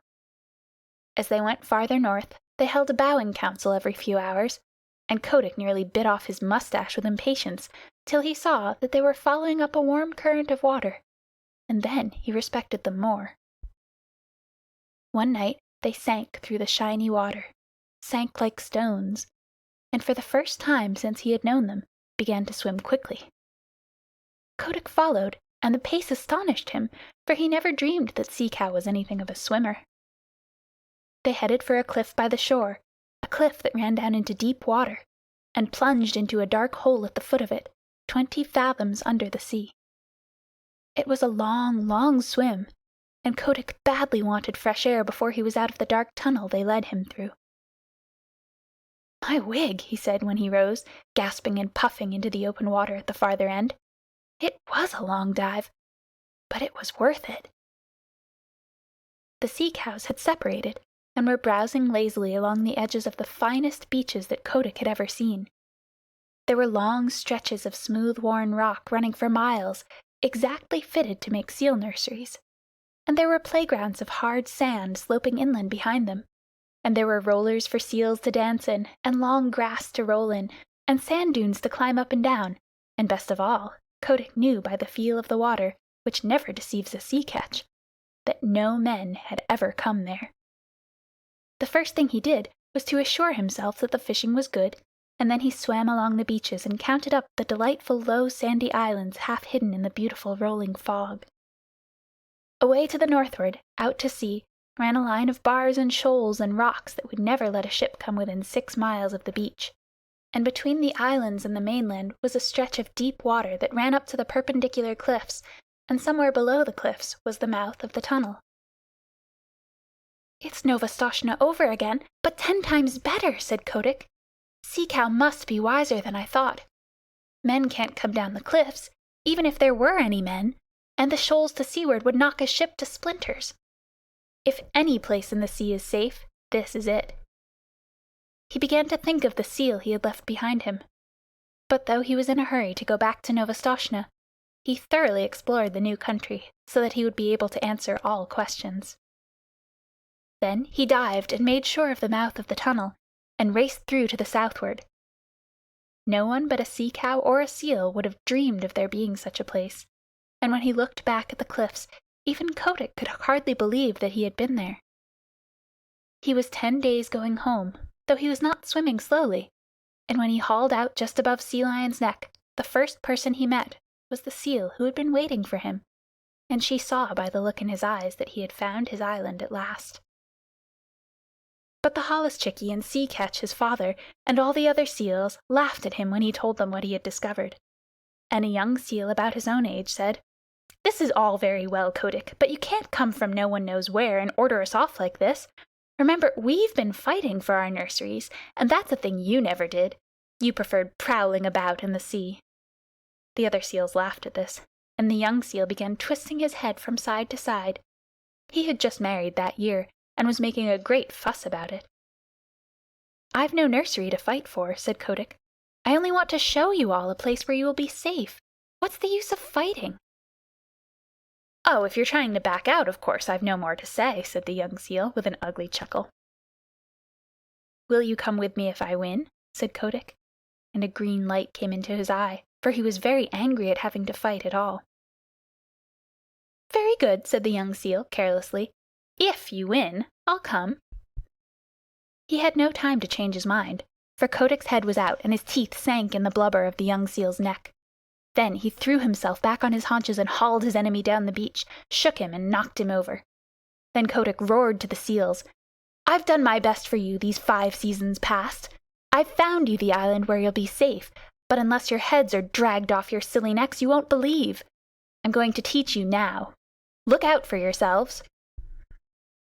Limmershin told me that never in his life, and Limmershin sees 10,000 big seals fighting every year, never in his life did he see anything like Kotick's charge into the nurseries. He flung himself at the biggest sea-catch he could find, caught him by the throat, choked him, and bumped him and banged him till he grunted for mercy, and then threw him aside and attacked the next. You see, Kotick had never fasted for 4 months as the big seals did every year, and his deep-sea swimming trips kept him in perfect condition. And best of all, he had never fought before. His curly white mane stood up with rage, and his eyes flamed, and his big dog teeth glistened, and he was splendid to look at. Old Sea-Catch, his father, saw him tearing past, hauling the grizzled old seals about as though they had been halibut, and upsetting the young bachelors in all directions, and Sea-Catch gave a roar and shouted, "He may be a fool, but he is the best fighter on the beaches. Don't tackle your father, my son, he's with you." Kotick roared in answer, and old Sea-Catch waddled in with his mustache on end, blowing like a locomotive, while Matka and the seal that was going to marry Kotick cowered down and admired their menfolk. It was a gorgeous fight, for the two fought as long as there was a seal that dared lift up his head, and when there were none, they paraded grandly up and down the beach side by side, bellowing. At night, just as the northern lights were winking and flashing through the fog, Kotick climbed a bare rock and looked down on the scattered nurseries and the torn and bleeding seals. "Now," he said, "I've taught you your lesson." "My wig," said old Sea-Catch, boosting himself up stiffly, for he was fearfully mauled. The killer whale himself could not have cut them up worse. Son, I'm proud of you, and what's more, I'll come with you to your island, if there is such a place. Here, you fat pigs of the sea, who comes with me to Sea Cow's tunnel? Answer, or I shall teach you again, roared Kotick. There was a murmur like the ripple of the tide all up and down the beaches. We will come, said thousands of tired voices. We will follow Kotick the white seal. Then Kotick dropped his head between his shoulders and shut his eyes proudly. He was not a white seal any more, but red from head to tail. All the same, he would have scorned to look at or touch one of his wounds. A week later, he and his army, nearly 10,000 Holluschickie old seals, went away north to Sea Cow's tunnel, Kotick leading them, and the seals that stayed at Novastoshnah called them idiots. But the next spring, when they all met off the fishing banks of the Pacific, Kotick's seals told such tales of the new beaches beyond Sea Cow's tunnel that more and more seals left Novastoshnah. Of course, it was not all done at once, for the seals are not very clever, and they need a long time to turn things over in their minds. But year after year, more seals went away from Novastoshnah and Lukannon and the other nurseries to the quiet, sheltered beaches where Kotick sits all the summer through, getting bigger and fatter and stronger each year, while the Holluschickie play round him, in that sea where no man comes. Lukannon. This is a sort of sad seal national anthem. I met my mates in the morning, and oh, but I am old, where roaring on the ledges and summer groundswell rolled. I heard them lift the chorus that drowned the breakers' song, the beaches of Lukannon, 2,000,000 voices strong. The song of pleasant stations beside the salt lagoons, the song of blowing squadrons that shuffled down the dunes, the song of midnight dances that churned the swell to flame, the beaches of Lukannon before the sealers came. I met my mates in the morning, I'll never meet them more. They came and went in legions that darkened all the shore. And o'er the foam-flecked offing, as far as voice could reach, we hailed the landing parties and we sang them up the beach. The beaches of Lukannon, the winter wheat so tall, the dripping crinkled lichens and the sea fog drenching all, the platforms of our playground all shining smooth and worn, the beaches of Lukannon, the home where we were born. I met my mates in the morning, a broken, scattered band. Men shoot us in the water and club us on the land. Men drive us to the salt house like silly sheep and tame, and still we sing Lukannon before the sealers came. Wheel down to southward, O Gooverooska, go, and tell the deep-sea viceroys the story of our woe. Ere empty as the shark's egg the tempest flings ashore, the beaches of Lukannon shall know their sons no more. End of Chapter 4. Chapter 5. Rikki-Tikki-Tavi. At the hole where he went in, Red-Eye called to Wrinkleskin. Hear what little Red-Eye saith. Nag, come up and dance with death. Eye to eye and head to head, keep the measure, Nag. This shall end when one is dead. At thy pleasure, Nag. Turn for turn and twist for twist, run and hide thee, Nag. Ha! The hooded death has missed. Woe betide thee, Nag. This is the story of the great war that Rikki-Tikki-Tavi fought single-handed through the bathrooms of the big bungalow in Sagowli Cantonment. Darzee, the tailor bird, helped him, and Chuchundra, the muskrat, who never comes out in the middle of the floor but always creeps round by the wall, gave him advice, but Rikki-Tikki did the real fighting. He was a mongoose, rather like a little cat in his fur and his tail, but quite like a weasel in his head and his habits. His eyes and the end of his restless nose were pink. He could scratch himself anywhere he pleased with any leg, front or back, that he chose to use. He could fluff up his tail till it looked like a bottle brush, and his war cry as he scuttled through the long grass was, "Rikki-Tik-Tikki-Tik-Tik." One day a high summer flood washed him out of the burrow where he lived with his father and mother, and carried him, kicking and clucking, down a roadside ditch. He found a little wisp of grass floating there, and clung to it till he lost his senses. When he revived, he was lying in the hot sun on the middle of a garden path, very draggled indeed, and a small boy was saying, Here's a dead mongoose. Let's have a funeral." "No," said his mother. "Let's take him in and dry him. Perhaps he isn't really dead." They took him into the house, and a big man picked him up between his finger and thumb and said he was not dead, but half choked. So they wrapped him in cotton wool and warmed him over a little fire, and he opened his eyes and sneezed. "Now," said the big man, he was an Englishman who had just moved into the bungalow, "don't frighten him, and we'll see what he'll do." It is the hardest thing in the world to frighten a mongoose, because he is eaten up from nose to tail with curiosity. The motto of the mongoose family is "Run and find out," and Rikki-Tikki was a true mongoose.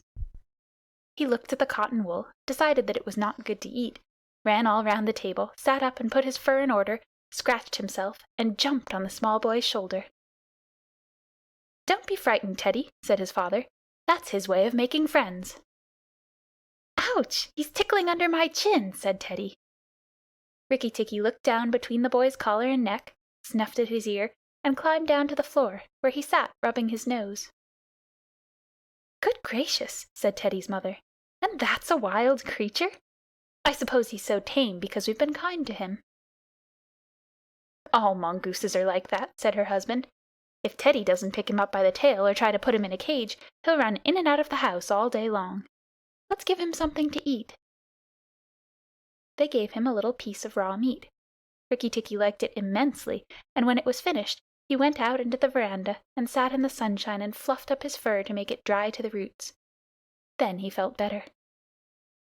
"There are more things to find out about in this house," he said to himself, "than all my family could find out in all their lives. I shall certainly stay and find out." He spent all that day roaming over the house.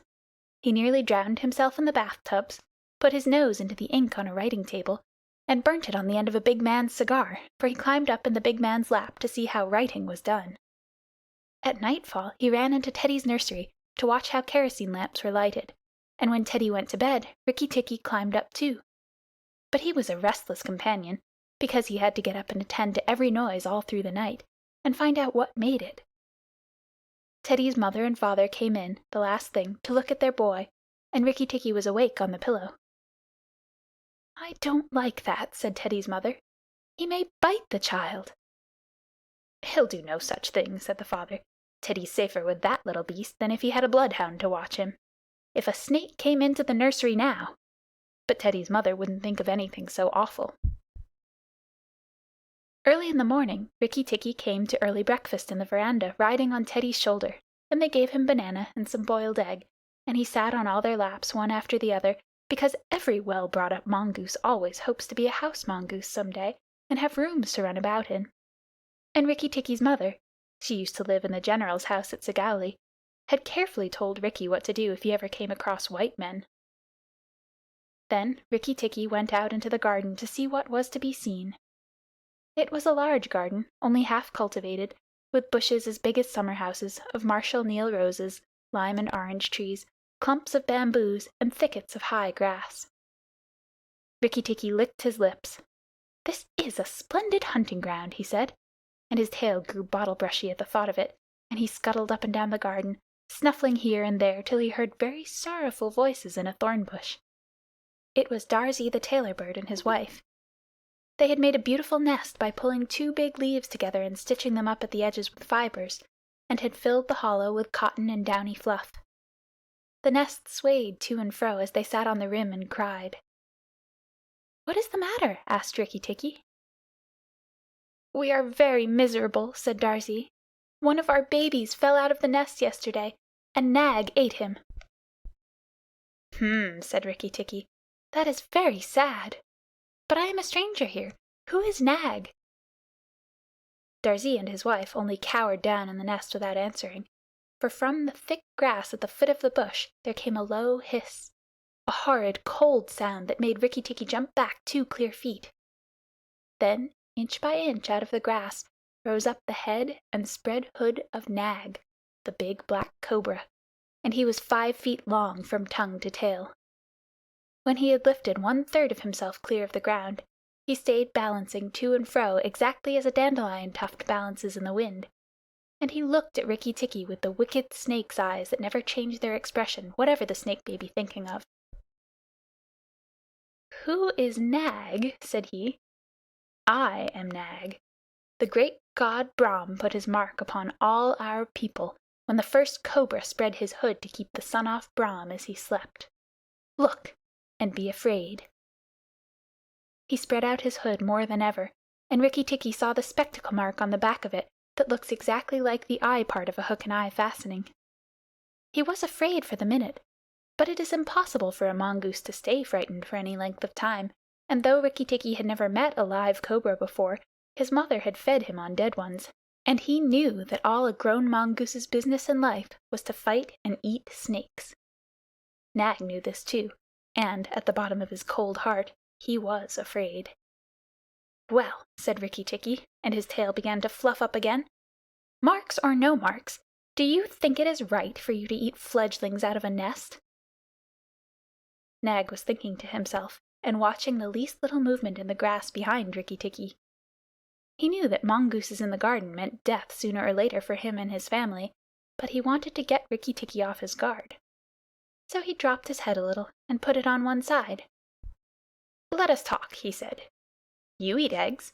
Why should not I eat birds?" "Behind you! Look behind you!" sang Darzee. Rikki-Tikki knew better than to waste time in staring. He jumped up in the air as high as he could go, and just under him whizzed by the head of Nagina, Nag's wicked wife. She had crept up behind him as he was talking, to make an end of him, and he heard her savage hiss as the stroke missed. He came down almost across her back, and if he had been an old mongoose he would have known that then was the time to break her back with one bite, but he was afraid of the terrible lashing return stroke of the cobra. He bit, indeed, but did not bite long enough, and he jumped clear of the whisking tail, leaving Nagina torn and angry. "Wicked, wicked Darzee!" said Nag, lashing up as high as he could reach toward the nest in the thorn bush, but Darzee had built it out of reach of snakes, and it only swayed to and fro.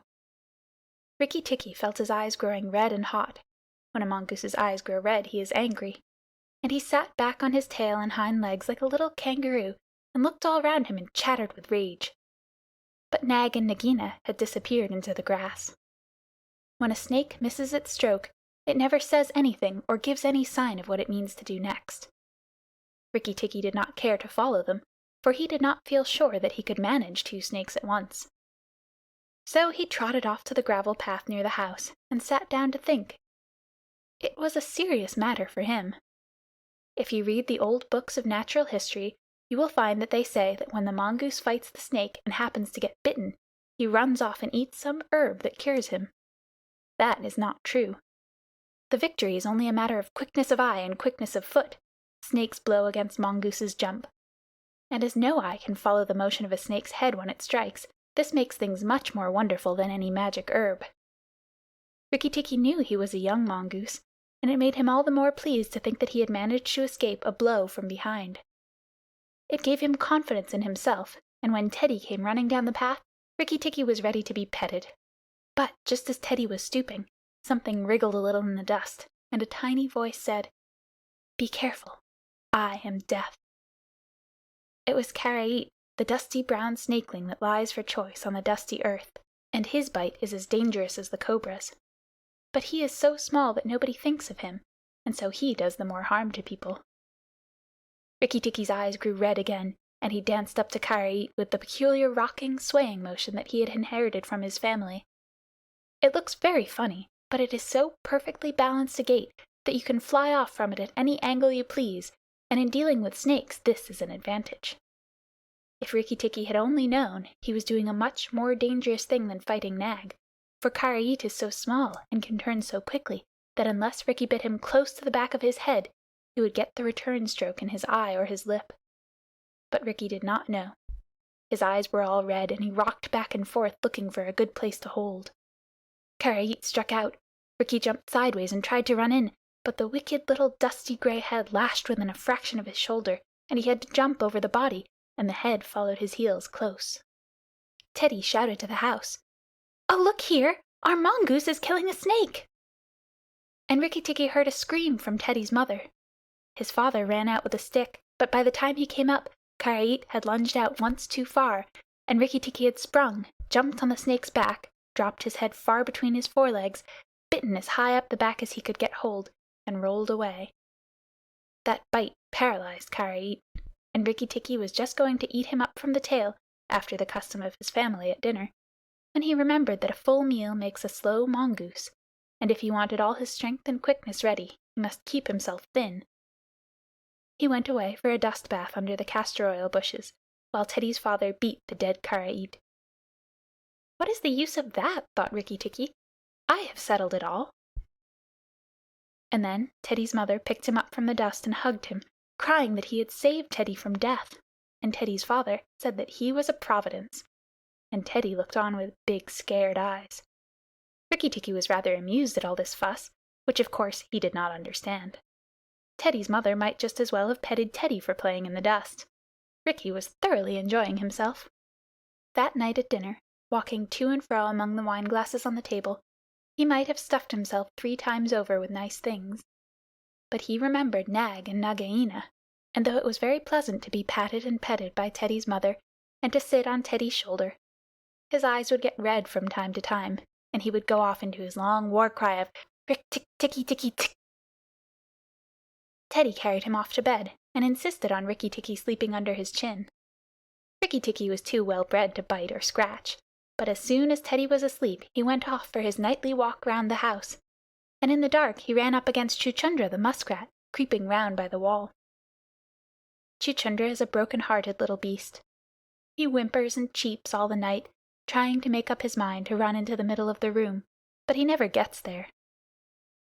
"Don't kill me," said Chuchundra, almost weeping. "Rikki-Tikki, don't kill me." "Do you think a snake killer kills muskrats?" said Rikki-Tikki scornfully. "Those who kill snakes get killed by snakes," said Chuchundra, more sorrowfully than ever. "And how am I to be sure that Nag won't mistake me for you some dark night?" "There's not the least danger," said Rikki-Tikki, "but Nag is in the garden, and I know you don't go there." "My cousin Chua the rat told me," said Chuchundra, and then he stopped. "Told you what?" "Hush! Nag is everywhere, Rikki-Tikki. You should have talked to Chua in the garden." "I didn't, so you must tell me. Quick, Chuchundra, or I'll bite you." Chuchundra sat down and cried till the tears rolled off his whiskers. "I am a very poor man," he sobbed. "I never had spirit enough to run out into the middle of the room. Hush! I mustn't tell you anything. Can't you hear, Rikki-Tikki?" Rikki-Tikki listened. The house was as still, but he thought he could just hear the faintest scratch-scratch in the world, a noise just as faint as that of a wasp walking on a window pane, the dry scratch of a snake's scales on brickwork. "That's Nag or Nagina," he said to himself, "and he is crawling into the bathroom sluice. You're right, Chuchundra. I should have talked to Chua." He stole off to Teddy's bathroom, but there was nothing there, and then to Teddy's mother's bathroom. At the bottom of the smooth plaster wall there was a brick pulled out to make a sluice for the bath water, and as Rikki-Tikki stole in by the masonry curb where the bath is put, he heard Nag and Nagina whispering together outside in the moonlight. "When the house is emptied of people," said Nagina to her husband, "he will have to go away, and then the garden will be our own again. Go in quietly, and remember that the big man who killed Karait is the first one to bite.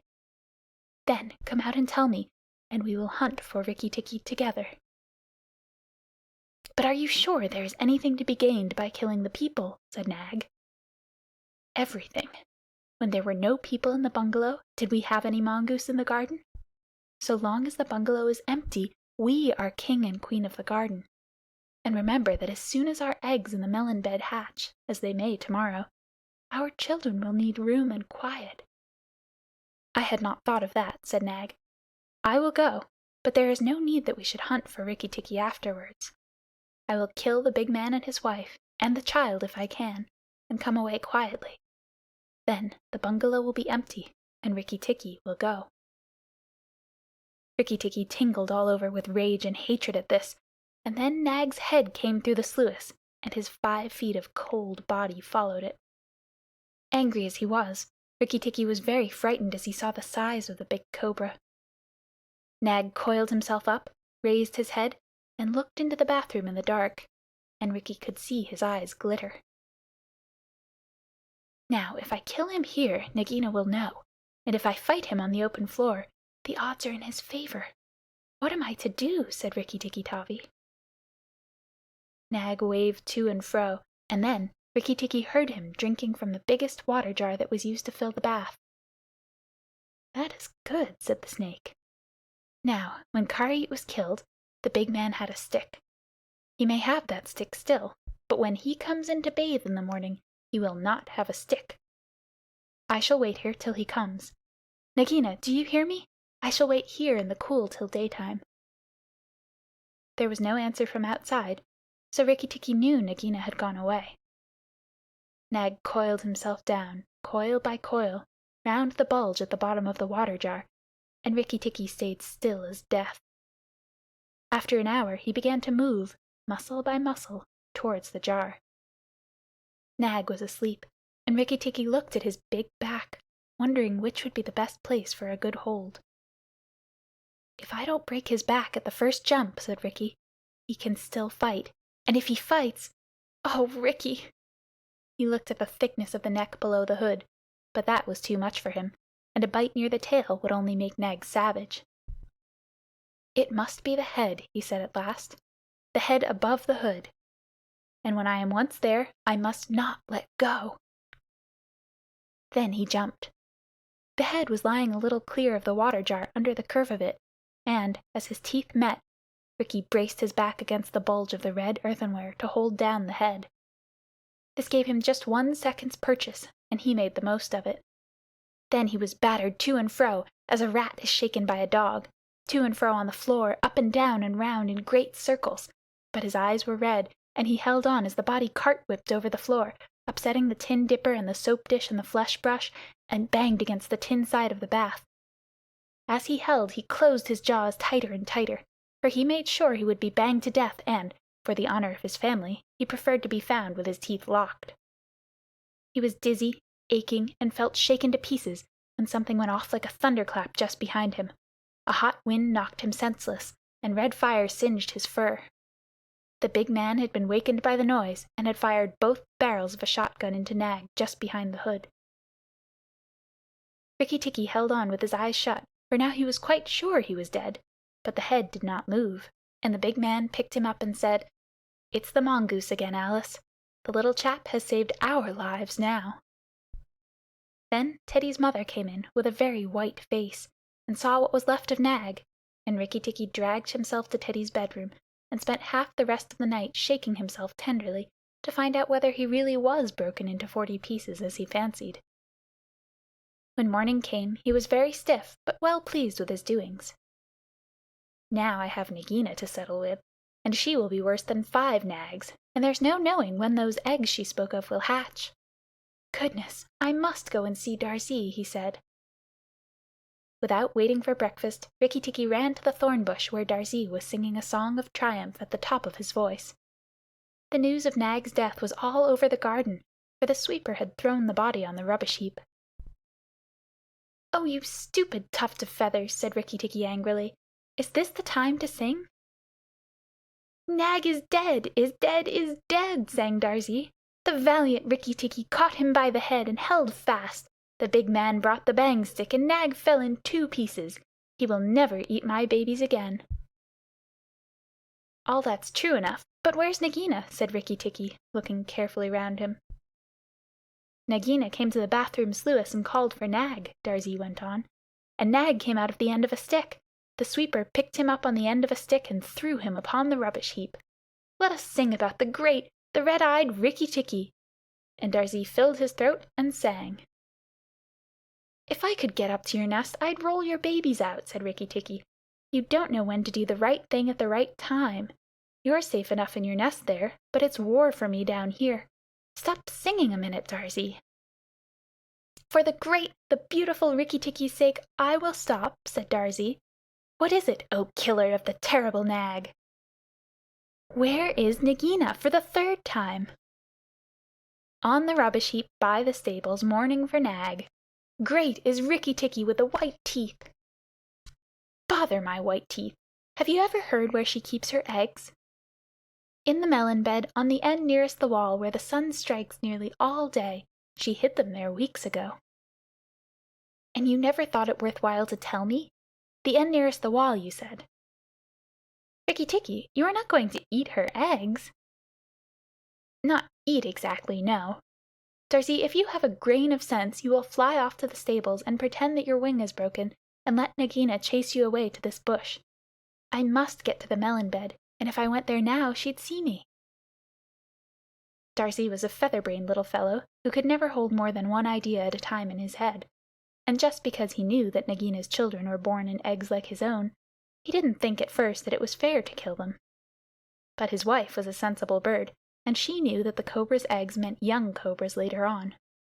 So she flew off from the nest and left Darzee to keep the babies warm and continue his song about the death of Nag. Darzee was very like a man in some ways. She fluttered in front of Nagina by the rubbish heap and cried out, "Oh, my wing is broken! The boy in the house threw a stone at me and broke it!" Then she fluttered more desperately than ever. Nagina lifted up her head and hissed, "You warned Rikki-Tikki when I would have killed him. Indeed and truly you've chosen a bad place to be lame in."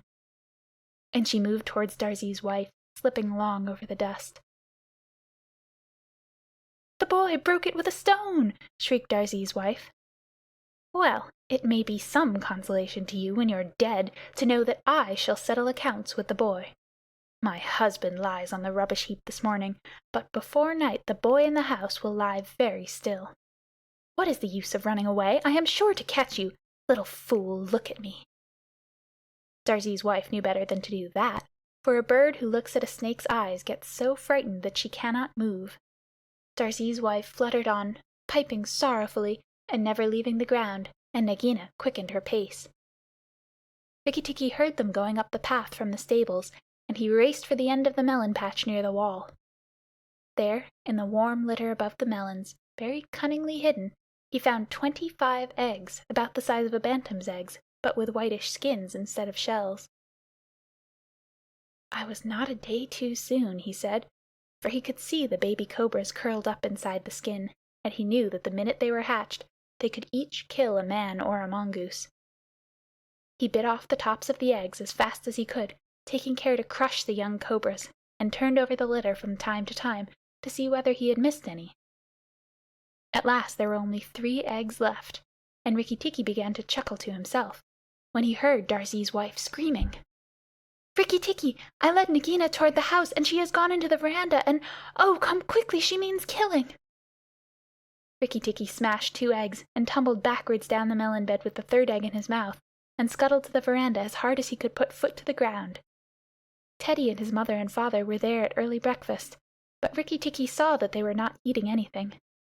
They sat stone still, and their faces were white. Nagina was coiled up on the matting by Teddy's chair, within easy striking distance of Teddy's bare leg, and she was swaying to and fro, singing a song of triumph. "Son of the big man that killed Nag," she hissed. "Stay still, I am not ready yet. Wait a little, keep very still, all you 3. If you move, I strike, and if you do not move, I strike. Oh, foolish people who killed my Nag!" Teddy's eyes were fixed on his father, and all his father could do was whisper, "Sit still, Teddy. You mustn't move. Teddy, keep still." Then Rikki-Tikki came up and cried, "Turn round, Nagina. Turn and fight." "All in good time," said she, without moving her eyes. "I will settle my account with you presently. Look at your friends, Rikki-Tikki. They are still and white. They are afraid. They dare not move, and if you come a step nearer, I strike." "Look at your eggs," said Rikki-Tikki, "in the melon bed near the wall. Go and look, Nagina." The big snake turned half round and saw the egg on the veranda. "Ah! Give it to me," she said. Rikki-Tikki put his paws one on each side of the egg, and his eyes were blood red. "What price for a snake's egg? For a young cobra? For a young king cobra? For the last, the very last of the brood?" The ants are eating all the others down by the melon bed." Nagina spun clear round, forgetting everything for the sake of the one egg, and Rikki-Tikki saw Teddy's father shoot out a big hand, catch Teddy by the shoulder, and drag him across the little table with the teacups, safe and out of reach of Nagina. "Tricked! Tricked! Tricked! Rick-tick-tick!" chuckled Rikki-Tikki. "The boy is safe, and it was I that caught Nag by the hood last night in the bathroom." Then he began to jump up and down, all 4 feet together, his head close to the floor. "He threw me to and fro, but he could not shake me off. He was dead before a big man blew him in two. I did it! Rikki-Tikki-Tick-Tick! Come then, Nagina, come and fight with me. You shall not be a widow long." Nagina saw that she had lost her chances of killing Teddy, and the egg lay between Rikki-Tikki's paws. "Give me the egg, Rikki-Tikki. Give me the last of my eggs, and I will go away and never come back," she said, lowering her hood. "Yes, you will go away, and you will never come back, for you will go to the rubbish heap with Nag. Fight, widow! The big man has gone for his gun. Fight!" Rikki-Tikki was bounding all round Nagina, keeping just out of reach of her stroke, his little eyes like hot coals. Nagina gathered herself together and flung out at him. Rikki-Tikki jumped up and backwards. Again and again she struck, and each time her head came with a whack on the matting of the veranda, and she gathered herself together like a watch-spring. Then Rikki-Tikki danced in a circle to get behind her, and Nagina spun round to keep her head to his head, so that the rustle of her tail on the matting sounded like dry leaves blown along by the wind. He had forgotten the egg. It still lay on the veranda, and Nagina came nearer and nearer to it, till at last, while Rikki-Tikki was drawing breath, she caught it in her mouth, turned to the veranda steps, and flew like an arrow down the path, with Rikki-Tikki behind her. When the cobra runs for her life, she goes like a whiplash flicked across a horse's neck. Rikki-Tikki knew that he must catch her, or all the trouble would begin again. She headed straight for the long grass by the thorn bush, and as he was running, Rikki-Tikki heard Darzee still singing his foolish little song of triumph. But Darzee's wife was wiser. She flew off her nest as Nagina came along, and flapped her wings about Nagina's head. If Darzee had helped, they might have turned her, but Nagina only lowered her hood and went on. Still, the instant's delay brought Rikki-Tikki up to her, and as she plunged into the rat-hole where she and Nag used to live, his little white teeth were clenched on her tail, and he went down with her, and very few mongooses, however wise and old they may be, care to follow a cobra into its hole. It was dark in the hole, and Rikki-Tikki never knew when it might open out and give Nagina room to turn and strike at him. He held on savagely, and stuck out his feet to act as brakes on the dark slope of the hot, moist earth. Then the grass by the mouth of the hole stopped waving, and Darzee said, "It is all over with Rikki-Tikki. We must sing his death song. Valiant Rikki-Tikki is dead, for Nagina will surely kill him underground." So he sang a very mournful song that he made up on the spur of the minute, and just as he got to the most touching part, the grass quivered again, and Rikki-Tikki, covered with dirt, dragged himself out of the hole, leg by leg, licking his whiskers. Darzee stopped with a little shout. Rikki-Tikki shook some of the dust out of his fur and sneezed. "It is all over," he said. "The widow will never come out again." And the red ants that live between the grass stems heard him, and began to troop down one after another to see if he had spoken the truth. Rikki-Tikki curled himself up in the grass, and slept where he was. Slept and slept till it was late in the afternoon, for he had done a hard day's work. "Now," he said when he awoke, "I will go back to the house. Tell the coppersmith, Darzee, and he will tell the garden, that Nagina is dead." The coppersmith is a bird who makes a noise exactly like the beating of a little hammer on a copper pot, and the reason he is always making it is because he is the town crier to every Indian garden, and tells all the news to everybody who cares to listen. As Rikki-Tikki went up the path, he heard his attention notes like a tiny dinner gong, and then the steady ding dong tock. Nag is dead, dong. Nagina is dead, ding dong tock. That set all the birds in the garden singing, and the frogs croaking, for Nag and Nagina used to eat frogs as well as little birds. When Rikki got to the house, Teddy and Teddy's mother, she looked very white still, for she had been fainting, and Teddy's father came out and almost cried over him. and that night he ate all that was given him till he could eat no more, and went to bed on Teddy's shoulder, where Teddy's mother saw him when she came to look late at night. "He saved our lives and Teddy's life," she said to her husband. "Just think, he saved all our lives." Rikki-Tikki woke up with a jump, for mongooses are light sleepers. "Oh, it's you," said he. "What are you bothering for? All the cobras are dead, and if they weren't, I'm here." Rikki-Tikki had a right to be proud of himself, but he did not grow too proud, and he kept that garden as a mongoose should keep it, with tooth and jump and spring and bite, till never a cobra dared show its head inside the walls. Darzee's Chant, sung in honor of Rikki-Tikki-Tavi. Singer and tailor am I, doubled the joys that I know. Proud of my lilt to the sky, proud of the house that I sew. Over and under, so weave I my music, so weave I the house that I sew. Sing to your fledglings again. Mother, oh, lift up your head. Evil that plagued us is slain. Death in the garden lies dead. Terror that hid in the roses is impotent, flung on the dunghill and dead. Who has delivered us? Who? Tell me his nest and his name. Rikki, the valiant, the true. Tikki with eyeballs of flame. Rikki-Tikki-Tikki, the ivory-fanged, the hunter with the eyeballs of flame. Give him the thanks of the birds, bowing with tail feathers spread. Praise him with nightingale words. Nay, I will praise him instead. Here, I will sing you the praise of the bottle-tailed Rikki with eyeballs of red. Here Rikki-Tikki interrupted, so the rest of the song is lost. End of Chapter 5. Chapter 6. Tumai of the Elephants. I will remember what I was. I am sick of rope and chain. I will remember my old strength and all my forest affairs. I will not sell my back to man for a bundle of sugar cane. I will go out to my own kind, and the woodfolk in their lairs. I will go out until the day, until the morning break, out to the wind's untainted kiss, the water's clean caress.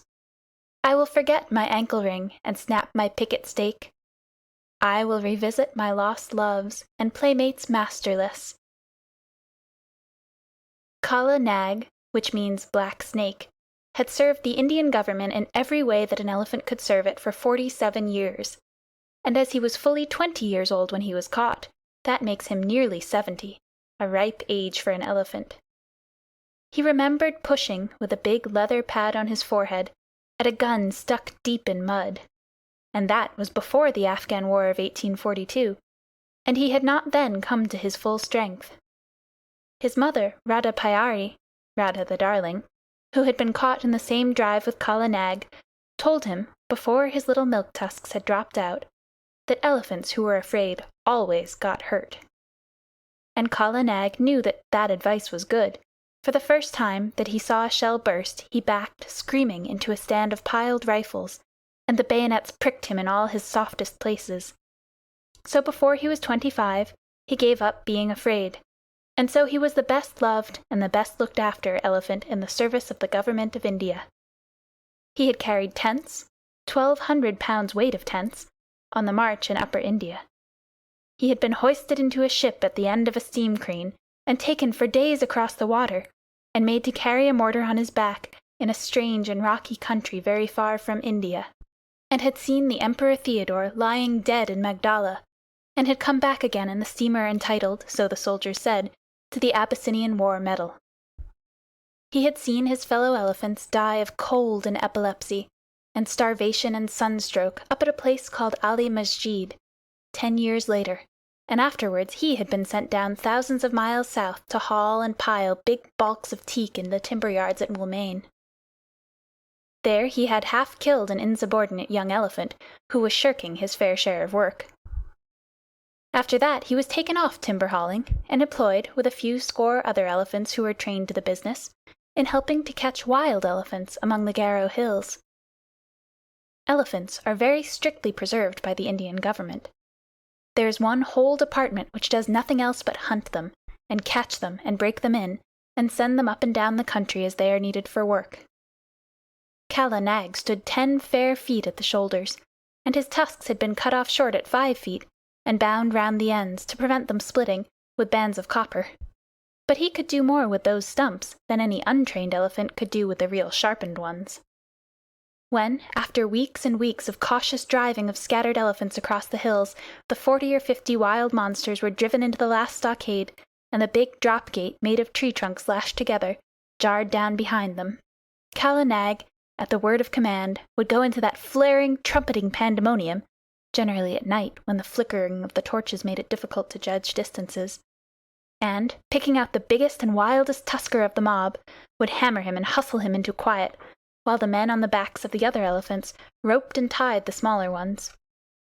There was nothing in the way of fighting that Kala Nag, the old wise black snake, did not know, for he had stood up more than once in his time to the charge of the wounded tiger, and, curling up his soft trunk to be out of harm's way, had knocked the springing brute sideways in mid-air with a quick sickle cut of his head, that he had invented all by himself, had knocked him over, and kneeled upon him with his huge knees till the life went out with a gasp and a howl, and there was only a fluffy striped thing on the ground for Kala Nag to pull by the tail.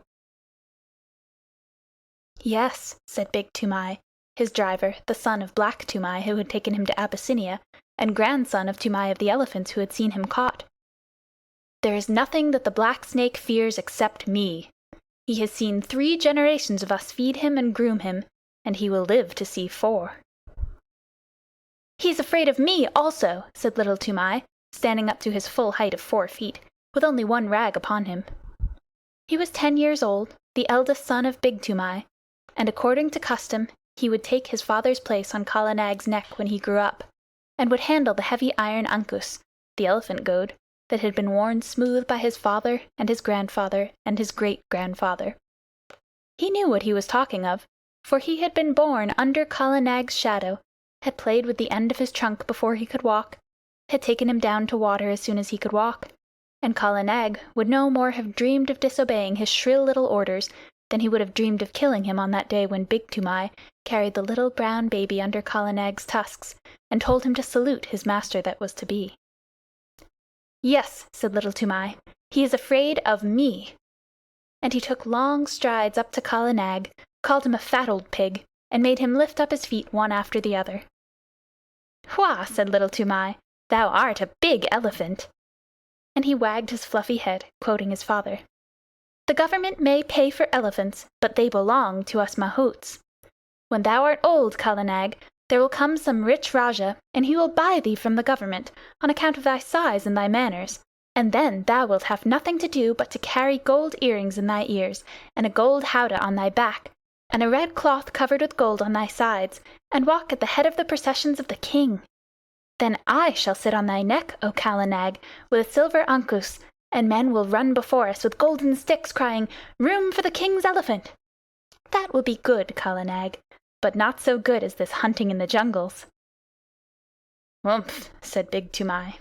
"Thou art a boy, and as wild as a buffalo calf.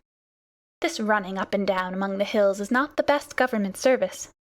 I am getting old, and I do not love wild elephants. Give me brick elephant lines, one to stall each elephant, and big stumps to tie them safely, and flat, broad roads to exercise upon, instead of this come-and-go camping. Aha, the Cawnpore barracks were good. There was a bazaar close by, and only 3 hours' work a day." Little Toomai remembered the Cawnpore elephant lines, and said nothing. He very much preferred the camp life, and hated those broad, flat roads, with the daily grubbing for grass in the forage reserve, and the long hours when there was nothing to do except watch Kala Nag fidgeting in his pickets.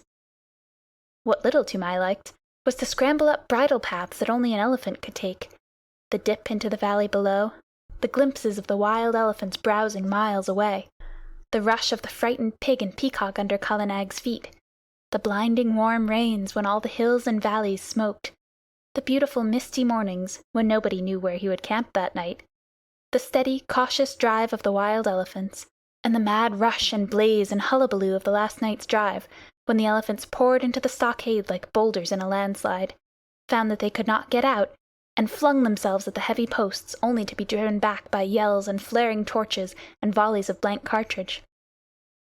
Even a little boy could be of use there, and Toomai was as useful as 3 boys. He would get his torch and wave it and yell with the best. But the really good time came when the driving out began, and the Keddah, that is, the stockade, looked like a picture of the end of the world, and men had to make signs to one another because they could not hear themselves speak.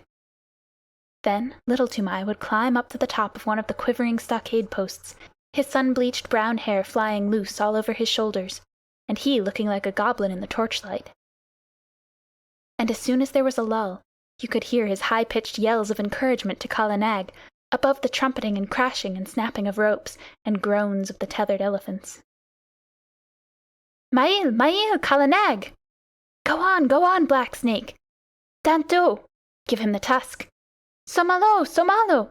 Careful, careful! Maro, Mar! Hit him! Mind the post! Array, hi, yai, kya-ah-ah! He would shout, and the big fight between Kala Nag and the wild elephant would sway to and fro across the Keddah, and the old elephant catchers would wipe the sweat out of their eyes and find time to nod to little Toomai wriggling with joy on the top of the posts. He did more than wriggle. One night he slid down from the post and slipped in between the elephants, and threw up the loose end of a rope which had dropped to a driver who was trying to get a purchase on the leg of a kicking young calf. Calves always give more trouble than full-grown animals. Kala Nag saw him, caught him in his trunk, and handed him up to Big Toomai, who slapped him then and there and put him back on the post. Next morning he gave him a scolding and said, "Are not good brick elephant lines and a little tent carrying enough, that thou must needs go elephant catching on thy own account, little worthless? Now those foolish hunters, whose pay is less than my pay, have spoken to Petersen Sahib of the matter." Little Toomai was frightened. He did not know much of white men, but Petersen Sahib was the greatest white man in the world to him. He was the head of all the Keddah operations, the man who caught all the elephants for the government of India, and who knew more about the ways of wild elephants than any living man. What will happen?" said little Toomai. "Happen? The worst that can happen. Petersen Sahib is a madman, else why should he go hunting these wild devils? He may even require thee to be an elephant catcher, to sleep anywhere in these fever-filled jungles, and at last to be trampled to death in the Keddah. It is well that this nonsense ends safely. Next week the catching is over, and we of the plains are sent back to our stations. Then we will march on smooth roads and forget all this hunting. But, son, I am angry that thou shouldst meddle in the business that belongs to these dirty Assamese jungle folk. Kala Nag will obey none but me, so I must go with him into the Keddah, but he is only a fighting elephant, and he does not help to rope them. So I sit at my ease, as befits a mahout, not a mere hunter. A mahout, I say, and a man who gets a pension at the end of his service. Is the family of Toomai of the Elephants to be trodden underfoot in the dirt of a Keddah? Bad one, wicked one, worthless son! Go and wash Kala Nag and attend to his ears, and see that there are no thorns in his feet, or else Petersen Sahib will surely catch thee and make thee a wild hunter, a follower of elephants' foot tracks, a jungle bear. Bah! Shame! Go!" Little Toomai went off without saying a word, but he told Kala Nag all his grievances while he was examining his feet. "No matter," said little Toomai, turning up the fringe of Kala Nag's huge right ear. "They have said my name to Petersen Sahib, and perhaps, who knows? Hi, that is a big thorn that I have pulled out." The next few days were spent in getting the elephants together, in walking the newly caught wild elephants up and down between a couple of tame ones to prevent them giving too much trouble on the downward march to the plains, and in taking stock of the blankets and ropes and things that had been worn out or lost in the forest. Petersen Sahib came in on his clever she-elephant Pudmini. He had been paying off other camps among the hills, for the season was coming to an end, and there was a native clerk sitting at a table under a tree to pay the drivers their wages. As each man was paid, he went back to his elephant and joined the line that stood ready to start. The catchers and hunters and beaters, the men of the regular Keddah, who stayed in the jungle year in and year out, sat on the backs of the elephants that belonged to Petersen Sahib's permanent force, or leaned against the trees with their guns across their arms, and made fun of the drivers who were going away, and laughed when the newly caught elephants broke the line and ran about. Big Toomai went up to the clerk, with Little Toomai behind him, and Machua Appa, the head tracker, said in an undertone to a friend of his, "There goes one piece of good elephant stuff at least. 'Tis a pity to send that young jungle cock to mount in the plains." Now Petersen Sahib had ears all over him, as a man must have who listens to the most silent of all living things, the wild elephant. He turned where he was lying all along on Pudmini's back, and said, "What is that? I did not know of a man among the plains drivers who had wit enough to rope even a dead elephant." "This is not a man, but a boy. He went into the Keddah at the last drive, and threw our Mao there the rope, when we were trying to get that young calf with the blotch on his shoulder away from his mother." Machua Appa pointed at Little Toomai, and Petersen Sahib looked, and Little Toomai bowed to the earth. "He throw a rope? He is smaller than a picket pin. Little one, what is thy name?" said Petersen Sahib. Little Toomai was too frightened to speak, but Kala Nag was behind him, and Toomai made a sign with his hand, and the elephant caught him up in his trunk and held him level with Pudmini's forehead, in front of the great Petersen Sahib. Then Little Toomai covered his face with his hands, for he was only a child, and except where elephants were concerned, he was just as bashful as a child could be. "Oho," said Petersen Sahib, smiling under his mustache. "And why didst thou teach thy elephant that trick? Was it to help thee steal green corn from the roofs of the houses when the ears are put out to dry?" "Not green corn, protector of the poor. Melons," said Little Toomai, and all the men sitting about broke into a roar of laughter. Most of them had taught their elephants that trick when they were boys. Little Toomai was hanging 8 feet up in the air, and he wished very much that he were 8 feet underground. "He is Toomai, my son, Sahib," said Big Toomai, scowling. "He is a very bad boy, and he will end in jail, Sahib." "Of that I have my doubts," said Petersen Sahib. "A boy who can face a full Keddah at his age does not end in jails. See, little one, here are 4 annas to spend on sweetmeats because thou hast a little head under that great thatch of hair. In time thou mayest become a hunter, too." Big Toomai scowled more than ever. "Remember, though, that Keddahs are not good for children to play in," Petersen Sahib went on. "Must I never go there, Sahib?" asked Little Toomai with a big gasp. "Yes," Petersen Sahib smiled again. "When thou hast seen the elephants dance, that is the proper time. Come to me when thou hast seen the elephants dance, and then I will let thee go into all the Keddahs." There was another roar of laughter, for that is an old joke among elephant catchers, and it means just never. There are great cleared flat places hidden away in the forests that are called elephants' ballrooms, but even these are only found by accident, and no man has ever seen the elephants dance. When a driver boasts of his skill and bravery, the other drivers say, "And when didst thou see the elephants dance?" Kala Nag put Little Toomai down, and he bowed to the earth again, and went away with his father, and gave the silver 4-anna piece to his mother, who was nursing his baby brother, and they all were put up on Kala Nag's back, and the line of grunting, squealing elephants rolled down the hill path to the plains. It was a very lively march on account of the new elephants, who gave trouble at every ford, and needed coaxing or beating every other minute. Big Toomai prodded Kala Nag spitefully, for he was very angry. But Little Toomai was too happy to speak. Petersen Sahib had noticed him, and given him money, so he felt as a private soldier would feel if he had been called out of the ranks and praised by his commander-in-chief. "What did Petersen Sahib mean by the elephant dance?" he said, at last, softly to his mother. Big Toomai heard him and grunted, "That thou shouldst never be one of these hill buffaloes of trackers. That was what he meant. Oh, you in front, what is blocking the way?" An Assamese driver, 2 or 3 elephants ahead, turned round angrily, crying, "Bring up Kala Nag, and knock this youngster of mine into good behavior. Why should Petersen Sahib have chosen me to go down with you donkeys of the rice field? Lay your beast alongside, Toomai, and let him prod with his tusks. By all the gods of the hills, these new elephants are possessed, or else they can smell their companions in the jungle." Kala Nag hit the new elephant in the ribs and knocked the wind out of him, as Big Toomai said, "We have swept the hills of wild elephants at the last catch. It is only your carelessness in driving. Must I keep order along the whole line?" "Hear him," said the other driver. We have swept the hills. Ho, ho! You are very wise, you plains people. Anyone but a mudhead who never saw the jungle would know that they know that the drives are ended for the season.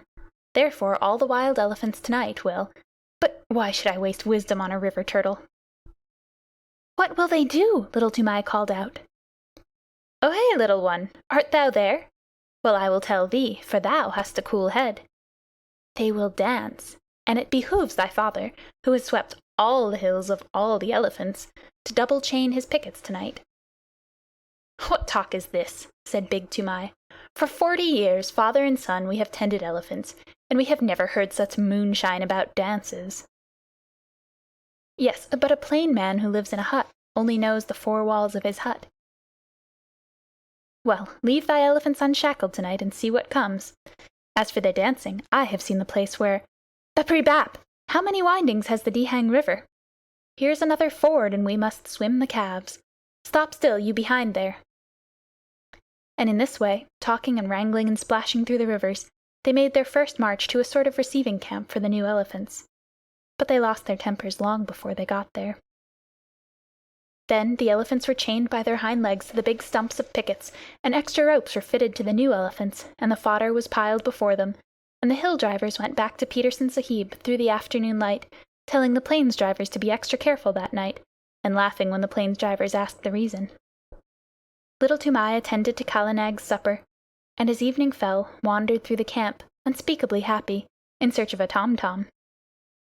When an Indian child's heart is full, he does not run about and make noise in an irregular fashion. He sits down to a sort of revel all by himself.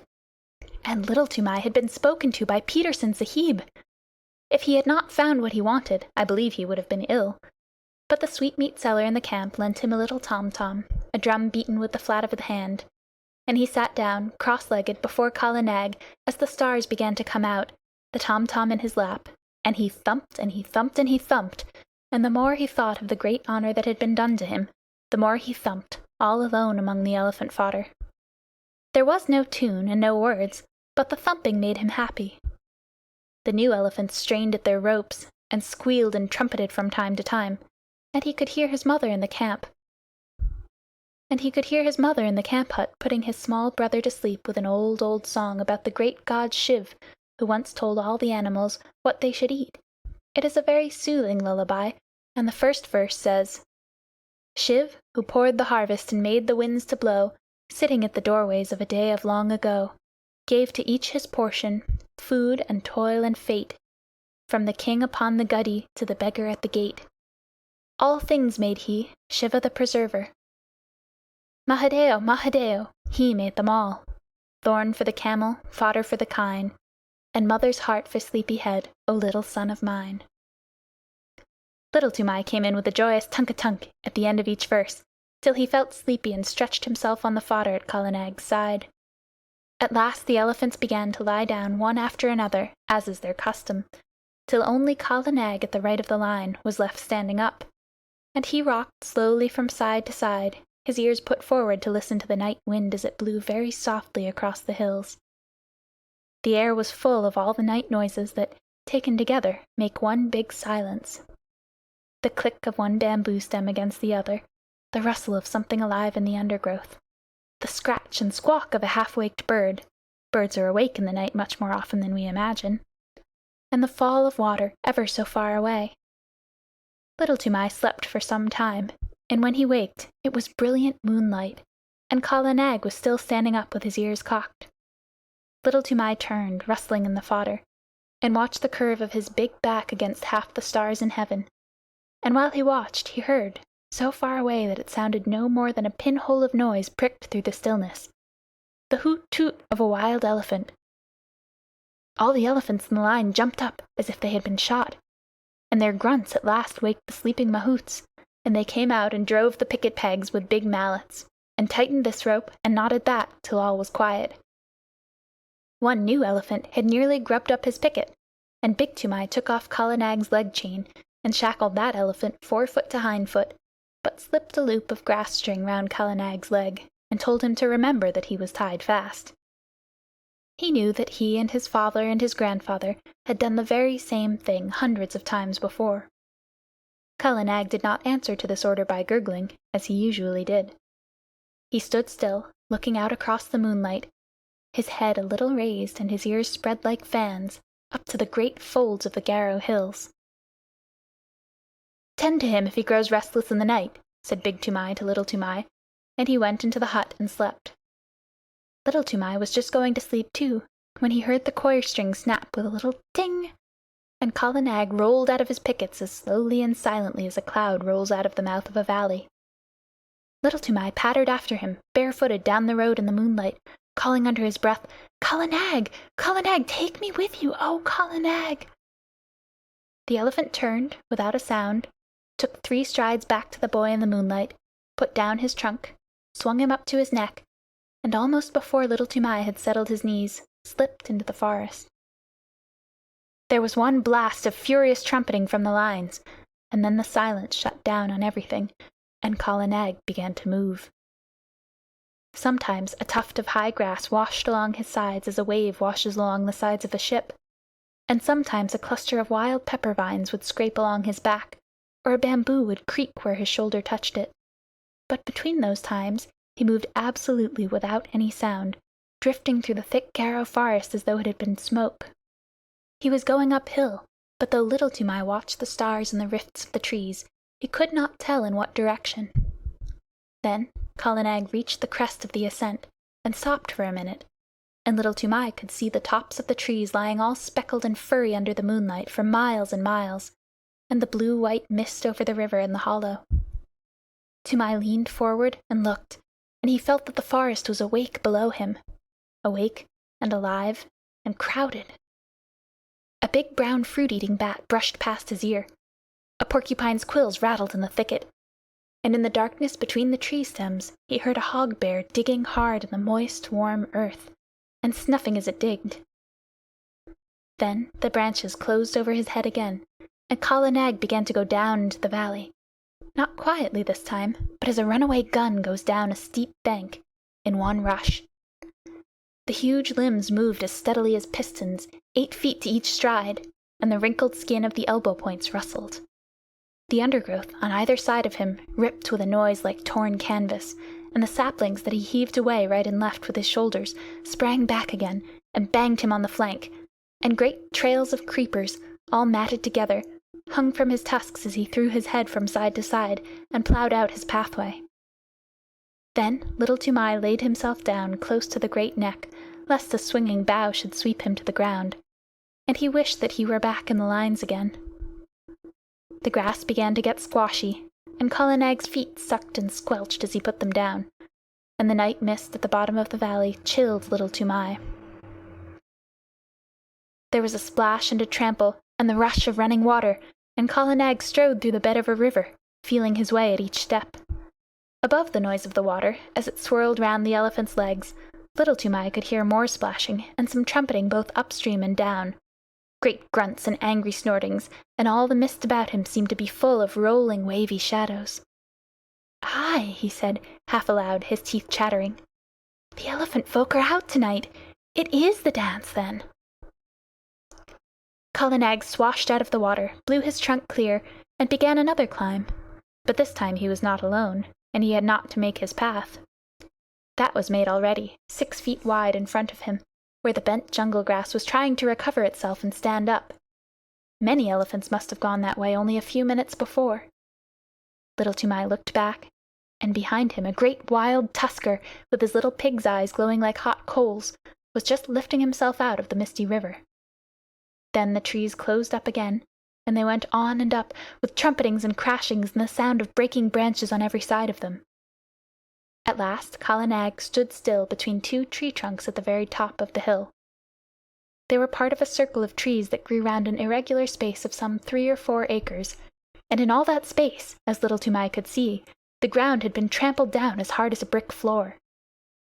Some trees grew in the center of the clearing, but their bark was rubbed away, and the white wood beneath showed all shiny and polished in the patches of moonlight. There were creepers hanging from the upper branches, and the bells of the flowers of the creepers, great waxy white things like convolvuluses, hung down fast asleep, but within the limits of the clearing there was not a single blade of green, nothing but the trampled earth. The moonlight showed it all iron gray, except where some elephants stood upon it, and their shadows were inky black. Little Toomai looked, holding his breath, with his eyes starting out of his head, and as he looked, more and more and more elephants swung out into the open from between the tree trunks. Little Toomai could only count up to 10, and he counted again and again on his fingers till he lost count of the 10s, and his head began to swim. Outside the clearing, he could hear them crashing in the undergrowth as they worked their way up the hillside, but as soon as they were within the circle of tree trunks, they moved like ghosts. There were white-tusked wild males, with fallen leaves and nuts and twigs lying in the wrinkles of their necks and the folds of their ears. Fat, slow-footed she-elephants, with restless little pinky-black calves only 3 or 4 feet high, running under their stomachs. Young elephants with their tusks just beginning to show, and very proud of them. Lanky, scraggy old maid elephants, with their hollow, anxious faces and trunks like rough bark. Savage old bull elephants, scarred from shoulder to flank with great wheals and cuts of bygone fights, and the caked dirt of their solitary mud baths dripping from their shoulders. And there was one with a broken tusk and the marks of the full stroke, the terrible drawing scrape of a tiger's claws on his side. They were standing head to head, or walking to and fro across the ground in couples, or rocking and swaying all by themselves, scores and scores of elephants. Toomai knew that so long as he lay on Kala Nag's neck, nothing would happen to him, for even in that rush and scramble of a Keddah drive, a wild elephant does not reach up with his trunk and drag a man off the neck of a tame elephant. And these elephants were not thinking of men that night. Once they started and put their ears forward when they heard the chinking of a leg iron in the forest, but it was Pudmini, Peterson Sahib's pet elephant, her chain snapped short off, grunting, snuffling up the hillside. She must have broken her pickets and come straight from Peterson Sahib's camp. And Little Toomai saw another elephant, one that he did not know, with deep rope galls on his back and breast. He too must have run away from some camp in the hills about.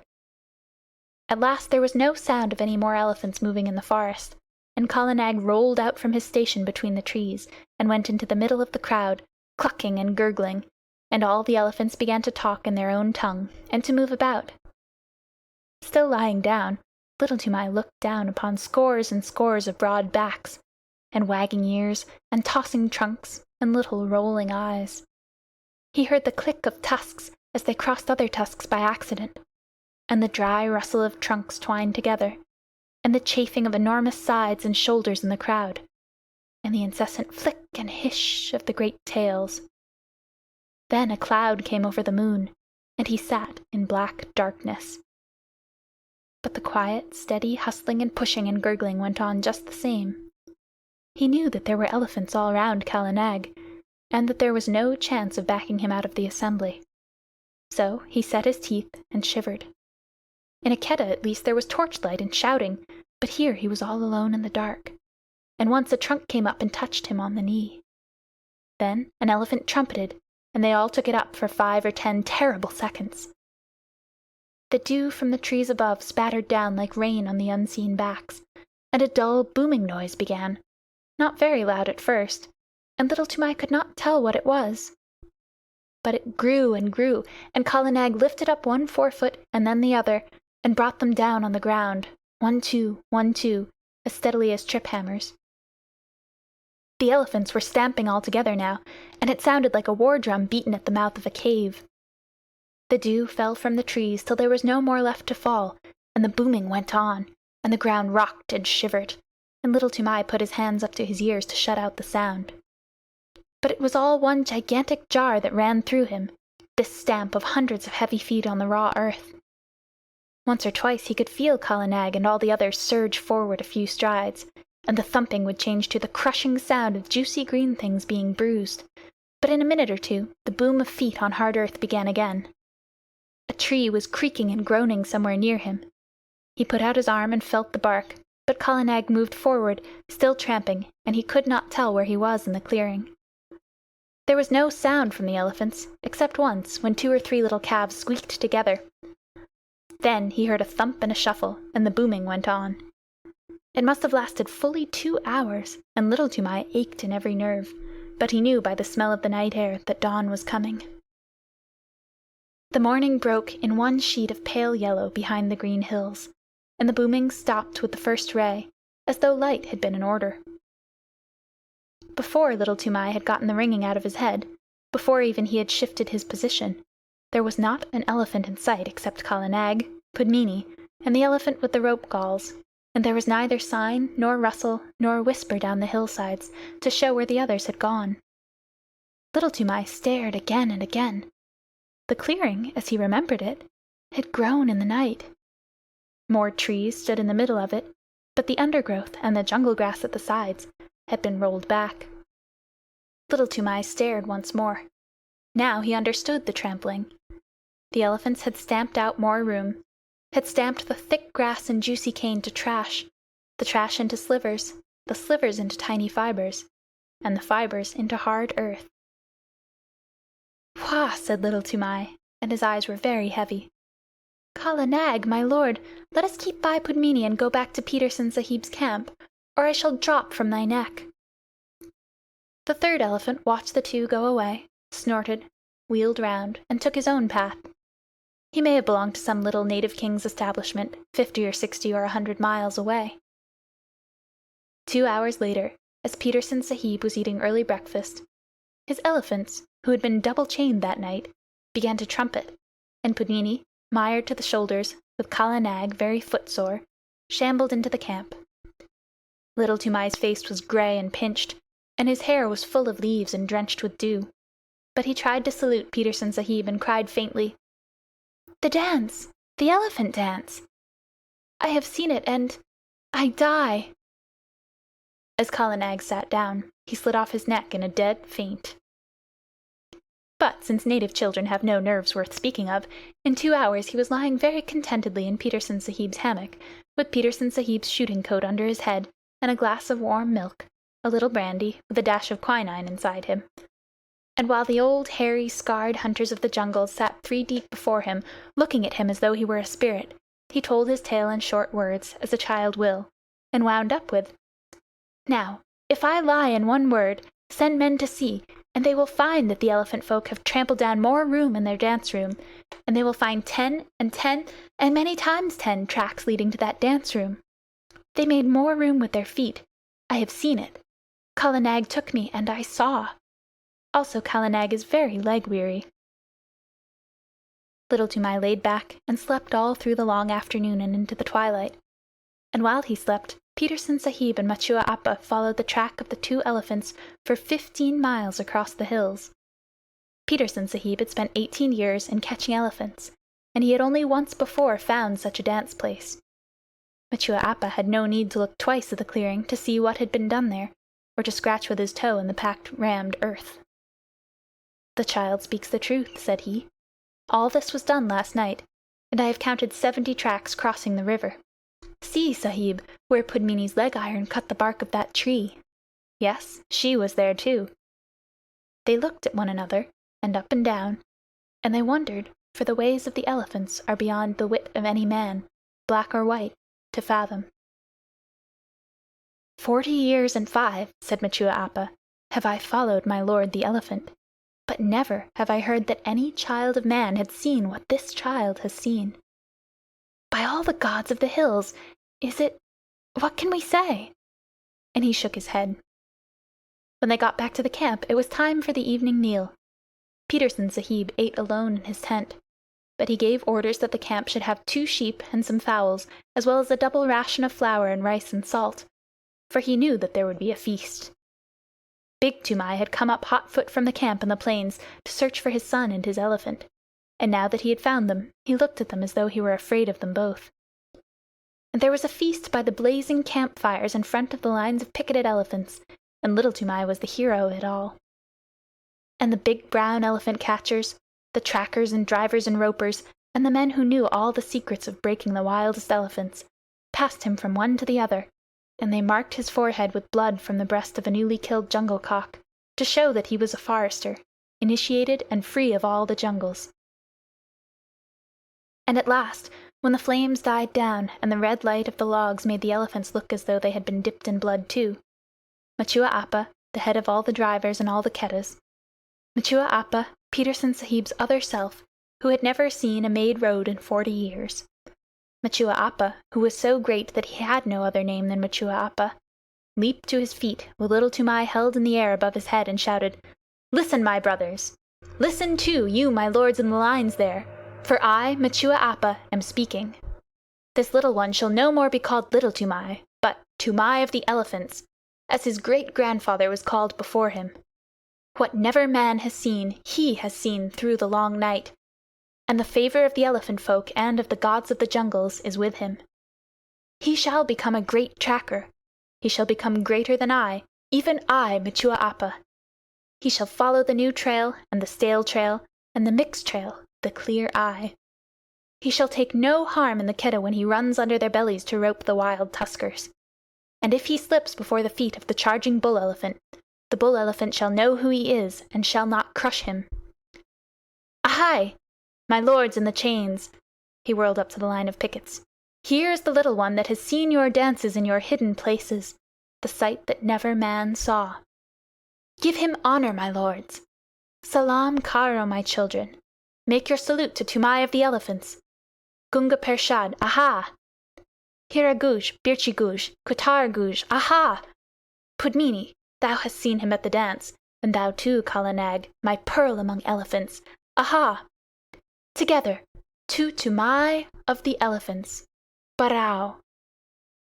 And at that last wild yell, the whole line flung up their trunks till the tips touched their foreheads, and broke out into the full salute, the crashing trumpet peal that only the Viceroy of India hears, the Salaam-ut of the Keddah. But it was all for the sake of Little Toomai, who had seen what never man had seen before, the dance of the elephants at night, and alone in the heart of the Garo Hills.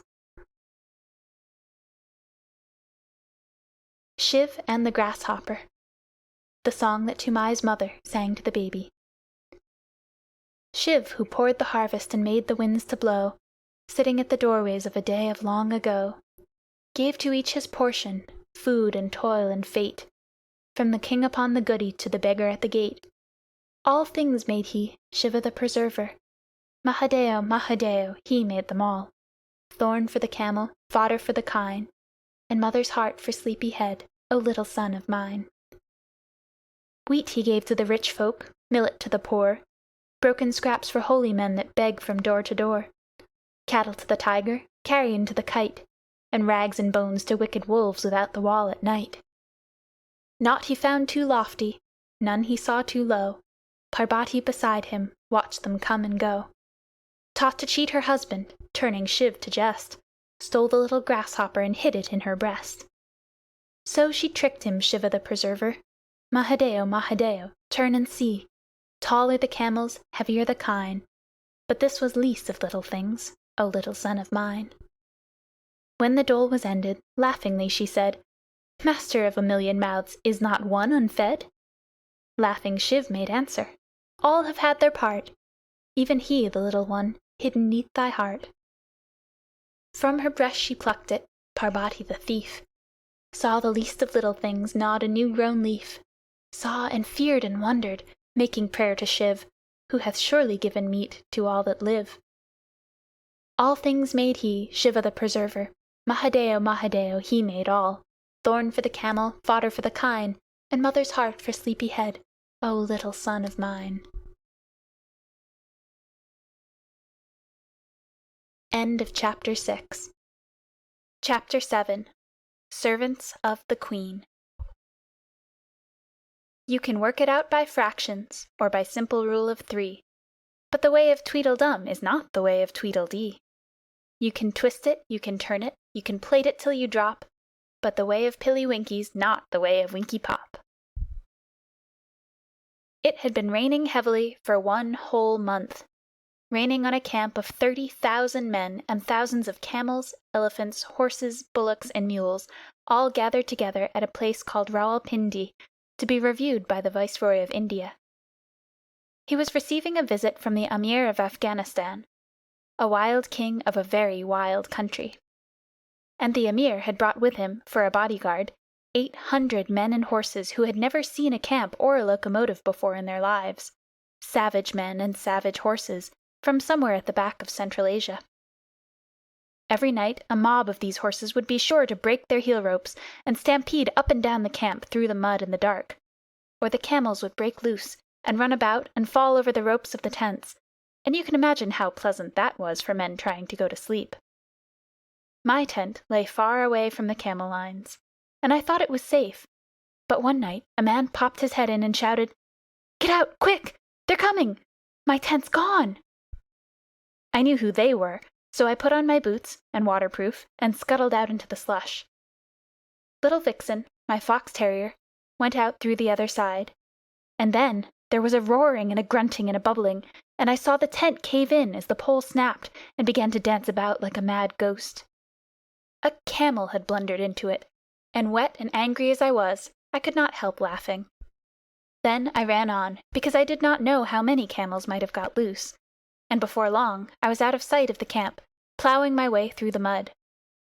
At last I fell over the tail end of a gun, and by that knew I was somewhere near the artillery lines, where the cannons were stacked at night. As I did not want to plouter about any more in the drizzle and the dark, I put my waterproof over the muzzle of one gun, and made a sort of wigwam with 2 or 3 rammers that I found, and lay along the tail of another gun, wondering where Vixen had got to, and where I might be. Just as I was getting ready to go to sleep, I heard a jingle of harness and a grunt, and a mule passed me shaking his wet ears. He belonged to a screw-gun battery, for I could hear the rattle of the straps and rings and chains and things on his saddle-pad. The screw-guns are the tiny little cannons made in 2 pieces that are screwed together when the time comes to use them. They are taken up mountains, anywhere that a mule can find a road. They are very useful for fighting in rocky country. Behind the mule there was a camel, with his big soft feet squelching and slipping in the mud, and his neck bobbing to and fro like a strayed hen's.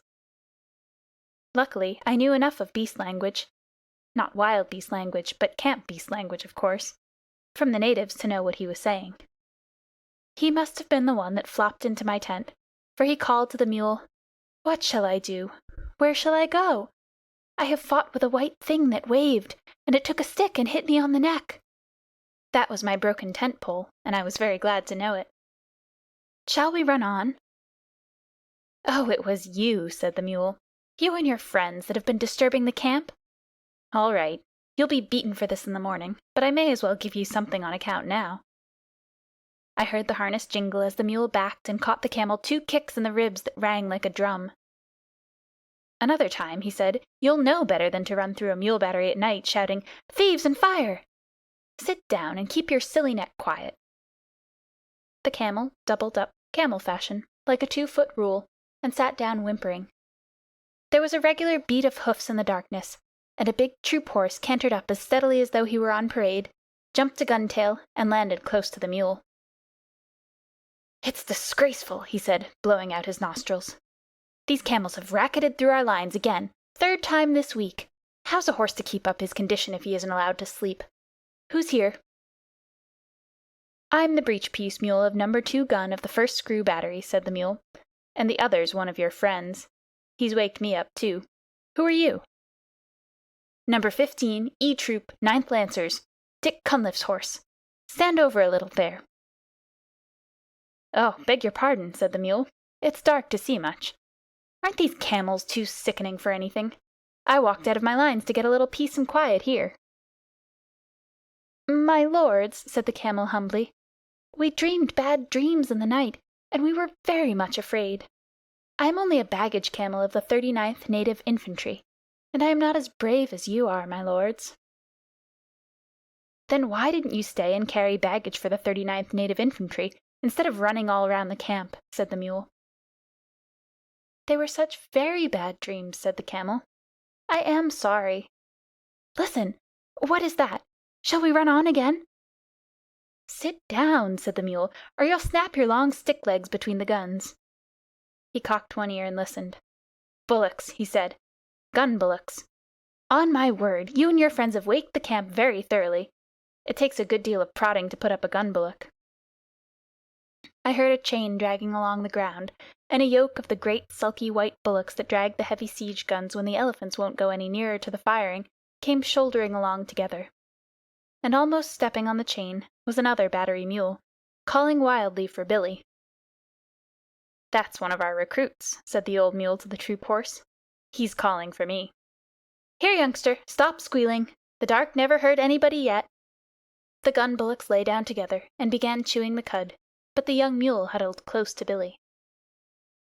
"Things," he said. "Fearful and horrible things, Billy. They came into our lines while we were asleep. Do you think they'll kill us?" "I've a very great mind to give you a #1 kicking," said Billy. "The idea of a 14-hand mule with your training disgracing the battery before this gentleman—" "Gently, gently," said the troop horse. "Remember, they are always like this to begin with.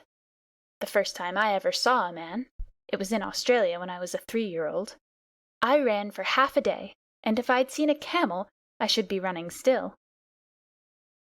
Nearly all our horses for the English cavalry are brought to India from Australia, and are broken in by the troopers themselves. "True enough," said Billy. "Stop shaking, youngster. The first time they put the full harness with all its chains on my back, I stood on my 4 legs and kicked every bit of it off. I hadn't learned the real science of kicking then, but the battery said they'd never seen anything like it." "But this wasn't harness or anything that jingled," said the young mule. "You know I don't mind that now, Billy. It was the things like trees, and they fell up and down the lines and bubbled, and my head rope broke, and I couldn't find my driver, and I couldn't find you, Billy, so I ran off with these gentlemen." Said Billy. "As soon as I heard the camels were loose, I came away on my own account. When a battery, a screw-gun mule, calls gun bullocks gentlemen, he must be very badly shaken up. Who are you fellows on the ground there?" The gun bullocks rolled their cuds and answered both together, "The 7th yoke of the 1st gun of the big gun battery. We were asleep when the camels came, but when we were trampled on we got up and walked away. It is better to lie quiet in the mud than to be disturbed on good bedding. We told your friend here that there was nothing to be afraid of, but he knew so much that he thought otherwise. Wah!" They went on chewing. "That comes of being afraid," said Billy. "You get laughed at by gun bullocks. I hope you like it, young'un." The young mule's teeth snapped, and I heard him say something about not being afraid of any beefy old bullock in the world. But the bullocks only clicked their horns together and went on chewing. "Now, don't be angry after you've been afraid. That's the worst kind of cowardice," said the troop horse. "Anybody can be forgiven for being scared in the night, I think, if they see things they don't understand. We've broken out of our pickets again and again, 450 of us, just because a new recruit got to telling tales of whip-snakes at home in Australia, till we were scared to death of the loose ends of our head ropes." "That's all very well in camp," said Billy. "I'm not above stampeding myself for the fun of the thing, when I haven't been out for a day or two. But what do you do on active service?" "Oh, that's quite another set of new shoes," said the troop horse.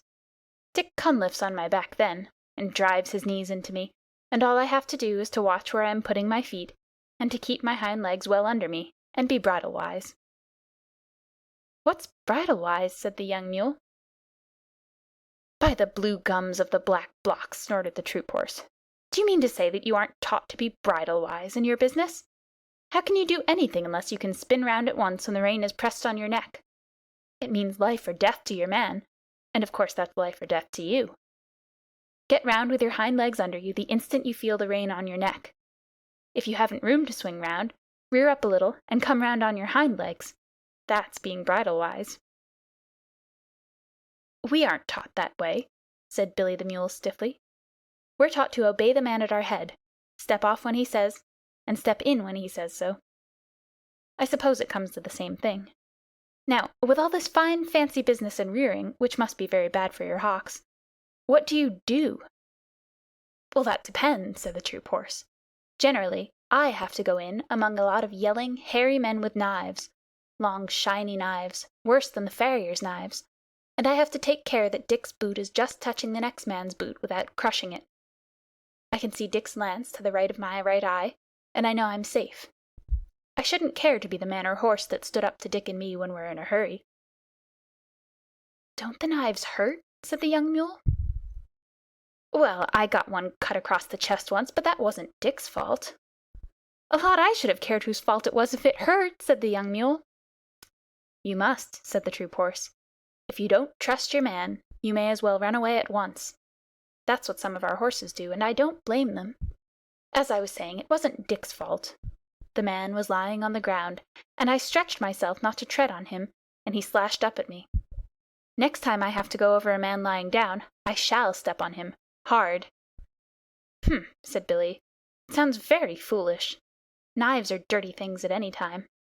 The proper thing to do is to climb up a mountain with a well-balanced saddle, hang on by all 4 feet and your ears too, and creep and crawl and wiggle along till you come out hundreds of feet above anyone else, on a ledge where there's just room enough for your hoofs. Then you stand still and keep quiet. Never ask a man to hold your head, young'un. Keep quiet while the guns are being put together, and then you watch the little poppy shells drop down into the tree tops ever so far below." "Don't you ever trip?" said the troop horse. "They say that when a mule trips, you can split a hen's ear," said Billy.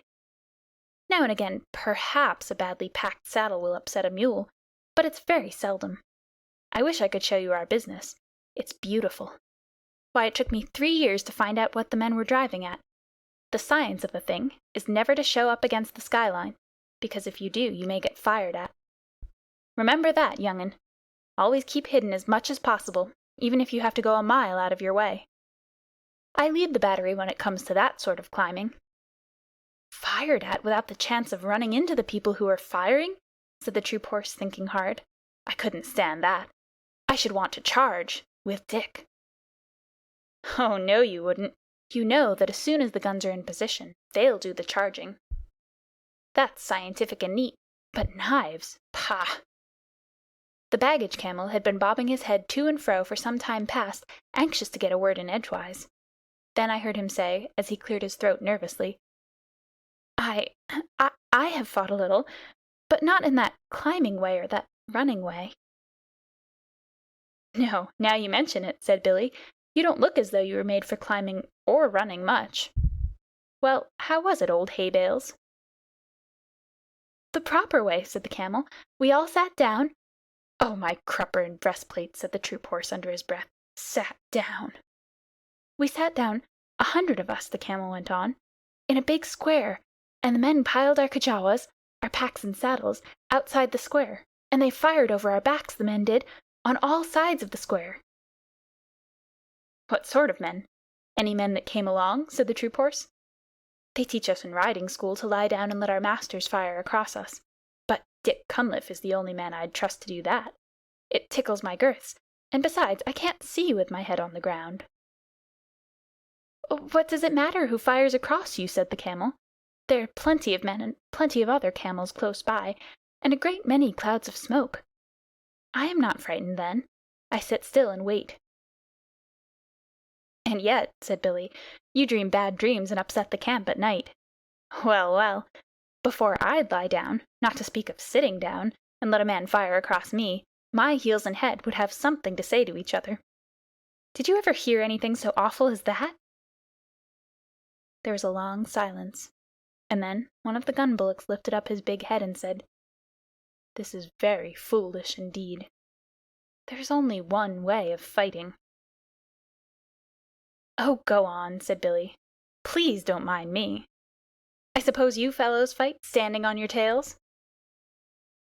"Only one way," said the two together. They must have been twins. "This is that way. To put all 20 yoke of us to the big gun as soon as Two Tails trumpets." Two Tails is camp slang for the elephant. "What does Two Tails trumpet for?" said the young mule. "To show that he is not going any nearer to the smoke on the other side. Two Tails is a great coward. Then we tug the big gun all together. Hey-ya! Holla! Hee-ya! Holla! We do not climb like cats, nor run like calves.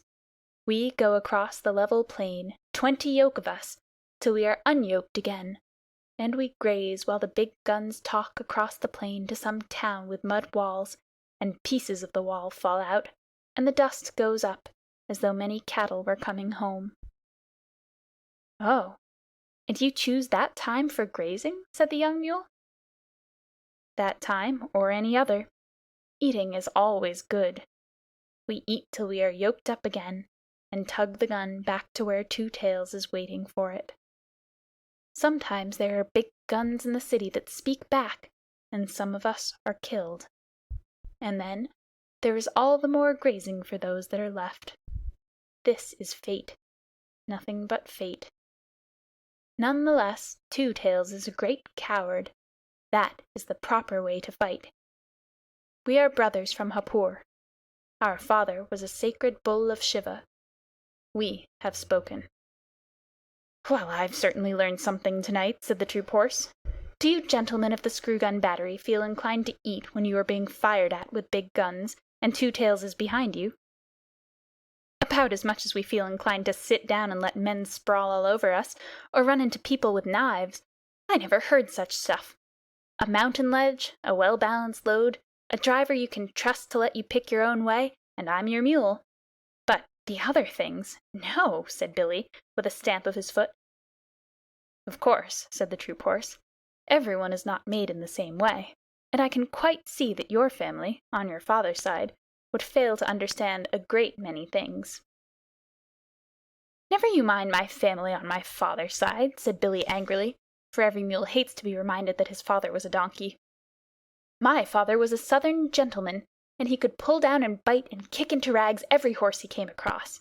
Remember that, you big brown Brumby." Brumby means wild horse without any breeding. Imagine the feelings of Ormond if a bus horse called him a cocktail, and you can imagine how an Australian horse felt. I saw the white of his eye glitter in the dark. "See here, you son of an important Malaga jackass," he said between his teeth.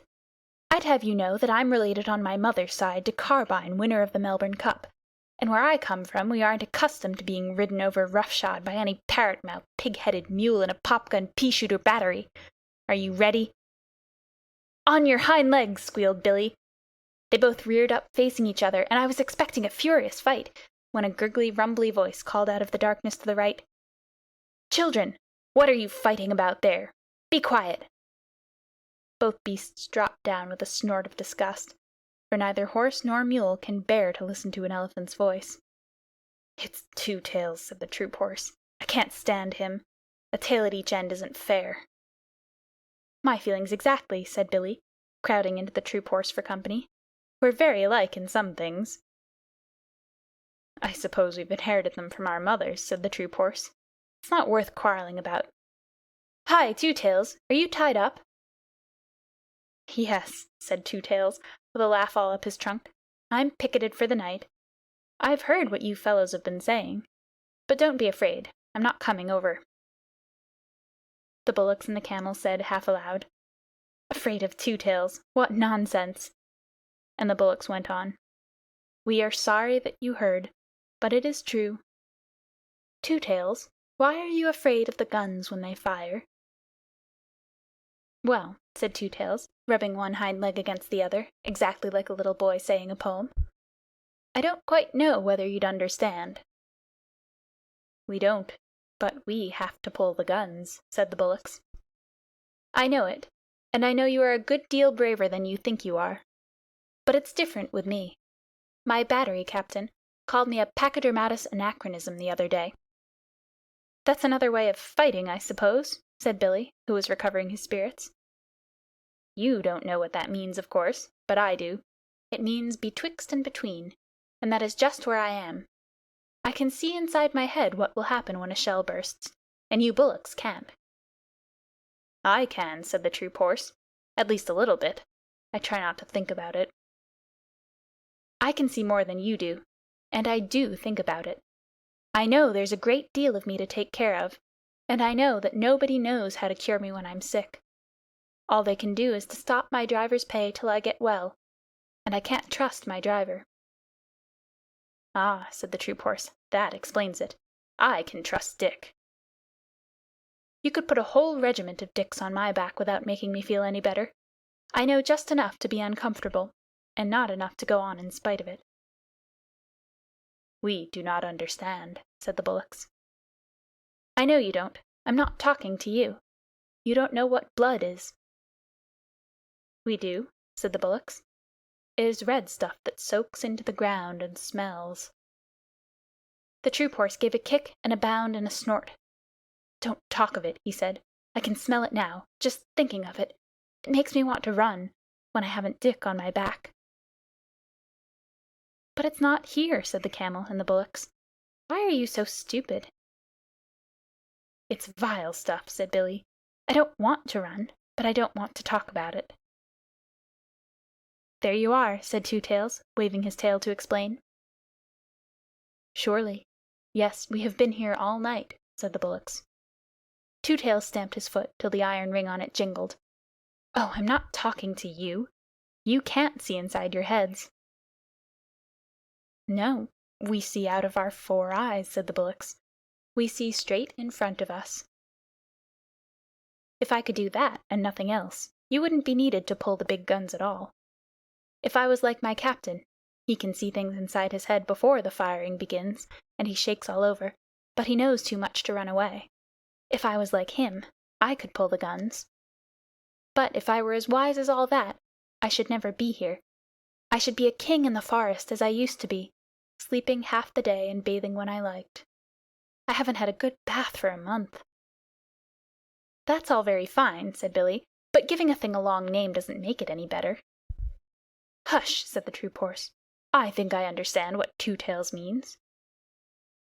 "You'll understand better in a minute," said Two Tails angrily. "Now you just explain to me why you don't like this." He began trumpeting furiously at the top of his trumpet. "Stop that!" said Billy and the troop horse together, and I could hear them stamp and shiver. An elephant's trumpeting is always nasty, especially on a dark night. "I shan't stop," said Two Tails. "Won't you explain that, please?"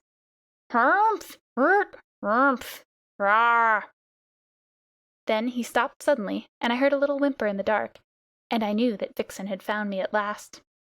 She knew as well as I did that if there is one thing in the world an elephant is more afraid of than another, it is a little barking dog, so she stopped to bully Two Tails and his pickets, and yapped round his big feet. Two Tails shuffled and squeaked. "Go away, little dog," he said. "Don't snuff at my ankles or I'll kick you. Good little dog. Nice little doggy, then. Go home, you yelping beast. Oh, why doesn't someone take her away? She'll bite me in a minute." "Seems to me," said Billy the troop horse, "that our friend Two Tails is afraid of most things. Now, if I had a full meal for every dog I've kicked across the parade ground, I should be as fat as Two Tails nearly." I whistled, and Vixen ran up to me, muddy all over, and licked my nose, and told me a long tale about hunting for me all through the camp. I never let her know that I understood beast talk, or she would have taken all sorts of liberties. So I buttoned her into the breast of my overcoat, and Two Tails shuffled and stamped, and growled to himself. "Extraordinary, most extraordinary," he said. "It runs in our family. Now where has that nasty little beast gone to?" I heard him feeling about with his trunk. "We all seem to be affected in various ways," he went on, blowing his nose. "Now, you gentlemen were alarmed, I believe, when I trumpeted?" "Not alarmed exactly," said the troop horse, "but it made me feel as though I had hornets where my saddle ought to be. Don't begin again." "I'm frightened of a little dog, and the camel here is frightened by bad dreams in the night." "It is very lucky for us that we haven't all got to fight in the same way," said the troop horse. "What I want to know," said the young mule, who had been quiet for a long while, "what I want to know is, why we have to fight at all." "Because we're told to," said the troop horse, with a snort of contempt. "Orders," said Billy the mule, and his teeth snapped. "Hookum high! It is an order," said the camel with a gurgle, and Two Tails and the bullocks repeated, "Hookum high!" "Yes, but who gives the orders?" said the recruit mule. "The man who walks at your head, or sits on your back, and holds the nose rope, or twists your tail," said Billy, and the troop horse and the camel and the bullocks one after the other. "But who gives them the orders?" "Now you want to know too much, young'un," said Billy, "and that is one way of getting kicked. All you have to do is to obey the man at your head and ask no questions." "He's quite right," said Two Tails. "I can't always obey, because I'm betwixt and between. But Billy's right. Obey the man next you who gives the order, or you'll stop all the battery, besides getting a thrashing." The gun bullocks got up to go. "Morning is coming. they said. "We will go back to our lines. It is true that we only see out of our eyes, and we are not very clever, but still we are the only people tonight who have not been afraid.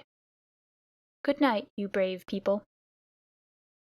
Nobody answered, and the troop horse said, to change the conversation, "Where's that little dog? A dog means a man somewhere about." "Here I am," yapped Vixen, "under the gun-tail with my man. You big blundering beast of a camel, you! You upset our tent. My man's very angry." "Phew!" said the bullocks. "He must be white." "Of course he is," said Vixen. "Do you suppose I'm looked after by a black bullock driver?" "Pwah! Wash! Ugh!" said the bullocks. "Let us get away quickly." They plunged forward in the mud, and managed somehow to run their yoke on the pole of an ammunition wagon, where it jammed. "Now you have done it," said Billy calmly. "Don't struggle. You're hung up till daylight. What on earth's the matter?" The bullocks went off into the long, hissing snorts that Indian cattle give, and pushed and crowded and slewed and stamped and slipped and nearly fell down in the mud, grunting savagely. "You'll break your necks in a minute," said the troop horse. "What's the matter with white men? I live with 'em." "They eat us. Pull!" said the near bullock. The yoke snapped with a twang, and they lumbered off together. I never knew before what made Indian cattle so scared of Englishmen. We eat beef, a thing that no cattle driver touches, and of course the cattle do not like it. "May I be flogged with my own pad chains! Who'd have thought of two big lumps like those losing their heads?" said Billy. "Never mind, I'm going to look at this man. Most of the white men, I know, have things in their pockets," said the troop horse. "I'll leave you then. I can't say I'm over fond of 'em myself. Besides, white men who haven't a place to sleep in are more than likely to be thieves, and I've a good deal of government property on my back. Come along, young'un, and we'll go back to our lines. Good night, Australia. See you on parade tomorrow, I suppose. Good night, old hay bales. Try to control your feelings, won't you? Good night, Two Tails. If you pass us on the ground tomorrow, don't trumpet. It spoils our formation." Billy the Mule stamped off with the swaggering limp of an old campaigner as the troop horse's head came nuzzling into my breast, and I gave him biscuits, while Vixen, who was a most conceited little dog, told him fibs about the scores of horses that she and I kept. "I'm coming to the parade tomorrow in my dog cart," she said. "Where will you be?" "On the left hand of the 2nd Squadron. I set the time for all my troop, little lady," he said politely. "Now I must go back to Dick. My tail's all muddy, and he'll have 2 hours' hard work dressing me for parade." The big parade of all the 30,000 men was held that afternoon, and Vixen and I had a good place close to the Viceroy and the Emir of Afghanistan, with his high big black hat of Astrakhan wool, and the great diamond star in the center. The first part of the review was all sunshine, and the regiments went by in wave upon wave of legs all moving together, and guns all in a line, till our eyes grew dizzy. Then the cavalry came up to the beautiful cavalry canter of Bonnie Dundee, and Vixen cocked her ear where she sat on the dog-cart. The 2nd Squadron of the Lancers shot by, and there was the troop horse, with his tail like spun silk, his head pulled into his breast, one ear forward and one back, setting the time for all his squadron, his legs going as smoothly as waltz music. Then the big guns came by, and I saw Two Tails and 2 other elephants harnessed in line to a 40-pounder siege gun, while 20 yoke of oxen walked behind. The 7th pair had a new yoke, and they looked rather stiff and tired. Last came the screw guns, and Billy the Mule carried himself as though he commanded all the troops, and his harness was oiled and polished till it winked. I gave a cheer all by myself for Billy the Mule, but he never looked right or left. The rain began to fall again, and for a while it was too misty to see what the troops were doing. They had made a big half-circle across the plain, and were spreading out into a line. That line grew and grew and grew, till it was 3/4 of a mile long from wing to wing, one solid wall of men, horses, and guns. Then it came on straight toward the Viceroy and the Emir, and as it got nearer the ground began to shake, like the deck of a steamer when the engines are going fast. Unless you have been there, You cannot imagine what a frightening effect the steady come-down of troops has on the spectators, even when they know it is only a review. I looked at the Emir. Up till then he had not shown the shadow of a sign of astonishment or anything else, but now his eyes began to get bigger and bigger, and he picked up the reins on his horse's neck and looked behind him. For a minute it seemed as though he was going to draw his sword and slash his way out through the English men and women in the carriages at the back. Then the advance stopped dead, the ground stood still, the whole line saluted, and 30 bands began to play all together. That was the end of the review, and the regiments went off to their camps in the rain, and an infantry band struck up with "The animals went in 2 by 2, hurrah! The animals went in 2 by 2, the elephant and the battery mule, and they all got into the ark, for to get out of the rain." Then I heard an old, grizzled, long-haired Central Asian chief, who had come down with the Emir, asking questions of a native officer. "Now," said he, "in what manner was this wonderful thing done?" And the officer answered, "An order was given, and they obeyed." "But are the beasts as wise as the men?" said the chief. "They obey, as the men do. Mule, horse, elephant, or bullock, he obeys his driver, and the driver his sergeant, and the sergeant his lieutenant, and the lieutenant his captain, and the captain his major, and the major his colonel, and the colonel his brigadier commanding 3 regiments, and the brigadier the general, who obeys the viceroy, who is the servant of the empress. Thus it is done." "Would it were so in Afghanistan," said the chief, "for there we obey only our own wills." "And for that reason," said the native officer, twirling his mustache, "your Emir, whom you do not obey, must come here and take orders from our viceroy." Parade Song of the Camp Animals. Elephants of the Gun Team. We lent to Alexander the strength of Hercules, the wisdom of our foreheads, the cunning of our knees. We bowed our necks to service, they ne'er were loosed again. Make way there, way for the 10-foot teams of the 40-pounder train. Gun bullocks. Those heroes in their harnesses avoid a cannon ball, and what they know of powder upsets them one and all. Then we come into action and tug the guns again. Make way there, way for the 20 yoke of the 40-pounder train. Cavalry horses. By the brand on my shoulder, the finest of tunes is played by the lancers, hussars, and dragoons, and it's sweeter than stables or water to me, the cavalry canter of bonny Dundee. Then feed us and break us, and handle and groom, and give us good riders and plenty of room, and launch us in column of squadron, and see the way of the war horse to bonny Dundee. Screw-gun mules. As me and my companions were scrambling up a hill, the path was lost in rolling stones, but we went forward still. For we can wriggle and climb, my lads, and turn up everywhere. Oh, it's our delight on a mountain height, with a leg or 2 to spare.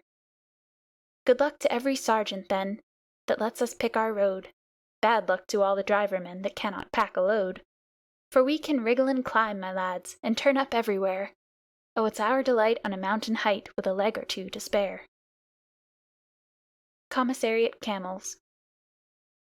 We haven't a camelty tune of our own to help us trollop along, but every neck is a hair trombone, rat-ta-ta is a hair trombone, and this is our marching song. Can't, don't, shan't, won't, pass it along the line. Somebody's pack has slid from his back, wish it were only mine. Somebody's load has tipped off in the road, cheer for a halt and a row. Or, yar, grr, ar, somebody's catching it now. All the beasts together. Children of the camp are we, serving each in his degree. Children of the yoke and goad, pack and harness, pad and load. See our line across the plain, like a heel-rope bent again, reaching, writhing, rolling far, sweeping all away to war. While the men that walk beside, dusty, silent, heavy-eyed, cannot tell why we or they march and suffer day by day. Children of the camp are we, serving each in his degree. Children of the yoke and goad, pack and harness, pad and load. End of chapter 7. End of The Jungle Book.